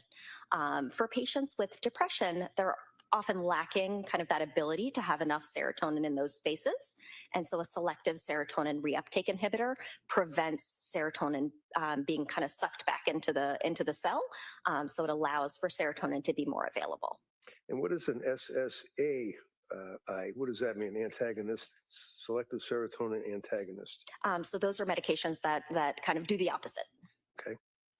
And you knew, as a psychiatrist, at least looking at her history, you knew that she had been seeing psychiatrists immediately prior to her suicide attempt, correct? Correct.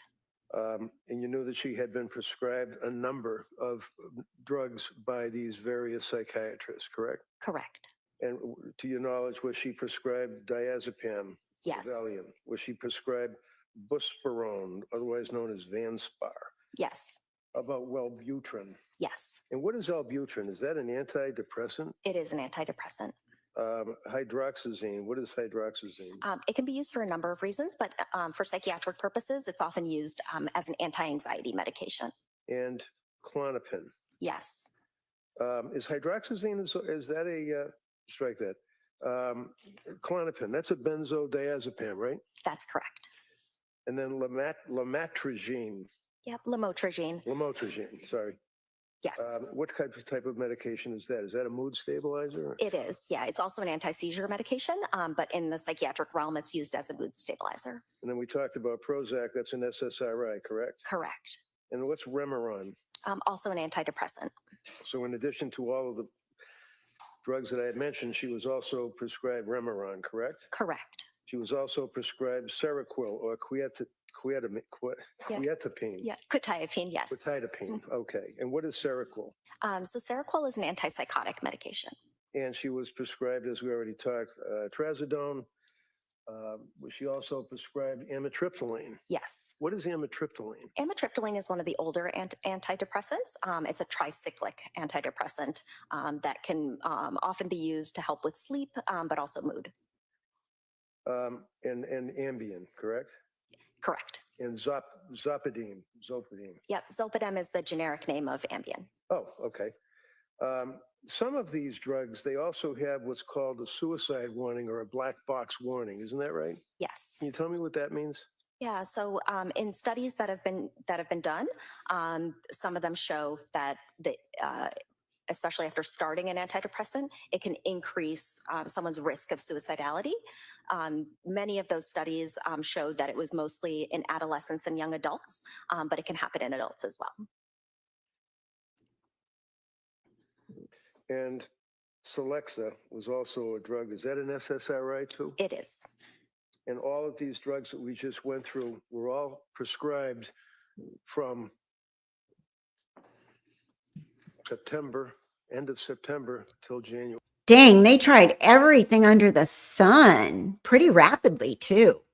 Ooh.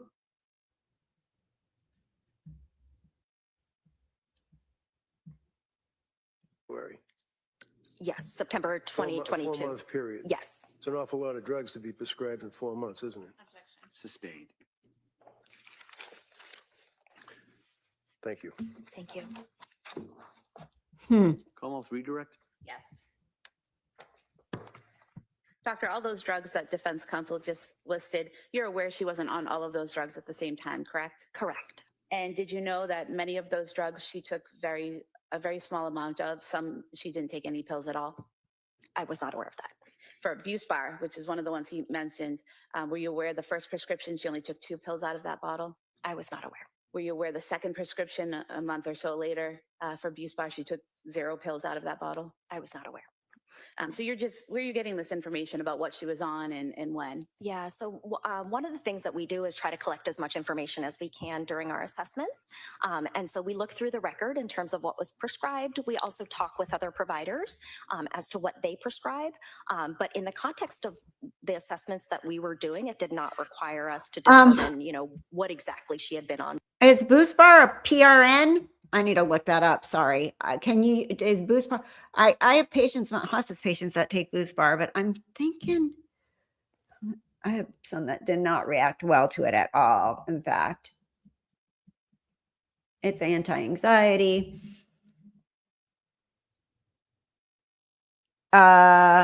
Is generally not effective or recommended for as needed. Okay. It must be taken on a regular daily schedule to help build up a steady level in the body.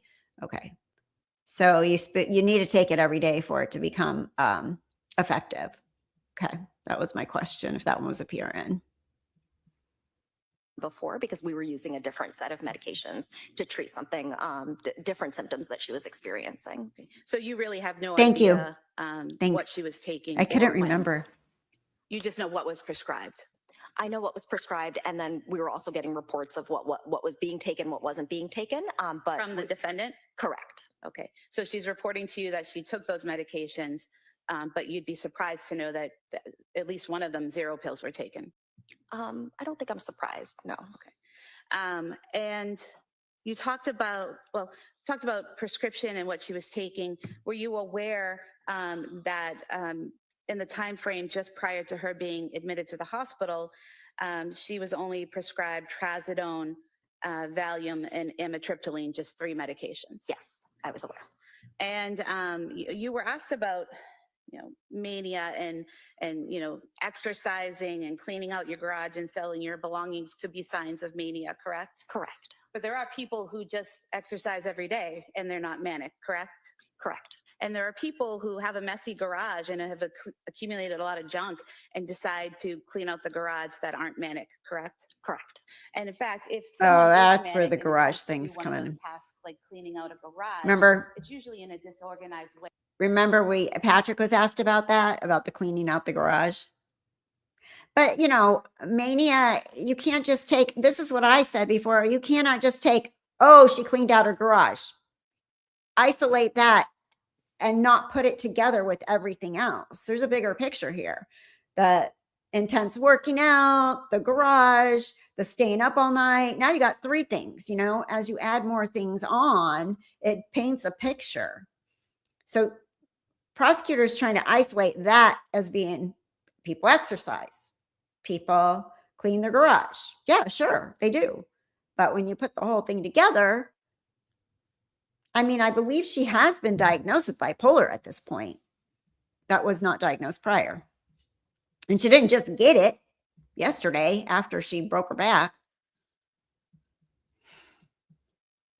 And oftentimes they don't finish the task, correct? Sometimes.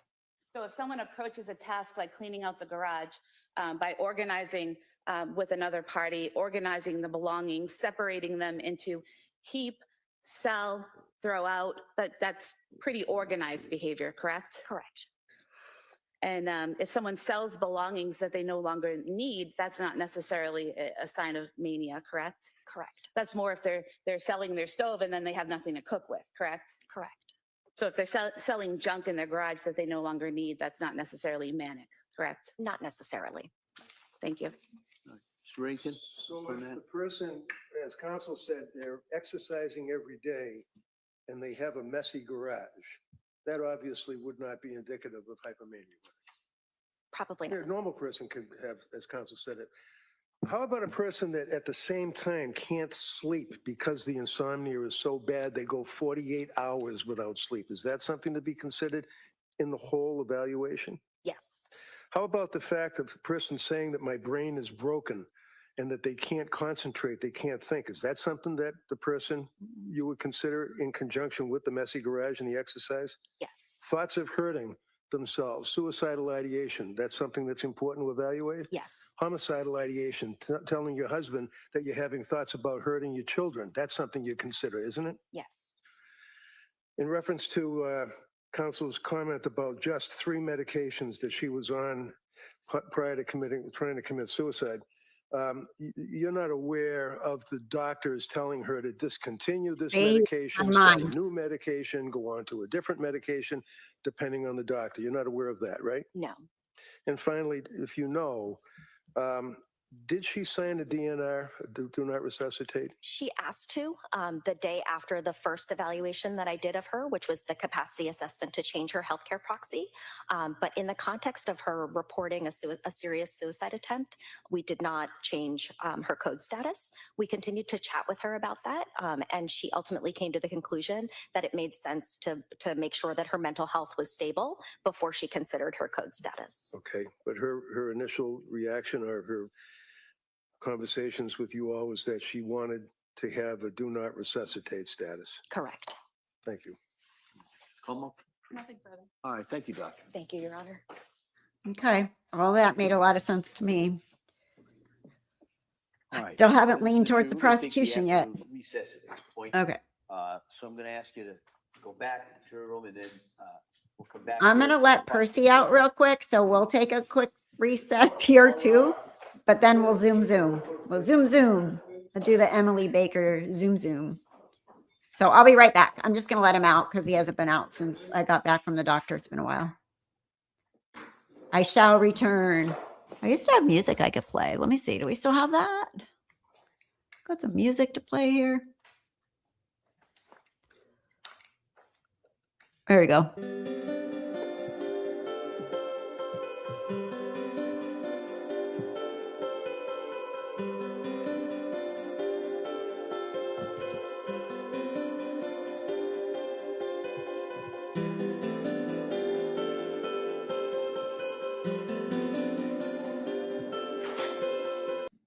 Counsel, anything we need to address before the break?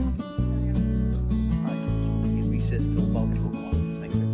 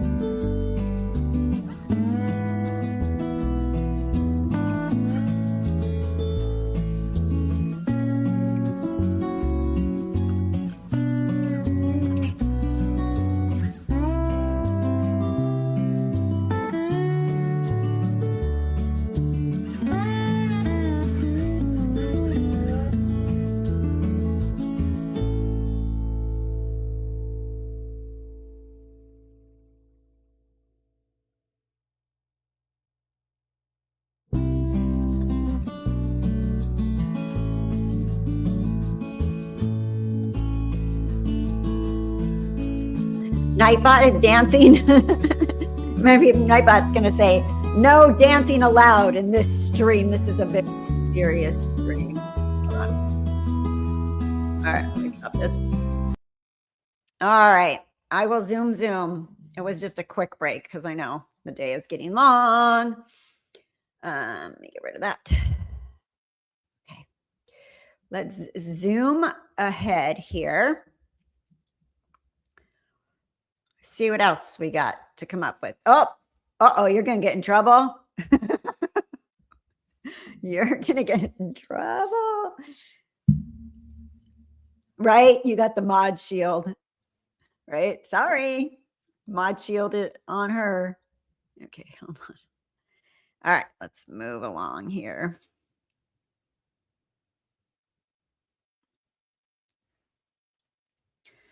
Actually, today's been really interesting. Today's been like one of the days where I'm finally getting some info that I wanted.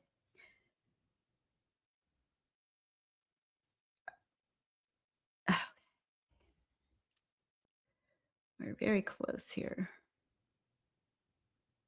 Okay. Okay. All rise for the jury is This court's supposed. now in session. Please be seated.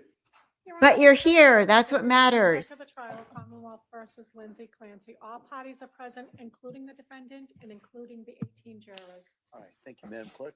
Commonwealth, ready to call your next witness? Yes, Your Honor. The Commonwealth calls Dr. Biswas. Another doctor.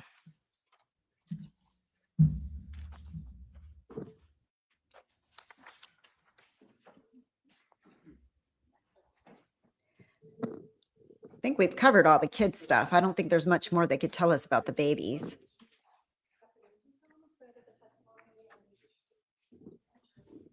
Oh my goodness, their audio is really low.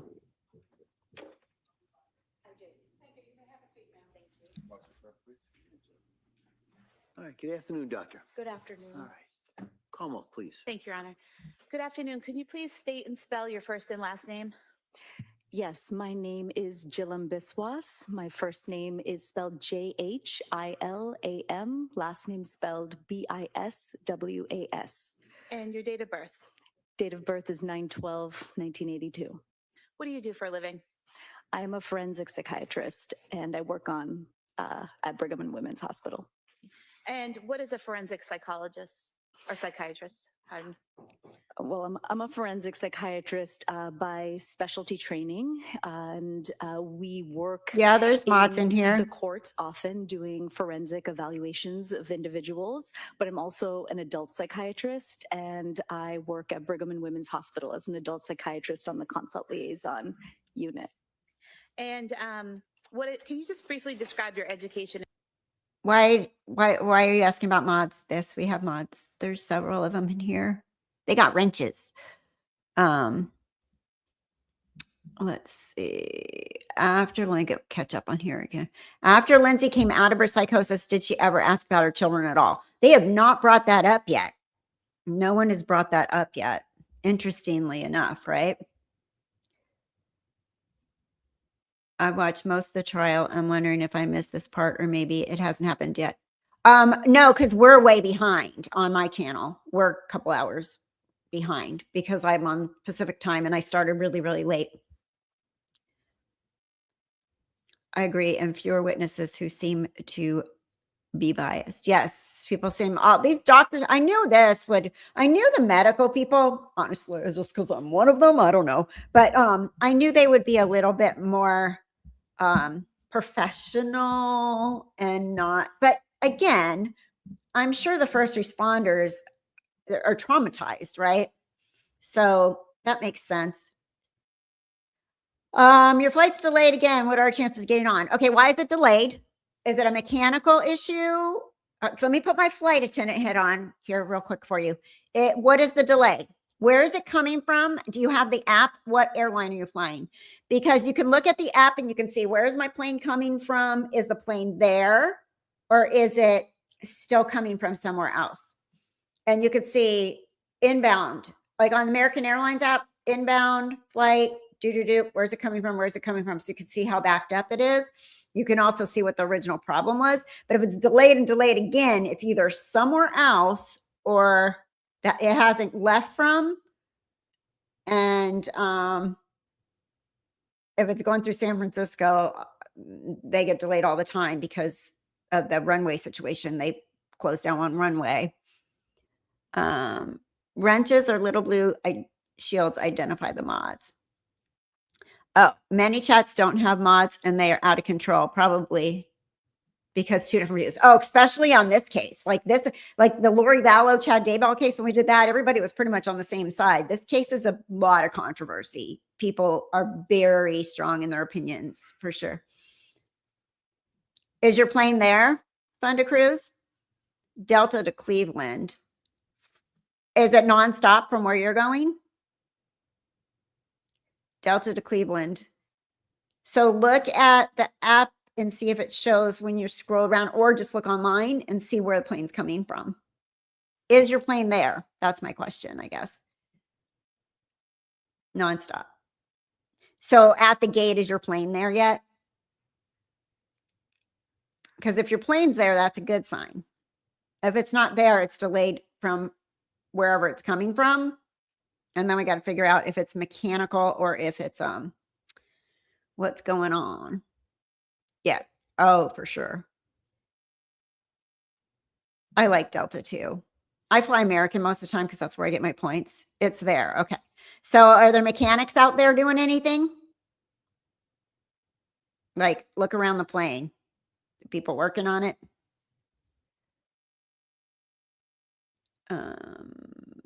Weird question. Lindsay's eyes look so dark. That's just a dark colored iris, or I'm guessing she is still on many meds that might make her pupils look really dilated. I noticed that too. Her eyes are really dark. Kathy was also a flight attendant in another life. That's why she's helping. I know. People are like, you did what? You did that too? You did that too? I'm like, what happens when you have ADHD and you never knew it your whole life? Agreed. Our eyes are back. We're still home. Oh, you're still home? I don't know if I'd stay home. What time is it supposed to leave? How far are you from the airport? Even when flights are delayed, I still go. I don't wait. Because they're crazy like that. Switch things up on you.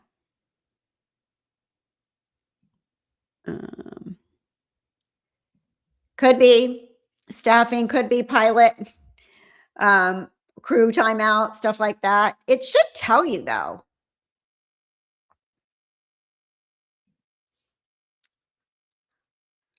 Waiting for a crew member, flight attendant, a reserve, something like that. It's now 8:30 p.m. And what time was it supposed to leave?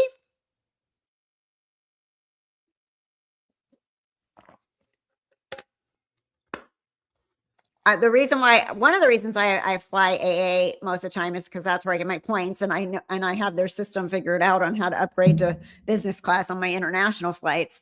And the other reason I fly AA is because my friends all work there, because the airline I was with became AA eventually. So all my friends that I started with back in 1984 are AA flight attendants. Yeah, some chats are out. 8:30, and where are you? You're at 3:47. What time was it supposed to leave? Supposed to go at 5:20. Your sister works for American Airlines. All my besties work there. We were so young when we started. Oh my God, 20. I was 20. Oh, yay. At least you got that. Yay. Nice. Again, always better. I can't stand economy, and especially back there now. Oh my God, it's like so squishy. And I'm not tall.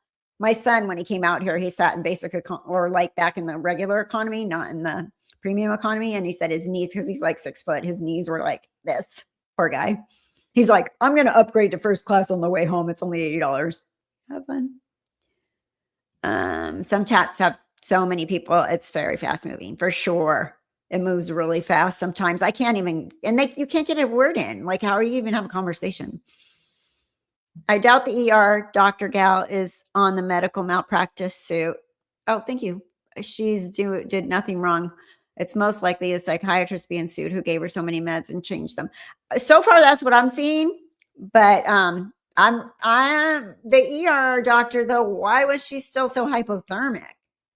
Oh, what was her blood? Why didn't they give her blood there? I'm still a little bit concerned that 4 hours of her in the original ER, I feel like there might have been a reason to do some of that stuff there.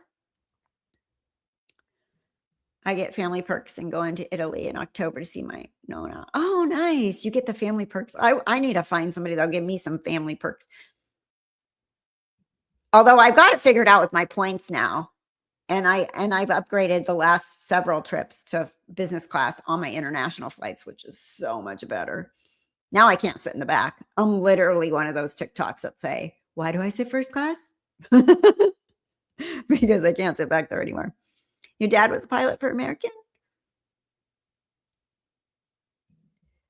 Expecting plates and plates and plates of food. I'm so happy with the sitting up front. ER doctors employed by the hospital. She can be sued through the hospital. People are saying she went doctor shopping. I don't see that at all. My perspective on it is she was searching for help. Doctor shopping is usually when you're looking for not psych meds. You're looking for opioids, right? That's when people doctor shop because they need to keep the high from the opioids. And then they doctor shop. That's the only time I've ever really seen somebody doctor shop, not for a psychiatrist meds. She did come across defensive.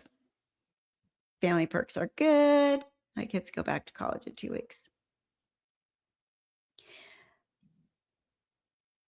Captain, he just turned, what?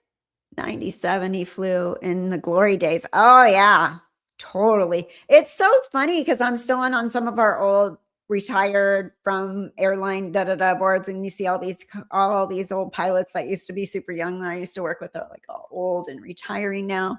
And my friends are retiring. My friend Michelle, who was my roommate, and then we went through training together. She said she's retiring next year. I'm like, retiring?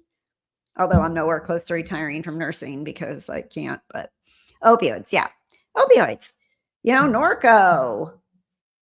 I mean, fentanyl, although they don't really give that.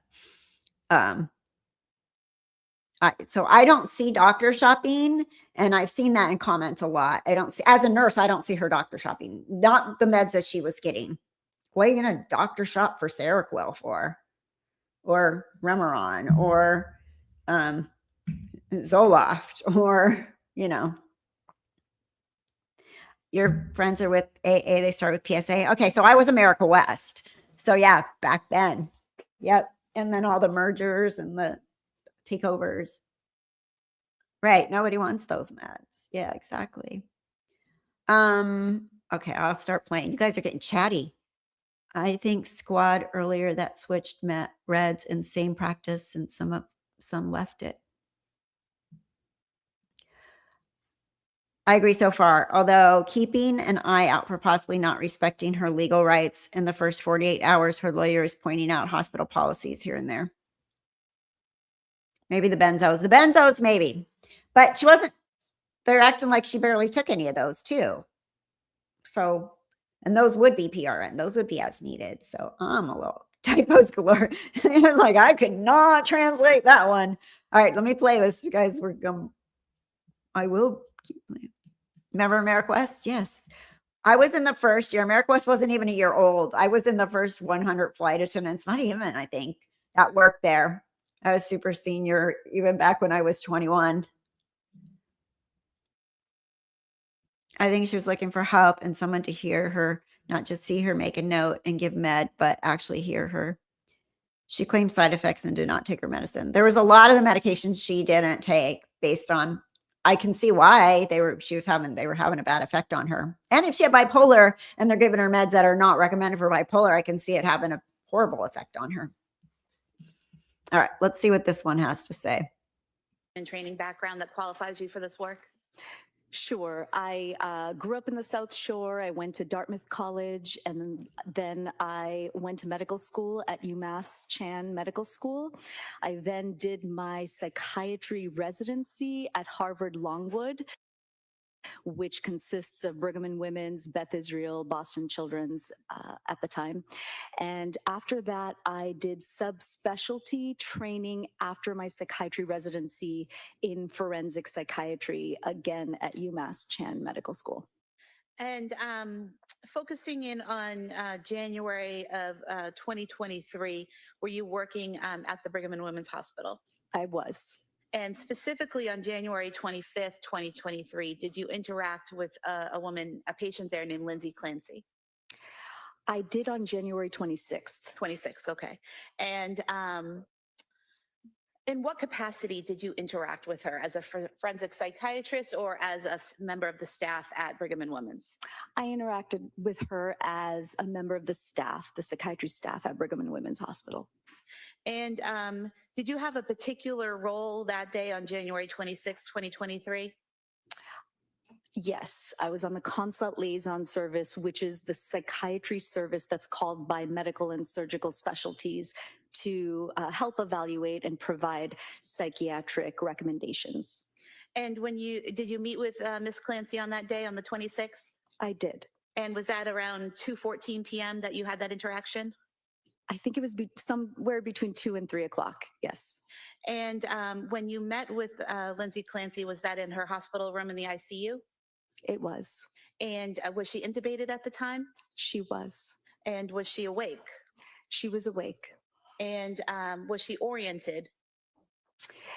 So she was intubated, so it was difficult for her to really answer a range of questions. And so she gestured to me to be able to write. And so we knew that she was really exhausted and anxious from the entire experience and the evaluation. And so we didn't ask her all of the questions around orientation. When she gestured that she wanted to write, did you give her something to write with or something to write on? I did. And what did you give her? Paper. And did you also give her a pen or something like that? I did. Okay. And was she able to, when you asked her certain questions, was she able to answer those questions by writing the answers on the paper? She was. Okay. And did you ask her about her mood that day? I did ask her her mood.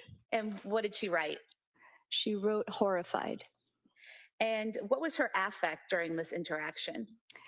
At the time that I saw her, she was intubated, and that in and of itself is very uncomfortable. And so she seemed very anxious.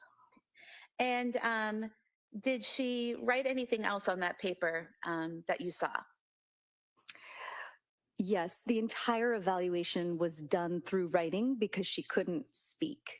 So what types of questions were you asking her and what was she responding with? So we asked her, how are you feeling? Horrified. And then she wrote down, do I have an attorney? And I said with my team that at this time, we're just getting to know you and getting to know the case. And we're not sure exactly, what is happening. And we asked her, do you have questions for us? And she asked, is my body broken? Are my legs straight? And she then asked about, can she have visitors? And, where her family is. And when you are asking her questions, what is the goal of I have a question. The questions that you're asking her? What are you Hold on. trying to address or assess?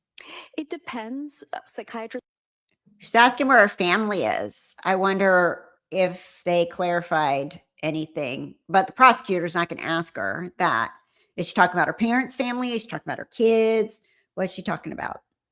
She knew what happened though. Yeah. Sounds like.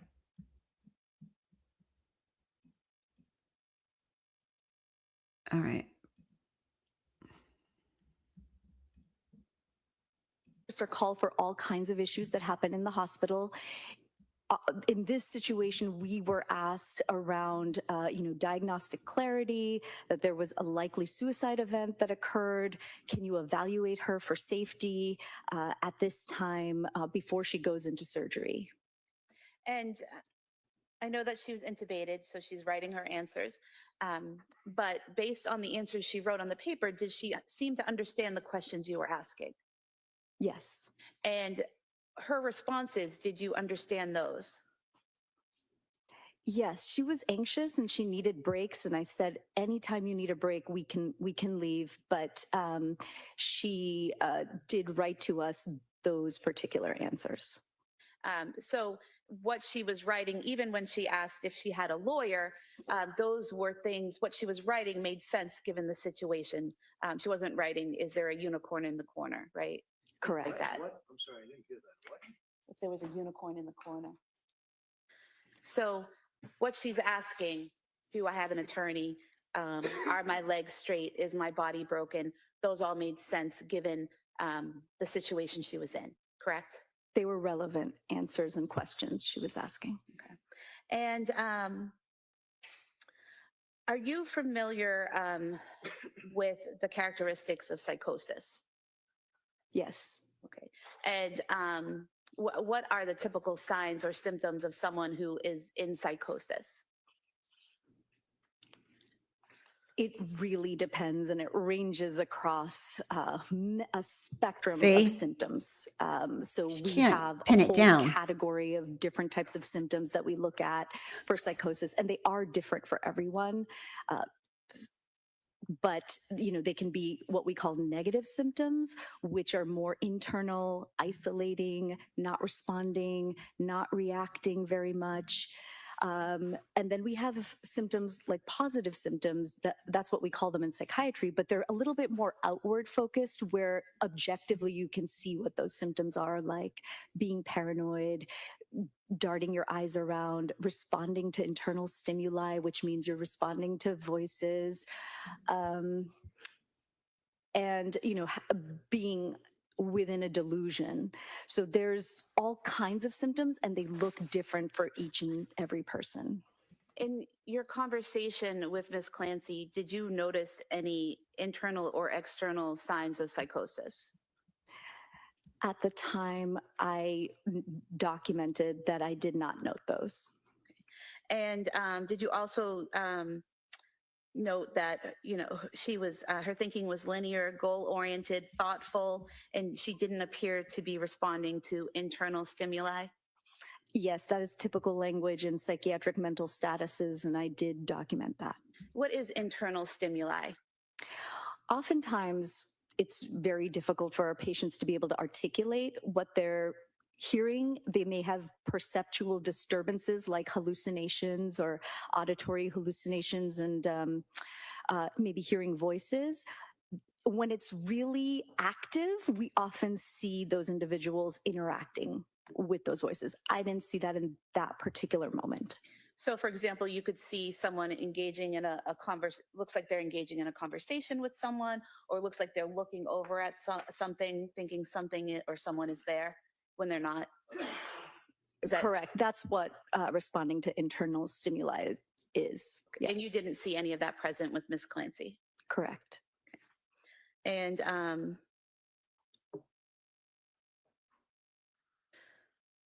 would it be fair that some of the obvious signs of psychosis would be someone whose thoughts are disorganized, that their thinking isn't linear, that they're not making sense, things like word salad, where they're just throwing in words, making sentences that don't make sense? So you describe symptoms that we can see in people with serious mental illness who have a psychotic disorder with active symptoms. And you didn't see any of that with Ms. Clancy, is that correct? Not in that snapshot moment of time. Right. And to be clear, you only saw her for a limited amount of time on that one day, correct? That is correct. And this is January 26th, 2023, about a day and a half or so after she's admitted to Brigham and Women's. That is correct, yes. And she's still intubated. Yes. And one of the first questions she asks is, do I have a lawyer? Yes. And did you have any, based on your training experience, did you have any thoughts about her awareness or thoughtfulness about the questions she asked or the answers she gave? I don't know what that means, objection. Okay, if you could rephrase that. Did you have any assessment professionally of the responses and awareness that she had? Yes, at that time, I was trying to assess, is she confused or oriented? Is she completely disorganized? Is she so anxious that she won't be able to sleep? I was assessing suicidality mostly. I was being called into the room for that. And so there were a lot of things that I was assessing all at the same time before the surgical intervention that was going to happen. And did I answer your question? Yes. Okay. All right. And so in doing that, in evaluating all of those things, did you have any? So this was all part of the pre-op evaluation first from the psychiatrist. That makes sense. Okay. Interesting. It makes sense. I'm glad they do that. All right, sorry, where's my mouse? Okay, here we go. Concerns at that point in time that she couldn't make a decision to have the surgery, or that there was some cause for concern there in her behavior? I felt she had the capability to make the decision for surgery at that time.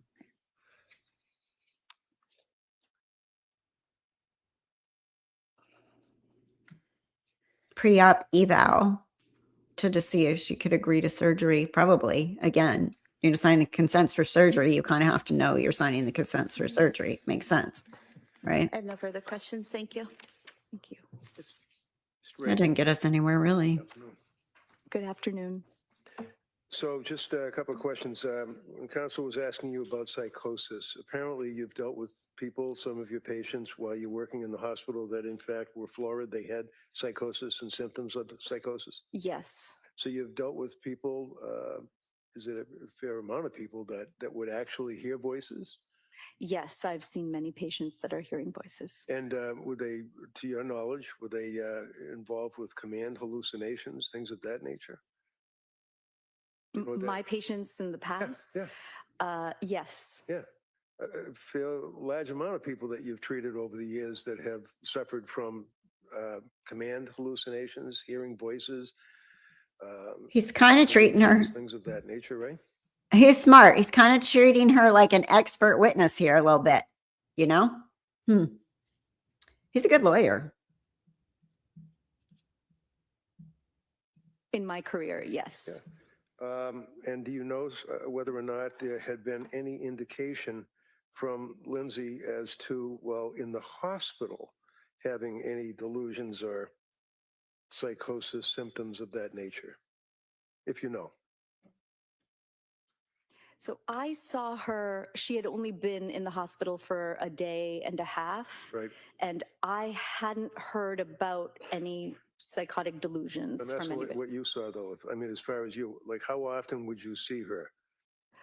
I see. I saw her one time. Once. Okay. How long were you evaluating her?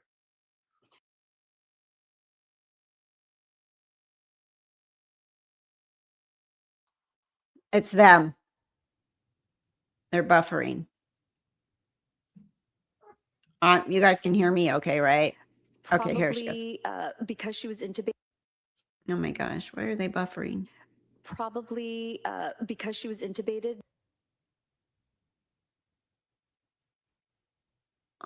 Oh, see, I always know it's them because then they switch, like they do something. They switch it out for a second. Stand by. We're standing. You can tell he's been around the block and very experienced. Yes, he's 75 or 80. I heard 75 and then I heard 80. I heard he wins a lot of trials as a defense attorney too. I did hear that. Okay, what's going on here? Let me go forward.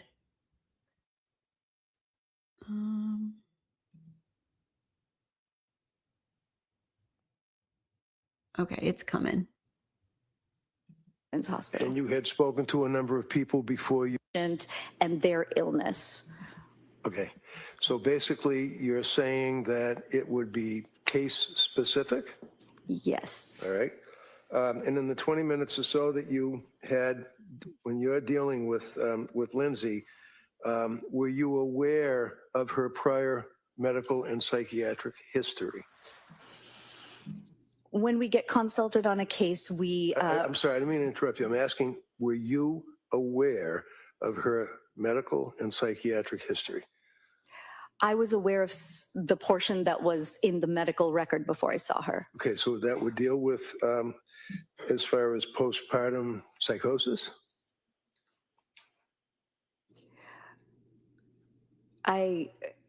Could you ask that question again? When you looked at the medical record and Yes. when you were involved evaluating her on behalf of the hospital, because you weren't a psychiatrist that her mother or father had retained and asked to go see her, right? Correct. You were working for the hospital. I was working for Brigham and Women's Hospital. And you had spoken to a number of people before you interacted with her for the 20 minutes that you saw her while she was there for a month, right? No. Okay.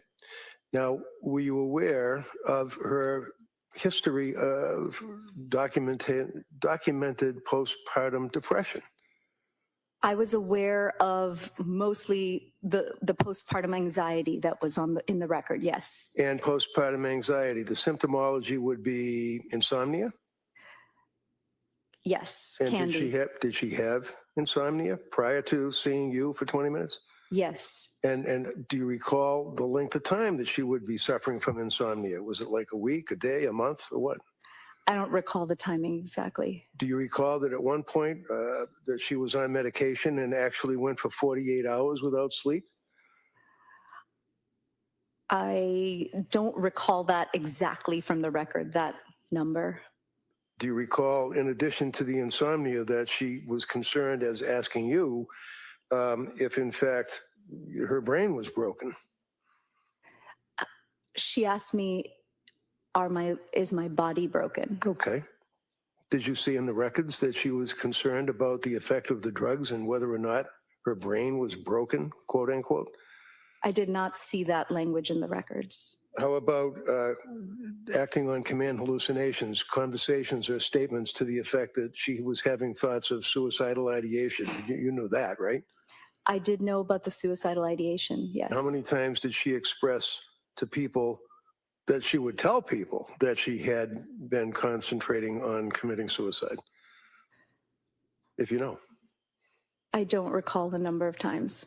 So in any event, you know that she was insomnia. You know that there was a significant period of time that she was suffering from insomnia. You knew that she was expressing suicidal ideation. How about homicidal ideation? Did she express that? Not from my review of the records. Okay. Would that be indicative of a person that could be in psychosis expressing concerns about homicidal ideation? No. Overall, allow it. Sorry, I don't know that question. Could you repeat that question? Sure. Is that one of the factors that one would be concerned about as a psychiatrist if a person was expressing homicidal ideation?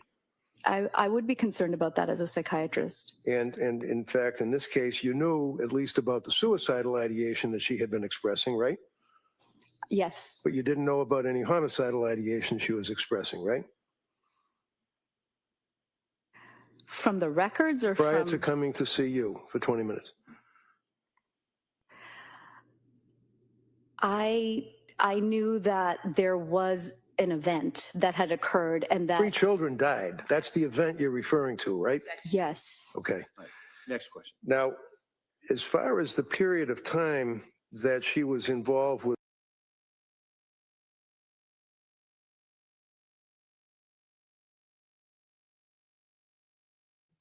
Sorry, my earbuds died and it makes my computer stop. So let me put play. By the way, what's hypomania? Hypomania is sort of the gradual increase towards mania, the symptoms that we see in somebody who might have bipolar disorder. And with bipolar disorder, we see mixed depression. And I like this witness too. I think she's super professional. I think he's trying to get something out of her as more like an expert witness thing out of her, you know? People with psychosis. I think he's just trying to get some information out of her about the I don't know. It does seem like he's trying to trip her up. But I'm only seeing, like, I feel like he's treating her a little bit like a expert witness. Like, when you see somebody in psychosis, could they do this, that, or the other thing? Right?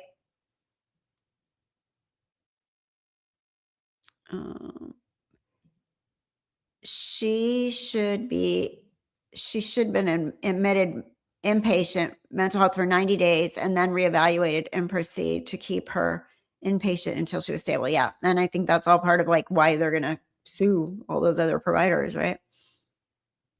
Yeah, he did. He got spicy there. Okay.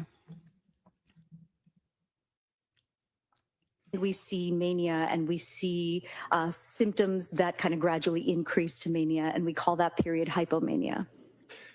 Did she exhibit, to your knowledge from the medical records, any periods of hypomania? Excessive cleaning, exercise, or activities, being awake at night, things of that nature? But I think at that moment on January 26th, I think her job was literally to evaluate her if she could make a legal decision to sign consents for surgery, right? That's what I got out of her testimony, that's what she was there for. She wasn't there to diagnose her with any pre-existing condition, psychosis, postpartum depression, psychosis, whatever. They reviewed the records and she went in there and spoke with her to evaluate her. She only saw her once. It was like a pre-op evaluation for mental health. Mental health is still so difficult because so few people understand it. It's also super difficult because there can be so many different diagnoses that could overlap. Right. They can have more than one diagnosis for sure. Okay. That's why I think he's up there trying to get her to say something as a psychiatrist, expert witness psychiatrist would. That's what I'm seeing. I don't remember reading about that. Okay. Do you have any memory of reading about it at all? Other than that moment? As a treating physician, a doctor, psychiatrist? I don't remember. So what is your purpose at the hospital? I mean, you're not treating the person for any illness that they have as far as their mental condition, right? You're not treating them. We are. Oh, you awesome. are? Yes. Welcome to the club. So you're concerned about, obviously, their symptomology, if any, that they present at the time that you're looking at them and talking to them, or in this case, she couldn't talk, but she couldn't talk and she was going into surgery, and we had recommended suicidal precautions. We had recommended trauma-informed care so that she was getting the care that she needed. She was going to go into surgery. And then after that, we were going to continue to follow her and assess her and make sure that we were evaluating her appropriately and making recommendations to the surgical team for the care that she needed. All set? Objection. Right. This is all about when you're dealing with this person that's going into surgery, did you know what type of surgery she was going in for? At the time, we knew that she was going into surgery for her spine. Did you know what happened with her spine? I knew that she had injuries to her spine. Did you know that there was a transection injury, that her spine was basically exploded in T5, T6, other thoracic vertebrae fractured, including the cervical vertebrae up by her throat? You knew all that? We were reading about it. It was all actively happening at that time. Was she in pain? Good point here, Two Birds. I haven't been watching most of this, but the comment about the unicorn in the corner, I think, is language that plays on the lack of common understanding of mental illness, psychotic episode, it seems. Exactly. And not everybody in psychosis is seeing like this is what people think. And that's what I said. I go, people think you're rocking, drooling, acting all crazy, walking down the street with your arms flying, all that kind of stuff, seeing purple unicorn. That's what the common misperception of this psychosis is, for sure. That's an excellent point. Right. Because you can plan, you can use the tools that are available to you. You can make plans. Your brain is taken over, but your body and everything still knows how to do those things. Cook dinner, order dinner, use a map. Exactly. I think that's a really good point that the prosecutor was trying to give that misconception about, well, this is what psychosis looks like, and she didn't do that. Yes, based on stigma-based language. I agree with you 100% for sure. And that's what I keep saying. I keep telling people, you need to understand mental illness. There's places you can go look, like research and educate yourself on it. And as far as like perinatal mental health, I keep referring people over to postpartum.net, the website, because it really goes into all the perinatal mental health issues that somebody can have and all the different ones and what the statistics are and what the symptoms are and the treatments and all that kind of stuff.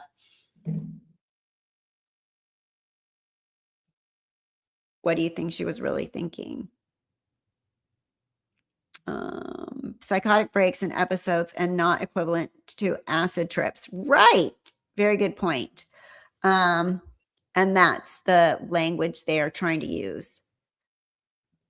Why cannot the OBGYN doctors get endocrinologists involved in the care for severe postpartum depression, patients PRN? If you look up, I can't even say that word, pheochocoma, adrenal gland tumors causes mental shifts. Oh, that's interesting too. Really. Thank you for putting that in parentheses without the medical word that I can't say. Working theory. He's minimizing her significance too. Her observations work against Lindsay Clancy. No psychosis seen. Lindsay Clancy focuses on lawyer, horrified, but talks about her legals, doesn't talk about her kids. Right. I think that's probably what's irking him a little bit, to be more spicy, for sure. But that's not really what they were there for. But I think he's trying to clarify. You were there for 20 minutes. You were only there for 20 minutes, right? Makes sense. We are in a town that heavily relies on huge government sites. So you have to have all kinds of clearances. People can be very scared to say they are suicidal and homicidal. Oh, yeah. I'd be afraid to say it. Be like, they're going to lock me up. A mental health diagnosis follows you forever. Plus, because not a lot of people understand it, the stigma can be huge and long lasting if you're stable. Aw, thank you, PLM. She loves our chat and us. Thank you. Thank you. Yeah. And people don't realize you have so when I was working high risk OB case management, all the history, and I worked for the insurance company, right? I saw everything. I saw everything you've been treating for, all the diagnoses you ever had. I had one lady get mad at me when I brought up a diagnosis she had from several years before. She's like, nobody's supposed to know about that. I'm like, well, your insurance company is paying for this stuff and we know about this. Like, people don't understand how much follows you, because it really all follows you.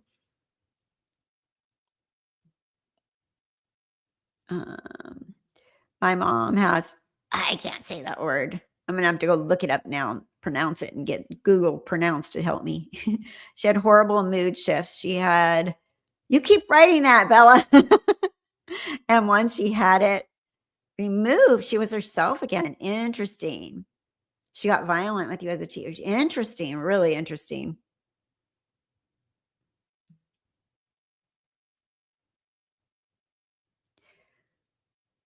Her journal entries, yeah, Journey. Like, just the fact that her thoughts were put in her journal, for sure. Yeah, yes, I'm Yes. sure she was. Was she on medication? Yeah, she was on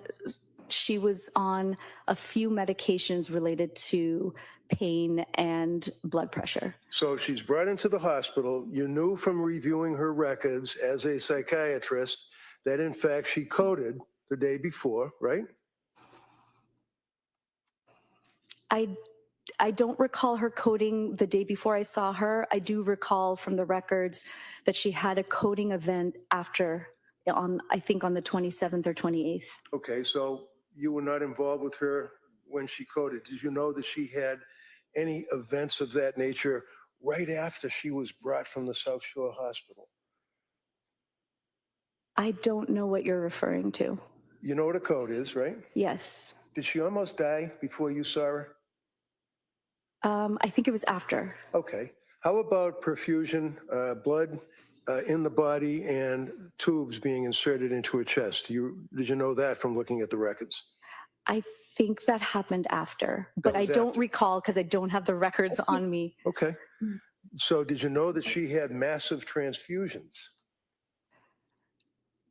Not at the... On this jury that it was after she saw you that she coded, had transfusions, had double tubes put into her. No, he's trying to both trip sides her of her up. lungs? It's not Did she have nice. testimony that it was after she saw you?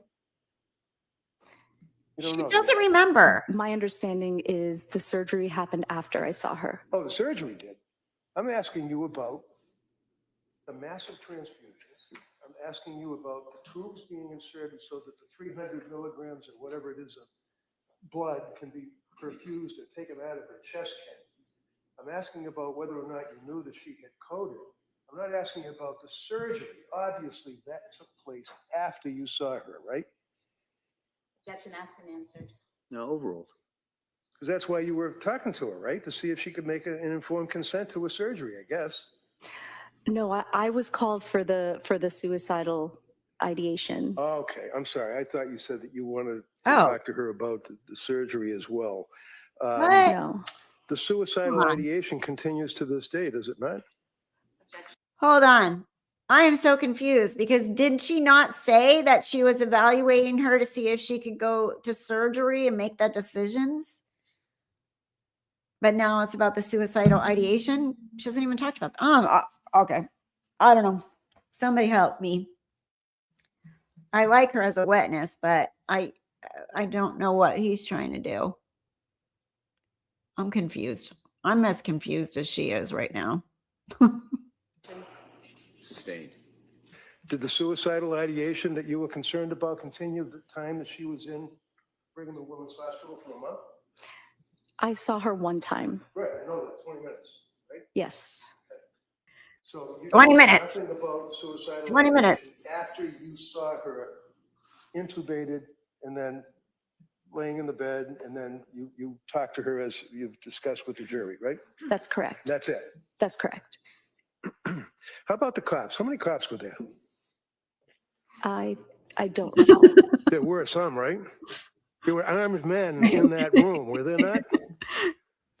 Get back in your lane, buddy. He has gone off course. That's why I'm thinking he's trying to get something else out of her that really, I'm surprised. And he brought up the code again. Yeah.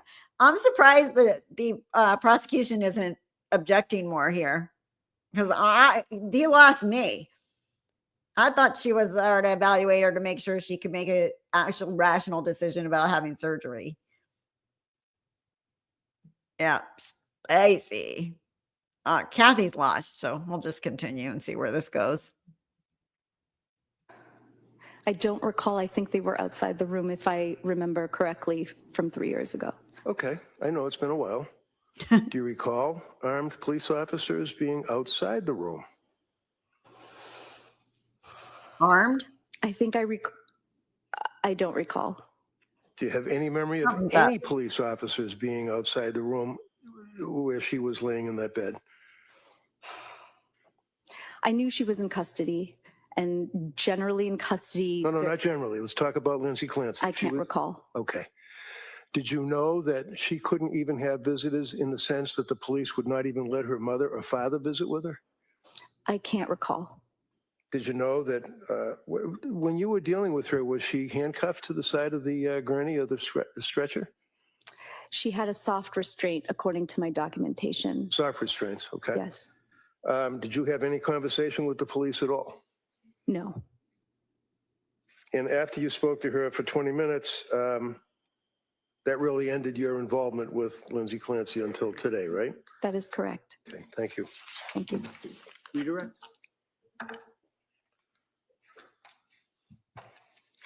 Doctor, when you were being asked about these records that you reviewed, what records did you review?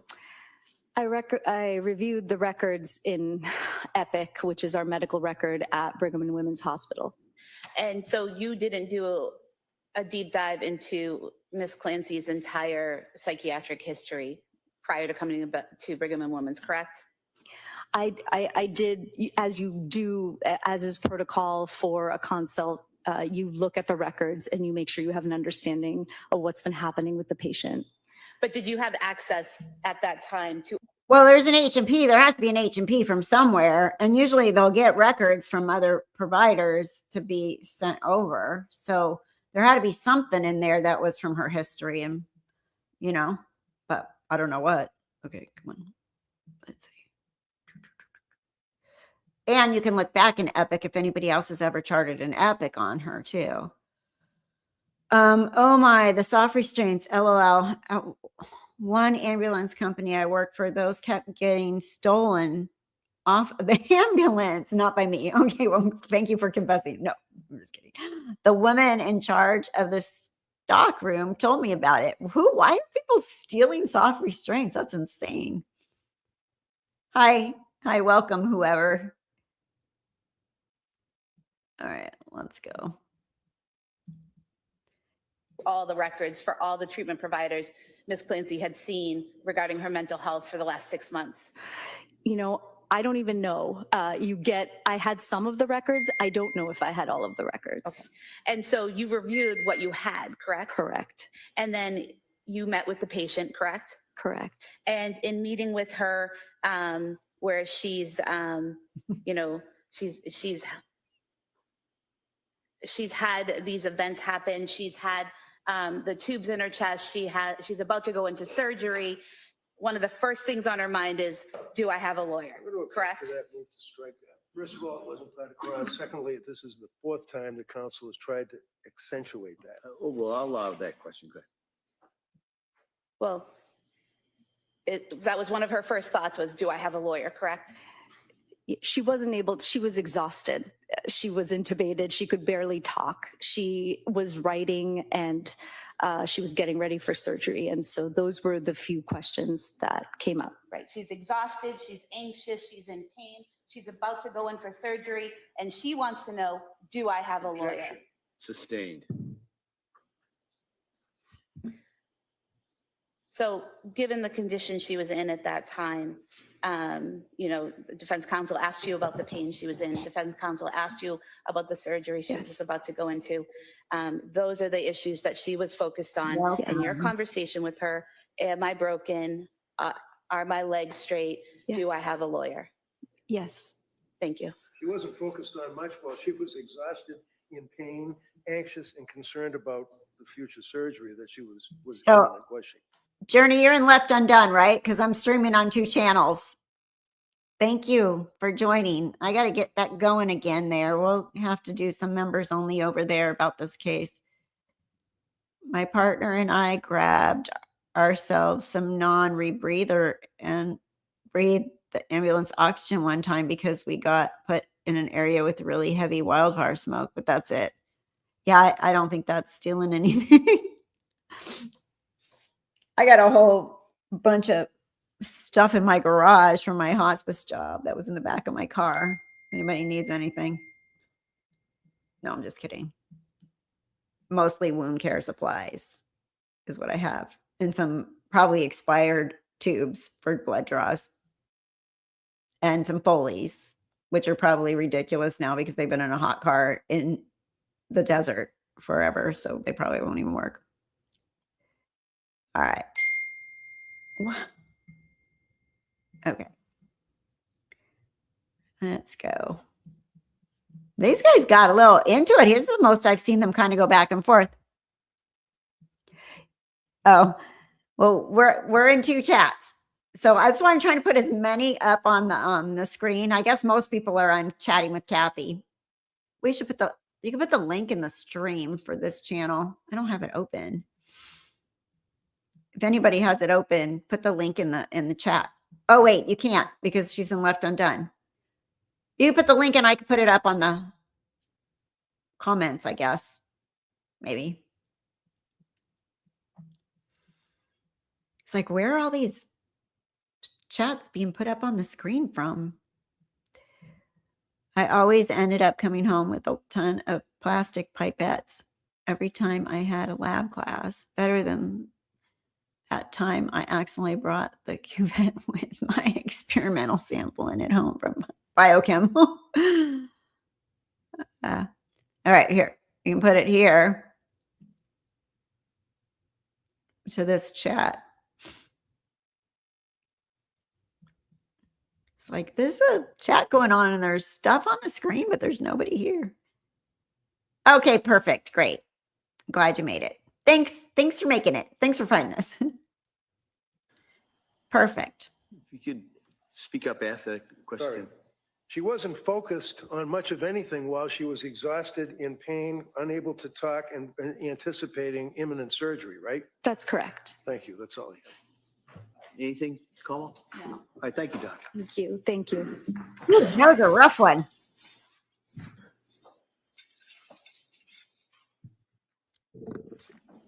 Now who we got?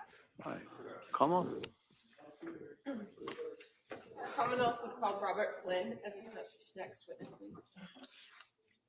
Was he trying to show she really wasn't knowledgeable about her care and that she only saw her briefly? I guess so. Good afternoon, sir. He's not separating what people's actual jobs are. Thank you. Good afternoon. Could you please tell the jurors your first and last name Robert Flynn, Flynn, and how you employed, sir?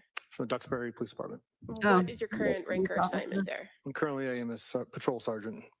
How long have you been with the Duxbury Police? About 7.5 years. Going back to January of 2023, what was your assignment then? I was assigned to the Detective Bureau. So if I draw your attention to January 24th of 2023, were you working that day or were you called in? Both. I worked the 8 a.m. to 4 p.m. shift, and I was called in later after my shift. Okay, so you became aware of an incident that occurred in the town of Duxbury approximately 6 p.m. I just don't understand why we need more police officers. Again, that's just me whining about it because they all have been saying the same thing, but we'll see. Maybe he has something else to add. Maybe. That evening? Yes, ma'am. And so when you come back in after working that day shift, where do you go or where are you directed to go? I was contacted by Sergeant Detective Jamali, who informed me to respond to 47 Summer Street. And so while you're en route to that location, are you monitoring the radio? Yes, ma'am. And are you monitoring communications with other Duxbury officers? Yes, ma'am. I had a department-issued vehicle that I took home, and I responded to it in that vehicle, and I had scan on, which is getting all surrounding agencies, including fire, Pembroke, Kingston, Marshfield. And while you were en route and had that radio on, could you hear officers screaming and it being chaotic? Yes, ma'am. When you arrived at 47 Summer Street, were there already other first responders there? Yes, ma'am. And is it fair to say that when you actually arrived at that location, you were made aware that the children that were on scene had already been transported? No. Okay, so what did you know when you arrived? What did you learn? I knew I think that there was an incident involving. I think they're trying to keep it in their mind, right? Jurors, remember, don't forget, we talked about Lindsay for a really long time now. Don't forget about these babies. Don't forget, kind of like keeping it fresh. That's the only thing I can think, unless this guy was on vacation the other day and they couldn't call him. Maybe that's what he was doing. Maybe he couldn't make it until today. I don't know. But I think you're right, though, honestly.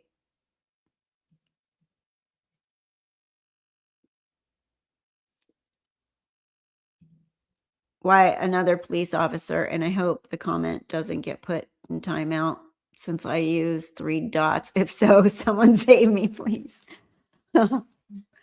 Nightbot. Yeah, scheduling or something.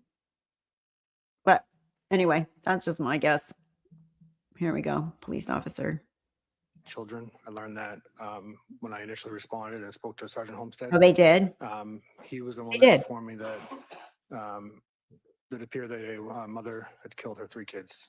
Okay, but when you got there on the scene, were the children still in the house? So I was under the impression that they were still in the house because most incidents I've had involving a sudden death at a house, the fire department declares them on scene and it becomes a police matter, and we help with the investigation. Okay, and that was your understanding based on the information that you had, correct? But did you come to learn that the children had been transported? Yes, ma'am.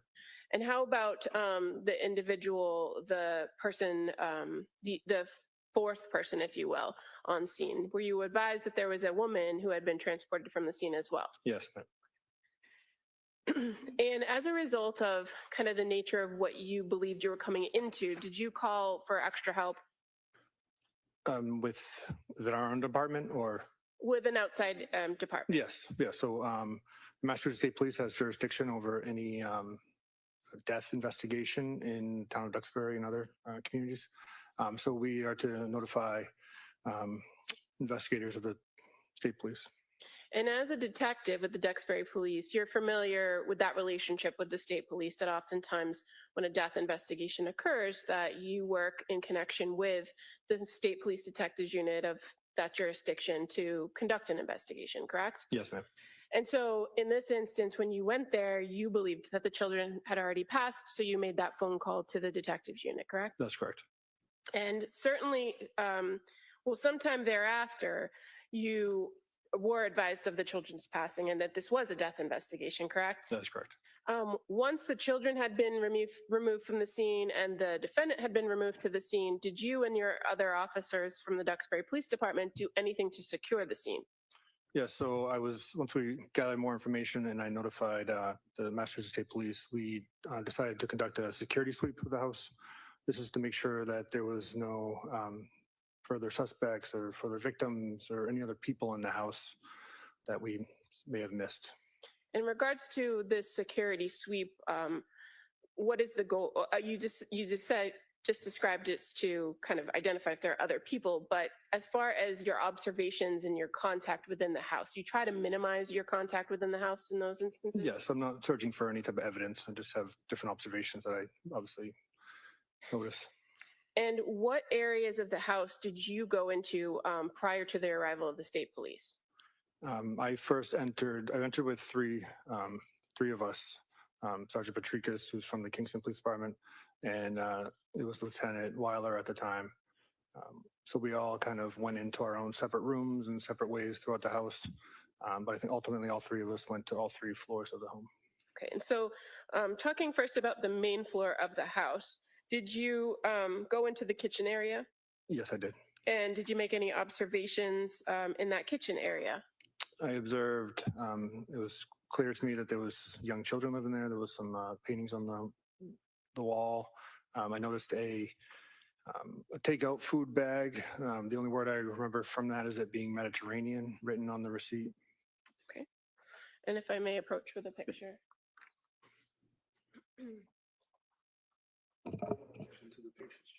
Showing you the pictures just accurately depict the kitchen area that you observed. Yes, ma'am. I'll move to That may be admitted.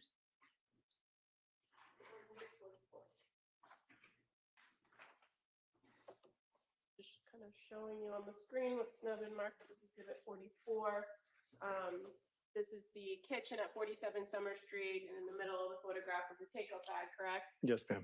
And you're aware that in the background here of the photograph where there's a kitchen table, there's kind of a door next to it. Yes, ma'am. And then there's, on the other opposite side, there's a slider door, correct? Correct.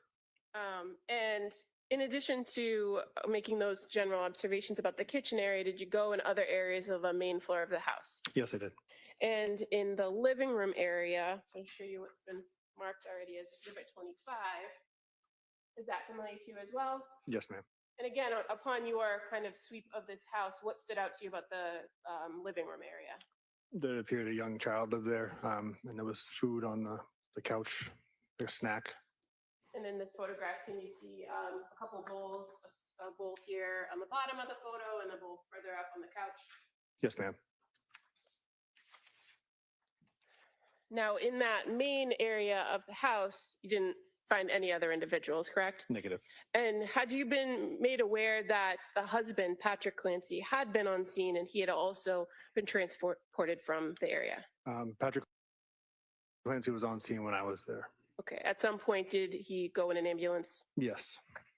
Now, in that second floor of the house, or well, let me ask you, what's the next area of the house that you recall going through in this sweep? Into the basement. Now, were you advised that things had occurred in the basement? I think so. I'm not really. And fair to say, this was still, upon your arrival, a pretty chaotic scene. Correct. There was a lot of firefighters around, a lot of equipment going around. Correct. Okay. In that basement, did you do a full sweep of every room in the basement? Like I said, 3 of us combined and made sure that we at least hit every part that a human or something could be in. So, yes.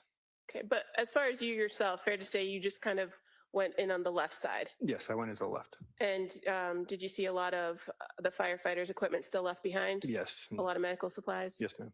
Now, going up to now the second floor, did you go to the second floor of the home? The top floor? Yes. Yes. And did you enter into the master bedroom? Yes. And is there anything that kind of struck you about walking into that master bedroom as far as the temperature of the room? It was colder than the rest of the house.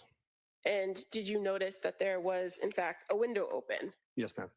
So I'm just going to show you what's been marked as Exhibit 43. Is that familiar to you as the window that you observed open? Yes, ma'am. And as far as the furniture in that bedroom, did you make any observations of a bed in the room? Yes, ma'am. Was there anything that stood out to you on the bedding or in the area of the bed? The bedding itself? If it stood out to you? Not necessarily, no. How about the first items on They the bed? did. So sorry, Patricia. There was a motion to try to limit these people, but it was It's denied. been marked as Exhibit 42. Let me see. Is an object. Is that how it appeared when you first entered into the bedroom? Yes, ma'am. The phone.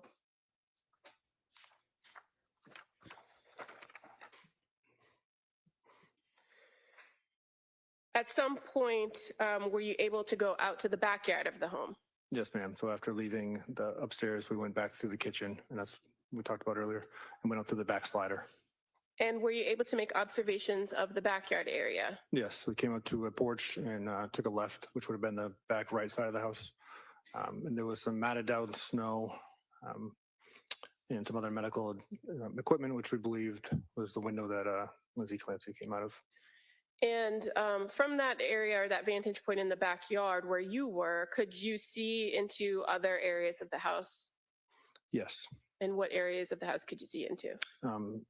Near where that area was, there was a basement window that kind of went into, but I later learned what it was, but a basement window to like an office or gym area. Show you Exhibit 38.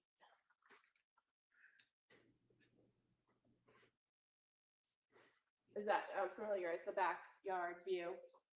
Yes, ma'am. And fair to say there's an area here of the photo that I'm pointing to with my pen, which is kind of on my right. That is a window well. Is that the window you could see into? Correct.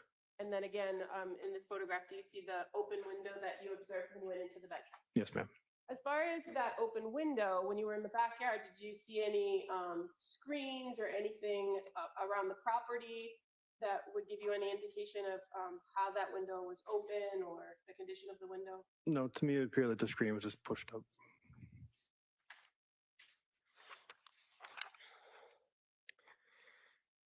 Now, again, as you and the 3 other investigators did that sweep of the house, you didn't touch or move anything, correct? Negative. And once you did that security sweep, is there a protocol in place to make sure that the scene remains as it is until the state police arrive? Yeah, so there was one of the officers was logging individuals that were in and out of the house. Crime scene tape was put up around the property. The doors were secured, and around this time is when I received a phone call from Trooper McKellican. And did you remain on scene? We remained on scene until some troopers showed up to the area. Okay. And while you were on scene, did you attempt to help coordinate other members of the Duxbury Police Department to take care of other things like going to the hospitals and securing would. coverage? The decision for who was going to the hospital was Honestly. made by our command staff. Honestly, I would be so over it right now. I've been a juror and I'm like, oh my God, come on. I mean, there's parts where just so slow and you've already talked about it. You know, when I've been on jury duty, I'm like, let's go. Like, honestly, they're sitting in these chairs for how many hours a day, and to hear the same thing over and over, I'd start getting resentful. I would too, because we've heard it. The crime happened in this house, move on. You were a juror. Wouldn't you resent being forced to listen to this scene description again and again with no new useful information? Yes, I would. Absolutely. 100%. It would start being on my nerves. I mean, we know it's tragic. Obviously, that's not the part. It's just that the redundancy.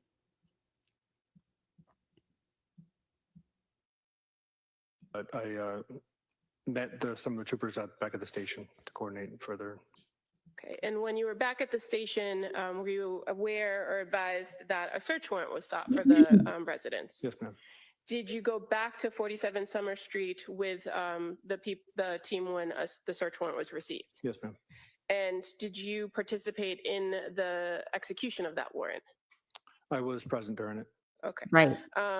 Fair to say, though, you didn't, Yeah. you weren't responsible for searching any particular location or collecting any evidence? No, ma'am. That was reserved for the state police? For the most part, yes. At the conclusion of that search warrant, were you asked to go back into the house? Yes, ma'am. And what were you asked to go back in the house to do? Once the search warrant was completed, my lieutenant told me to go back up into the house and close the window in the upstairs bedroom. And when you went back The window and got closer. closer to that window, did you make any observations of damage to the window or the window screen? No. And were you able to close it and secure the window? Eventually, yes. Fair to say there was blood in that area that kind of was in the way? Yes, and the bed was kind of pushed in front of it. So did you have to move the bed in order to get to the window? Yes, ma'am. As far as anything removed from the home, did you go back into the basement at somebody's direction? No, ma'am. At some point, had you helped to remove some medical equipment that the fire department had left behind? That was during the search warrant. Okay. And is that the only items that you yourself removed from the home? Correct. As part of the follow-up investigation, did you work with Trooper McGilligan and some of the other troopers from the State Police Detectives Unit to conduct follow-up interviews and gather more information? Yes, ma'am. Is it fair to say that the state police were the primary investigators and they took over pretty much everything from that point on? That's correct. The official window closer. He came in to close the window. The closer, like the baseball pitcher. Trooper window closer. We're bringing in our closer now. He's in the bullpen. Bring him on in. Mr. Reddington. I have no questions. Thank you, sir. All right, thank you. Me neither. Thank you. Thank goodness. What's happening now? I have no questions either. Well, calls Mark Farioli. Who's this? Better not be another cop, you guys. I'll lose my patience.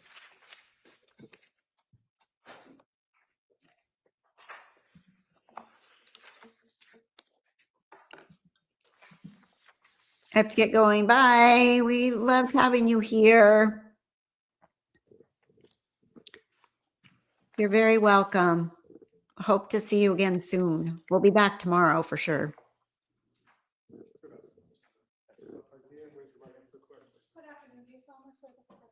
Looks like a cop to me, you guys. Maybe I should speed up his voice. Let's see what he has to say. All right, good afternoon, sir. Afternoon, Your Honor. Honey? Yes, Thank you. please. Good afternoon. Can you please state and spell your name for the record? I'm Detective Mark Farioli, Farioli. Where do you work? The Massachusetts State Police How long have you been a state trooper? since 2005. And back in January of 2023, where were you assigned within the state police? I was assigned to the Plymouth County State Police Where's that Detective thing to Unit. make this go fast? And were you involved in a limited way in the investigation regarding Lindsay Clancy? Yes, I was. And specifically, directing your attention to January Let's go 27th, 1.5. 2023, were you aware that a search Tell warrant me was if it's too obtained on that date fast. to collect the blood and urine of Lindsay Clancy from South Shore Hospital? Yes, I was. And then directing your attention to January 31st, 2023 at 10:25 in the morning, did you go to the South Shore Hospital to collect the blood and urine of Lindsay Clancy? Yes, I did. And where did you collect that from? The lab at South Shore Hospital. And was that from the He's specimen process transporting the supervisor, labs. Melissa Akerdepane? Yes, it was. And do you recall how many vials you collected? In total, I collected 7 vials. And was that all blood or urine or both? 6 were blood vials and 1 was urine. And once you collected those vials, where did you bring them? I brought them directly to the Massachusetts State Lab in Lakeville. And did you drop those off at the state lab at approximately 11:15 a.m. on January 31st, 2023? Yes, I did. And do you recall who you gave the vials of blood and urine belonging to Lindsay Clancy to at the lab? Leah O'Connell. Chain of custody of the samples. Thank you. Yeah. Rankin? We have stipulated to the chain of custody for the blood. They stipulated the chain of No, no, custody. Thank you, sir. I have no questions. Thank you. Thank you. Okay. Good. That was Leah fast. O'Connell. Who? Find out who this is. Please don't be another police officer.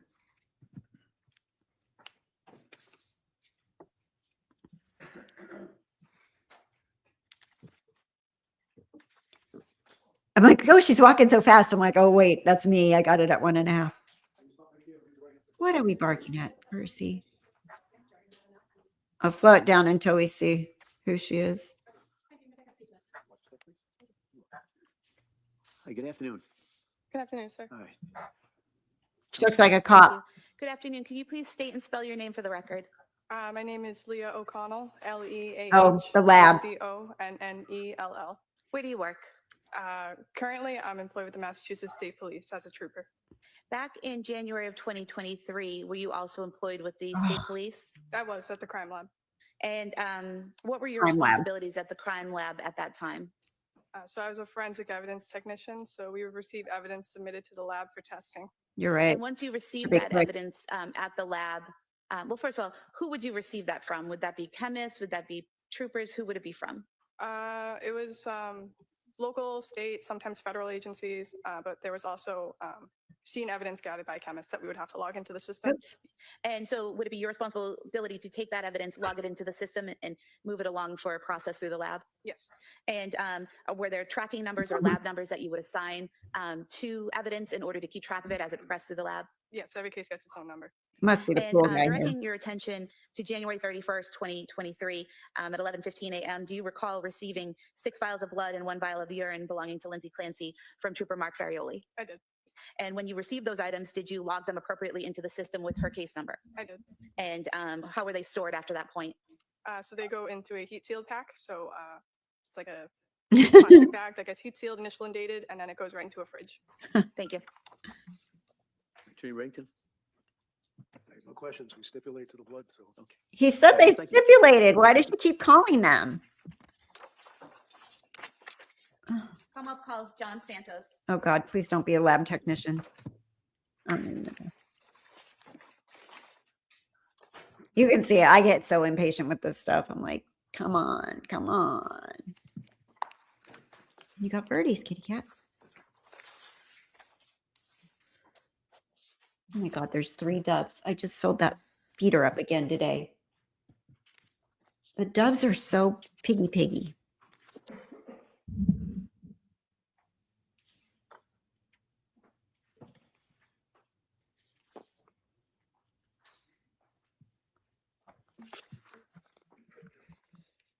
Donut shops.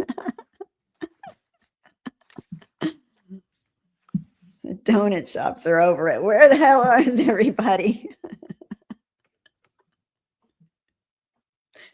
The state troopers, the local police.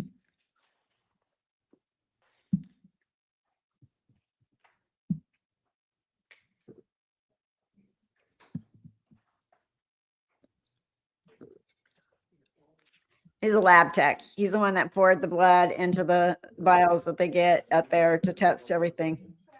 We're gonna have to go through this whole thing, are we? Oh my God. I still have it on faster speed. Good afternoon, sir. Good afternoon, Your Honor. Tree Sprague, please. Thank you. Good afternoon. Can you please state and spell your name for the record? Good afternoon. My name is John Santos, John-Santos. Where do you work? The Massachusetts State Police. And what department are you currently in? I'm assigned to the Division of Investigative Services. And back in January of 2023, what was your assignment? I was assigned to the State Police Detective Unit in Plymouth County. Okay, And something were different. you, specifically on January 24th, 2023, were you part of a search warrant team at 47 Summer Street in Duxbury? Yes, I was. And what was your role in terms of where you were assigned to search within the home? I searched multiple locations to include the basement, the kitchen area, and then the master bedroom on the second floor. Okay. And specifically directing your attention to the kitchen area, did you search a cabinet in the kitchen above and to the right of the stove? Yes, I did. Showing you a photograph, is this a clear and accurate depiction of the items you found in that cabinet on January 24th, 2023? Yes, it is. To have this photo marked as an exhibit? That may be admitted. Maybe admitted.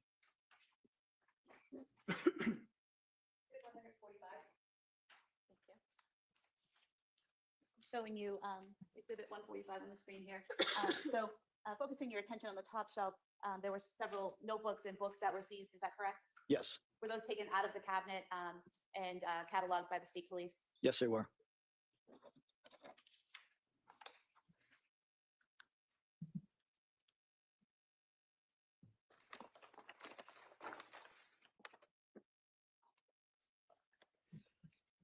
Show you 5 items. You could just look through these and let me know if these were the items that were taken. We'll stipulate that those are the items that were in her kitchen. Those are them. Mark as the next 5 exhibits, please. At least the With it, defense 5 separate, attorney 5 is A3. 5 separate. Okay. trying to move this along.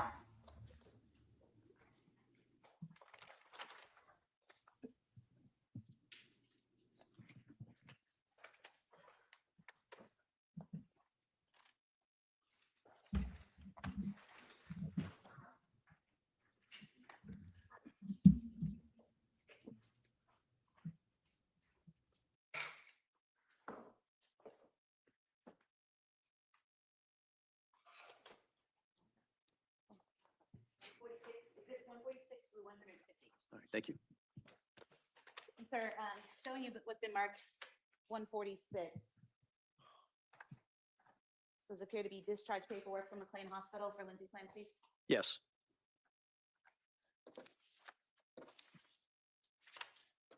And this discharge paperwork on the 3rd page included a list of medications. Is that correct? Yes. So we have lorazepam 1 milligram, melatonin 5 milligrams, and trazodone 50 milligrams, correct? Correct. Along with description of when she needs to take those medications, correct? As needed. 2 of them are as needed.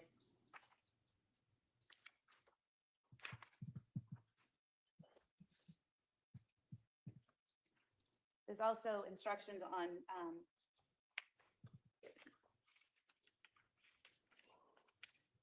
the 6th page in about resources for therapy and community services, correct? Correct. And then exhibit 147 is a notebook. Inside, it had postpartum depression and anxiety patient information sheet, correct? Correct. And then a detailing of different medications and the amounts taken and the dates they were taken, correct? Yes, correct. Then there was the book. You see Good that? Moms Have Suicidal Safe thoughts all day. Item 148, correct? Correct. And then 149, a postpartum pregnancy and postpartum anxiety workbook, correct? Correct. Now, sorry, but I don't see this as a detailed plot to kill my children. I see this as some, so all those resources. Labeled Kellen Patrick Clancy, correct? Correct. And inside this were messages back and forth between Lindsay Clancy and the nanny, correct? Correct. Now, you mentioned that you searched several rooms in the home, correct? Yes, correct. How do you divide that up? How is it decided who's going to search where when you're doing a search like this in a home?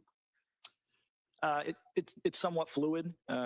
We try not to send too many people in one room at a time because we end up tripping over each other to a certain extent. So usually it's kind of as we go along because we don't have an idea of what the layout of the house is before we get I there. think So it's that's really difficult to good plan that. too. So the Telling you. supervisors who are overseeing the search will direct. I mean, the girl documents like she's at work.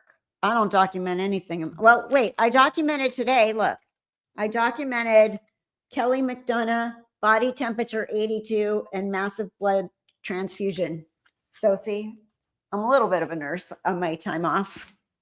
But no, she's really impressive how she was documenting her own stuff.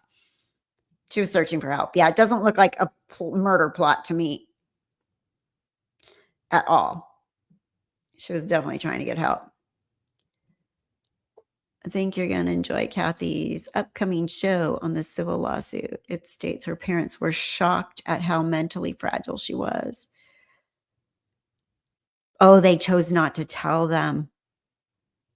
You document too when you don't feel well? That's smart. All right, let's go. Different troopers or investigators to search different rooms. And so you said you searched the kitchen area, correct? Yes. Were you present when prescription medication was found in the kitchen, or had you already moved on? I don't recall the medication being found while I was there. And when you search a room, are you the only one searching, or are there other team members searching different parts of the room, kind of a divide and conquer? Exactly. That's how it is. We divide and search different sections of the room. And you said you went to the basement area. Do you remember what side of the basement you searched? I was in the office portion of the basement. And had anyone already been in that room, or were you the first to go in, or did you know? I believe somebody had already been in that room when I made my way down there. I don't recall who was in there, but I don't think I was the first person to make my way in that room. And you didn't collect anything in that room, correct? I did collect some items okay. in the office, yes. What items did you collect in the office? There was, I believe, 2 laptop computers and a external hard drive. And so you collected those items from the office. And when you do a search warrant, is there one trooper assigned to keep track of everything that's found, where it's found, who found it? Yes, there is. Okay. And so do you recall who that person was in this case? I don't recall, no. But when you do find something, is it you bring it to that person and they kind of log it and then you move on and keep looking for other things? Normally the evidence officer would come down, we assign them and label in the.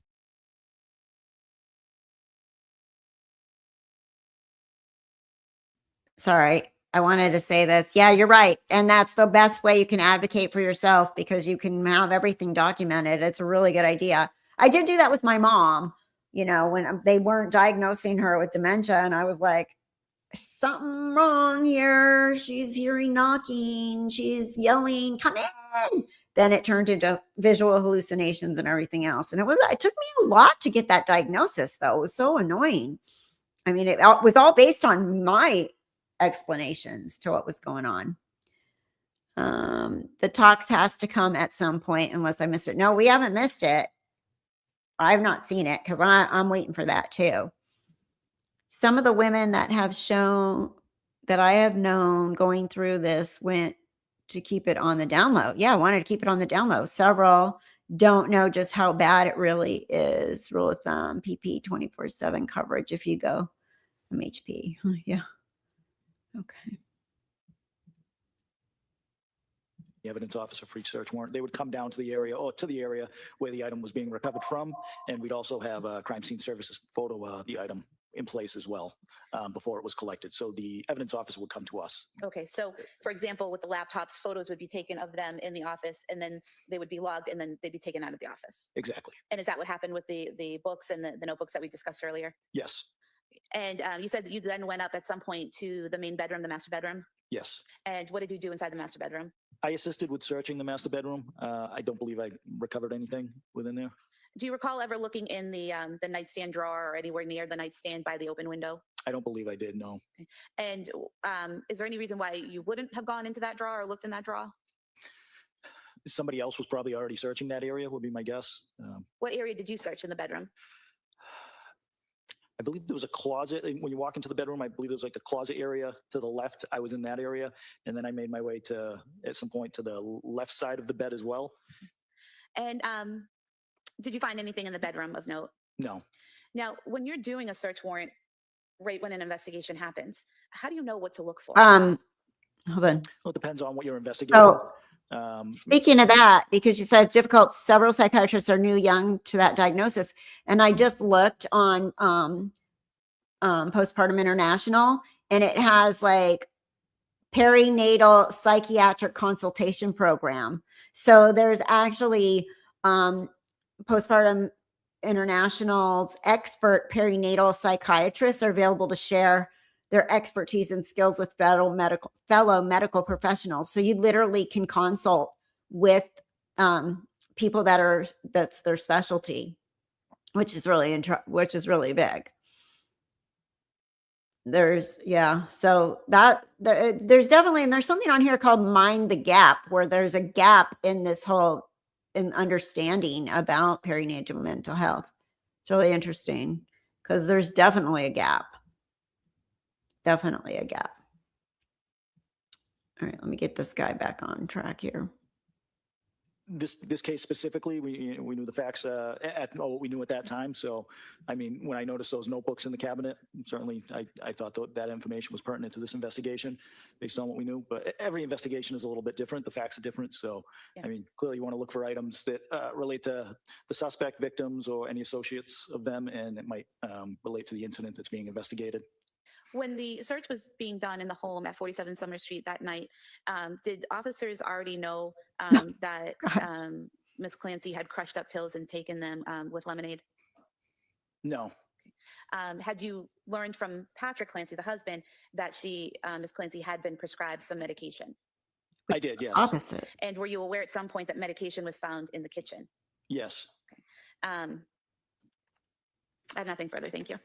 Thank you. Mr. Rington? Who found the medication in the kitchen? I don't recall, sir. It certainly wasn't somebody randomly off the street. It was a cop, right? Yeah, a police officer and State investigator, police. sir. Yes. And- Well, we had some local officers there with us as well. Yeah. So it was law enforcement that found the pill bottles in the kitchen, right? I believe so. And seized them. Is that correct? Correct. And documented that they had seized them in the kitchen, feeling someone, whoever it was, that it was relevant material to this investigation, right? Correct. And the books that we've just gone through, someone felt that a notebook captures Kellen, Patrick. Her worry about her too much or something. I always was like, I don't want people worrying about me. Yes. You know, Correct. I still don't want people worrying about me. Yes. Along with the documents pertinent to the McLean Hospital where she had been discharged from, right?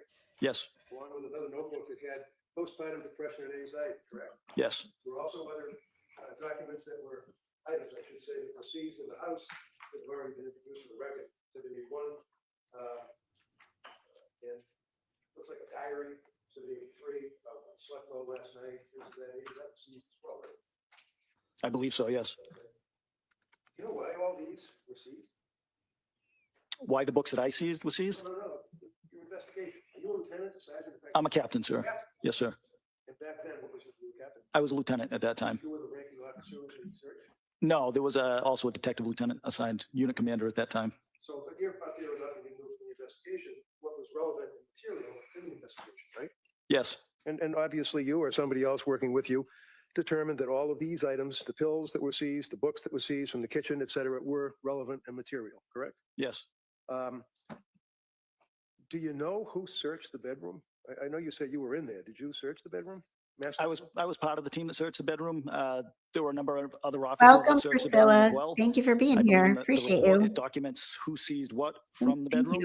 Okay. So I don't know off the top of my head who that was, sir, but I know it's clearly labeled in the report. Okay. Do you have the report? I do not know. Do you recall how many law officers were actually involved in that little bedroom searching? I would have to guess approximately 5. 5? And as counsel asked, when somebody discovered something that appeared to be relevant to material, they would log it in. Somebody that would kind of be the record keeper would log it in, correct? Yes. Is there any, one of the things that you would also, you yourself, I believe, seize would be the laptop computers that were downstairs in the office, right? Yes. And you seized also, collectively you, I mean, you or the other 5 people, seized the cell phone that was on the bed. Yes, I believe there was a cell phone seized from the bedroom. So it made sense as an investigator that electronic media and things of that nature would be important, correct? Yes. Was there an Apple Watch involved in this investigation, if you know? I believe there was an Apple Watch recovered after the fact. We didn't recover at the search warrant. if I recall correctly. Do you know when it was recovered? I don't know exactly off the top of my head, no, The sir. Apple Watch that I recovered with Pat Clancy? I believe so, sir. Yeah, I believe there was a watch that was turned into us after the fact. It wasn't recovered during the search warrant. So looking at this drawer, do you recall that next to the bed or in the bedroom, there was a nightstand and there was a drawer? And inside the drawer were a bunch of pill bottles, an Apple Watch, sleeping aids, things of that nature? I didn't search that drawer, sir. Okay, I don't mean to embarrass you, I'm just asking. Yeah. Why nobody bothered to search that drawer?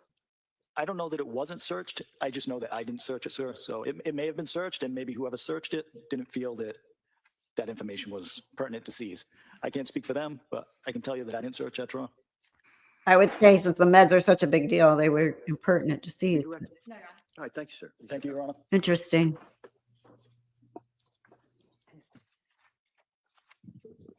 The Commonwealth will call Corey Mello as its next witness. I would say that too, but she really did try hard to get help. She was turned away once because she was okay. I know she was told they can't help her since she was smart enough to notice the signs. So sad.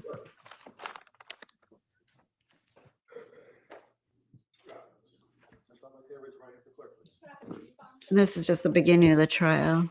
The state is calling their witnesses first, and the state will rest, and defense can call their witness. I think mostly he'll have what? Experts. Thank you. Good afternoon. Could you please tell the jurors your first and last name? Corey Mello, And can you spell your first name for the record? Corymelo. And your last name? And how are you employed? I work for the state police. And what unit or what's your current assignment with the state police? Currently, I work for the commercial vehicle enforcement section. Going back to January of 2023, what was your assignment then I work for the Plymouth County District Attorney's Office at that time. with the state police detective unit? Correct, yes. And I'm going to draw your attention to January 24th, 2023. Were you involved in the investigation into the incident that occurred at 47 Summer Street in Duxbury on January 24th? Yes, I was. And fair to say that when state police got involved in that investigation, a large group of the state police detective unit went out to Duxbury to work that investigation. Correct. Were you the case officer in that case? I was not the case officer. Your role in that case, was that to assist in things like search warrants, neighborhood canvases, interviewing of witnesses? Correct, yes. And in this particular investigation, you're aware that there was a search warrant executed at 47 Summer Street after the incident occurred, correct? Correct. And as part of the search warrant execution, were you involved in searching the home? Yes, I was. And did you search the various floors of the home, meaning the basement, that first floor, and the second floor? Yes. In searching that home, there were a number of other detectives and troopers also searching, correct? Correct. Do you recall locating a phone in the upstairs bedroom, a laptop, some workout bands in the basement that were hanging on the door? Yes, I do. And when you recovered these particular items or located these items, did you then turn them into an evidence officer or direct an evidence officer to things that you thought might have some evidentiary value? Yes. At some point after the search warrant was over, you're aware a lot of items Hi, were brought Hammy. back, for Welcome. further examination, correct? Welcome, Is that welcome. common that when you're working on a search warrant, things are kind of... Mhm. You all right? Is it common that a lot of times a search warrant, things are collected and brought back for further examination? Yes, Is that because it's kind of chaotic there and can't really examine things thoroughly on scene? that's correct, yes. So in this particular circumstance, were you asked to review some books and journals? Yes, I was. And I'm just gonna...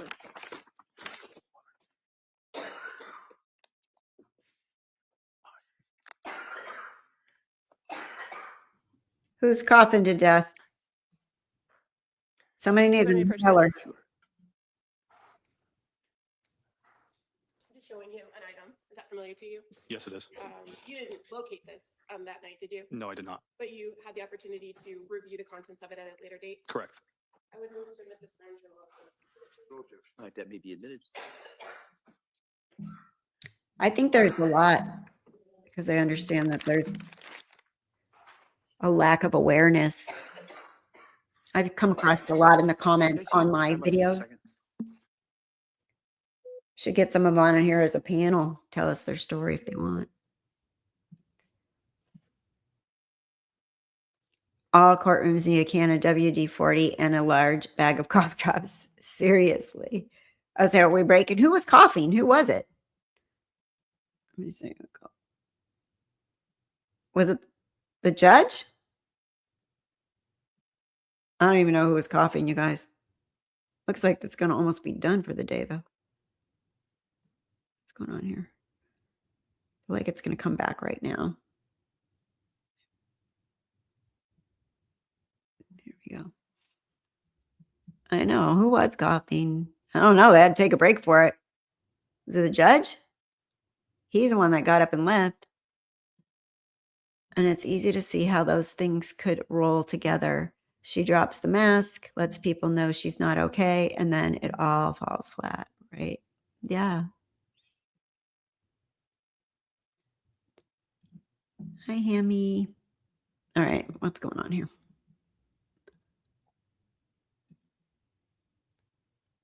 It's like right there. Did it when he was over. Oh, hold on. It's becoming right now. It's almost over. Thank God. I'm tied up, police officers. Trooper Mello, just in relation to now what's been marked as Exhibit 151, the Brown Journal, and just noting that when the journal opens to the first page, there's no dates on it, correct? Correct. And in those first few pages, just highlighting page 1, you reviewed these handwritten entries, and at some point in this paragraph, it says, obsessed with his sleep and nap schedule like to the minute. Says hearing him cry for 1+ hours and not intervening just about killed me. I even said the words, "I want to die," to Pat while he was crying. After that, I became obsessed with his sleep and nap schedule like to the minute. Well, she That's was one of the entries you sleep reviewed training. and noted. She did make a post that has been posted somewhere. She was doing that whole dang sleep training thing that some people do, which I don't know.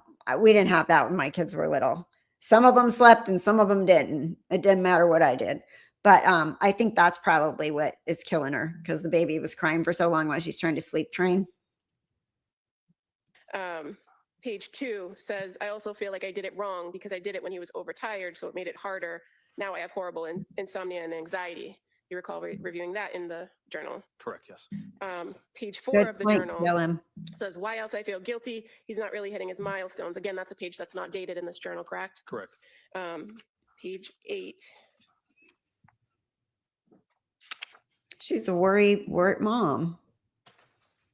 I'm completely overwhelmed trying to take care of the 3 kids. I feel like I'm drowning every day. Again, another page that's not dated. Correct. At some point, there are some dated pages in this journal, fair to say, right? Yes. And there's one on November 18th. Don't want to hear them cry. Hurts, kills them. And November 18th, that page reads, it's like I'm so desperate to get a mental break from taking care of everyone that my mind is trying to make something physically wrong with me. You recall reviewing that in the journal? Yes. Now, in addition to the Brown Journal, when you were back at the office, you also had the occasion to review some of the other journals collected, right? Correct. This journal I'm holding up, exhibit number 147, is that familiar to you? Yes. And again, this is a journal that has handwritten notes in it, very similar to the handwriting in the Brown Journal you reviewed. Yes. And fair to say, the entries in this notebook only span a few pages and only go from October 13th as the first entry and the last one being January 18th, correct? I think the prosecution is trying to make a point that this was too much for her. This mommyhood stuff was just too much. So she had to get rid of these kids. Me, on the other hand, as a nurse in my background, I'm seeing it as she's overwhelmed. She wants help. She needs something. And she's searching for help so she doesn't have to feel that way anymore, but not premeditated, like, I got to get rid of these kids. I don't get that sense.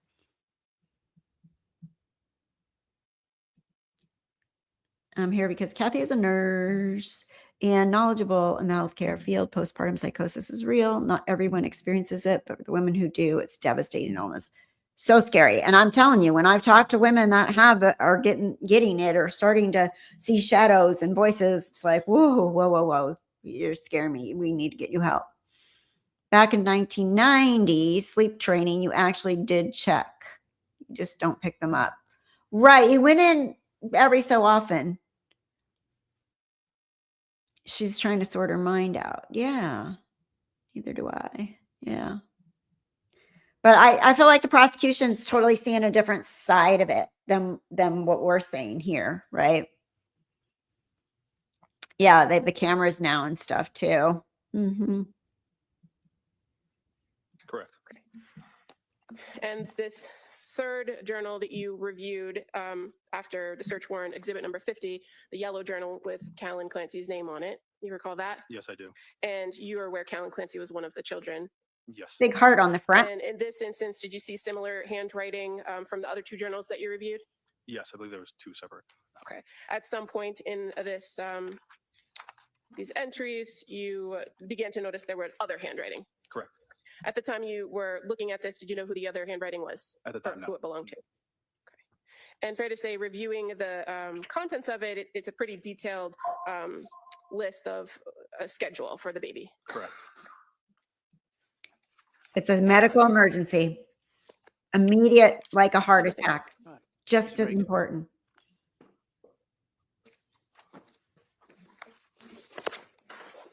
So one of the things that the district attorney did was read to you certain entries from what is referred to in your report as the Tree of Life Artisan Journal, correct? Correct.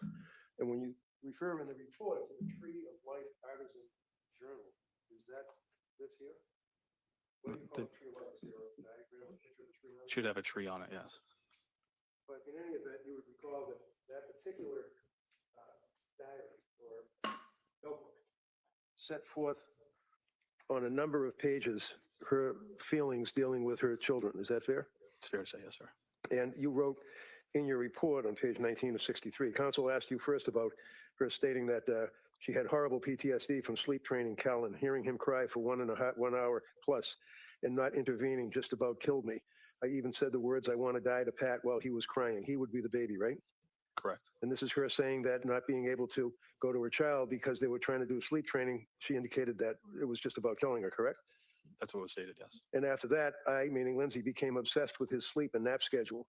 Like to the minute, I would tell Laney, and you know who Laney is, right? Yes. Who's Laney? The other child. The what? I'm sorry again. What's this? Laney. Laney. Laney. L-A-N-E-Y, Laney. Don't recall this time. Do you recall that she had a young lady? Nanny. A young lady that was in their home helping with the baby while to put him down at 10:36. I would also drive him around for car naps for hours every day, feeling guilty for doing this to my baby. Do you recall making that notation? Yes. I also feel guilty we did it too young, parenthesis, 1 week shy of 4 months, end parenthesis, right? Correct. You also noted in your report That's a that guilt. I also, quote, I also feel like I did it wrong because I did it when he was overtired, so I made it harder. I now have horrible insomnia and anxiety, which is causing depression. I have no appetite. I don't know what's wrong with me. I want help. I want to be well. You saw that in there, didn't you? Yes. And then she went on and said, I think the anxiety started after sleep training. Doctor said it was okay to let him cry. I need to get a good night's sleep and take care of him, rocking him to sleep every nap in bed in the middle of the night. She noted that, right? Yes. Noting further in separate occasion, he's still a very happy baby despite his sleep training. Why I feel guilty is not really hitting his milestones, not rolling over, although he almost is, exclamation point, and he's babbling, which is a new milestone. She wrote that, right? Correct. She wrote, I have crazy brain fog. I feel like I can't make a plan. I can't carry it out. Like I just live moment to moment, waiting for the next nap time. I'm terrified of Cal getting overtired now because I feel I can't help him. She wrote that, right? Correct. She then wrote, I'm really worried about going back to work and not being able to function with the brain fog. I feel like I should start with a 4-hour shift and see how I do. I can't tell if I am withdrawing from Ativan and Benadryl or is this my new baseline? I feel completely disconnected with my baby. I feel like I'm going through the motions every day. She wrote that, right? Correct. And there were a number of other entries that you put in your police report about that. One of which was that I feel horribly guilty about my marriage. I want to connect with Pat again. I know he needs it. I need it. I'm terrified because I'm terrified of the relationship. She needs to get birth control first. She made reference to her inability to have conjugal relations with her husband, right? I believe so. She indicated further on into her travels, I am completely overwhelmed trying to take care of the kids. I'm drowning every day. I feel guilty that I'm spending my family's money and not making any. I feel like I spend way too much. She wrote that, right? Correct. I'm tired I'm terrified of Callan getting sick. He's a sick baby. A sick baby is miserable. He's sick now with a double ear infection. Clearly has a bellyache. It's miserable. I feel like the other kids are going to get him sick all winter long. She wrote that, right? Correct. I always feel strongly against sleep training. I feel like it's abusive to let the baby cry and not respond. But I made the decision. I did it with Cal. It is way too much crying. It's incredibly stressful. She wrote that, right? Correct. He's okay. He will be okay. It's not harmful in any way. The doctor said it was okay. Plenty of people sleep train their kids at that age. It's necessary as a third child, is what she wrote, right? Correct. I feel incredibly sad and guilty about not breastfeeding anymore. That was the one thing I could do to help his immune system, and I can tell he really doesn't like the formula. I'm very sad about this. I know at this time it's what I needed to do for my mental health. She wrote that, right? Correct. And then the statement started getting smaller and smaller as time went by. One occasion, it's like I'm desperate to get a mental break from taking care of everyone. My mind is trying to make something. I'm thinking she stopped because of the meds. She stopped breastfeeding because they put her on the medications that you're not supposed to take when you're breastfeeding. I mean, I've never had a baby, but I've stayed up when I would have normally slept because someone in my family or even a pet was sick.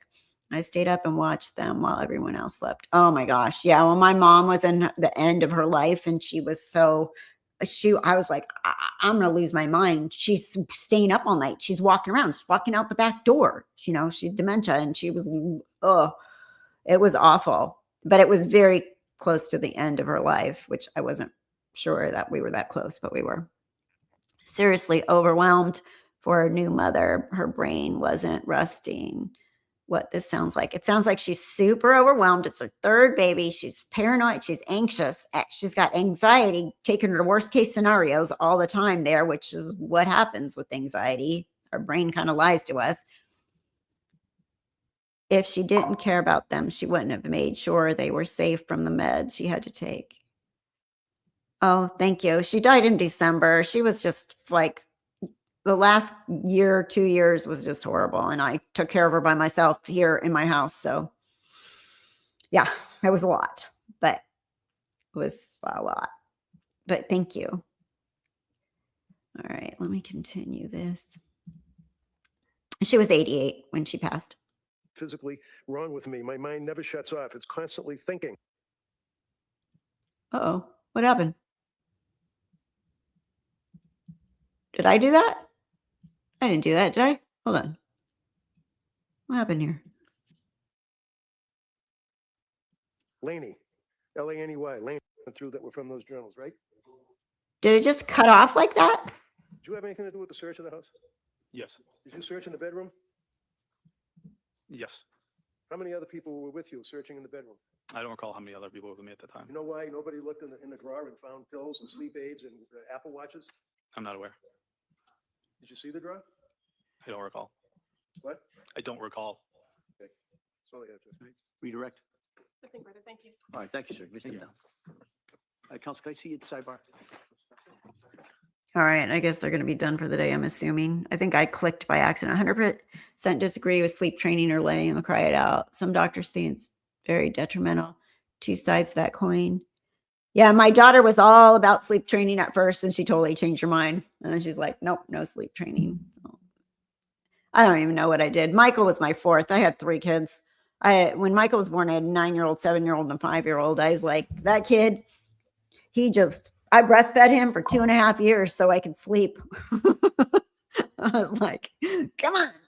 I was like, and you know what? He's my most chill kid of all of them. Like the first one, we were more regimented. You got to go to bed, you have bedtime, this, that. And he's the most stressed out kid. No, he's not really stressed out, but just very different polar opposites, right? As far as that goes. That's a solid long life. My mom is in her 70s. I think she's 75, but I'm terrible at remembering things like that. Yeah. She went to 88. She was the last one of all her siblings, and she was number 5 out of 6. So she was like, at the end, she was just like, I want to go. I don't know why. It's kind of a ripoff that you don't get to just go when you want to go. And she had dementia, but she's like, I'm moving to heaven. She was talking about all that. So I believe she moved there and she's fine and happy now. All right, talking to counsel. My expectation is we'd have similar schedule tomorrow. The hope would be we'll go in the morning and it should go into the afternoon, but just to give you that's the best estimate that we have. All right. And so I'm going to excuse you till tomorrow. Remember, we're going to ask you those questions. Don't listen to anything. Don't talk about this. Don't take any road trips or do any research on this. Thank you, Inside your Carolina. head as best you can till tomorrow morning. Hopefully the rain is stopped. And we'll see everybody tomorrow. Thank you so much for all your work here today. Thank you. All right. Sure, please close your notebooks, place them on the chairs. Follow me. Oh gosh.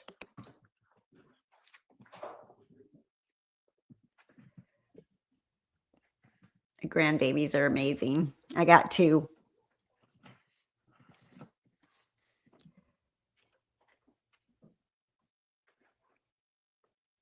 Well, she saw when my mom died, she saw everybody was here. Not my dad. I don't know where the heck he is, but her see, and being a hospice nurse, I've seen this many, many times. All right. So we'll be in recess on this until All tomorrow right, morning at we'll 9. get Thank these you. guys done. They're done. But my mom, when she was going, she was like, she saw her dad was here. She looked like behind, she went like this, like I stand here, and she goes, Pop. And I'm like, Pop. And then I remembered that's my grandfather died when I was in 3rd grade. She called him Pop. That was what she called him. What's what all the siblings called him. She saw my cousin, who I don't even think she knew was dead because she was already in her dementia when my cousin died. And she's like, oh, that was really weird. So yeah, they come get you. They come escort you. Some of them. First it was all women, and then her dad showed up. And then, but not my dad or my brother. So I don't know where they are. I'm kind of worried. Where'd they go? They probably just were like, go. You guys go. I've seen her sooner than you have. We had 2 ladies in our neighborhood that were suffering after they gave birth with postpartum depression. We assigned someone to be with them until their husbands or their mother came. I learned a lot about that. Is so smart. That's what you need. You need community support, family support, everything for sure. That was great that you did that. We never let the kids be with their mom alone. That's amazing. That's great. That isn't a great system. I nursed a long time so baby would sleep too. Yeah, it's just like with a bottle and stuff. Well, at 2, he didn't have a bottle, but it was just nighttime nursing at that point, and I was in nursing school. But, it's just like, he'd be like, Nunnies, mommy. Everybody's like, what are you going to do? Take him to school and you're going to go in his lunch pail to school? Be quiet. And you know what? That kid is the healthiest of all my kids. I don't think he ever had been on antibiotics as a kid for years. But you know what happens now when he gets sick? He's got a man cold. Like everything is tragic. Should I go to the ER? I'm like, no, it's called the flu. People get sick. Like he never warmed up to what it feels like to be sick. And now when he gets sick, he's like 27 and asking me if he should go to the ER. I need a book about that happening, and it makes people at peace. I read a book about that happening. Yes, it's very peaceful for them. They're fun. They're happy. Like they're, and then like I took video of her. I just didn't know, like, I could show some of them sometime, but I took a lot of video of her last couple weeks of the death reach she was doing, talking to people, seeing them. She kept calling her sister, Ann, hurry up, Ann. But she always knew who I was. And her sister was 12 years older than her. So she was like a mom to her. And she was like, I'm on. And then she's like, I'm all right, Ann. I'm like, where are they? I have a lot of really crazy hospice stories too from hospice patients. So maybe they were afraid to feel that way in front of people. I kind of feel that way too. I'm that way. Like, I don't want people to know. Like one day I was in a store and I was like, oh shoot. All of a sudden I had this weird, crazy chest pain, right? I think it was like acid reflux. But I was like, it was going from my front to my back. And I was like, if I'm having a heart attack, I don't want to do it right here. I literally said that. And I was like taking some deep breaths, walking to the other side of the aisle. I was in Ulta. And I was like, I'm not going to collapse here. I mean, this nurse thinking, if this is that, I don't want people to be around me. Like, so illogical, right? Because if you collapse in the store, you might get saved. If I go out to my car and collapse, nobody's going to notice. Anyway, it was just like super, I'd eaten some spicy stuff, but it was like the strongest heartburn I've ever had, ever. And it resolved pretty quickly. But I was like, oh my God, if I'm having a heart attack, how embarrassing. How, dumb nurse, right?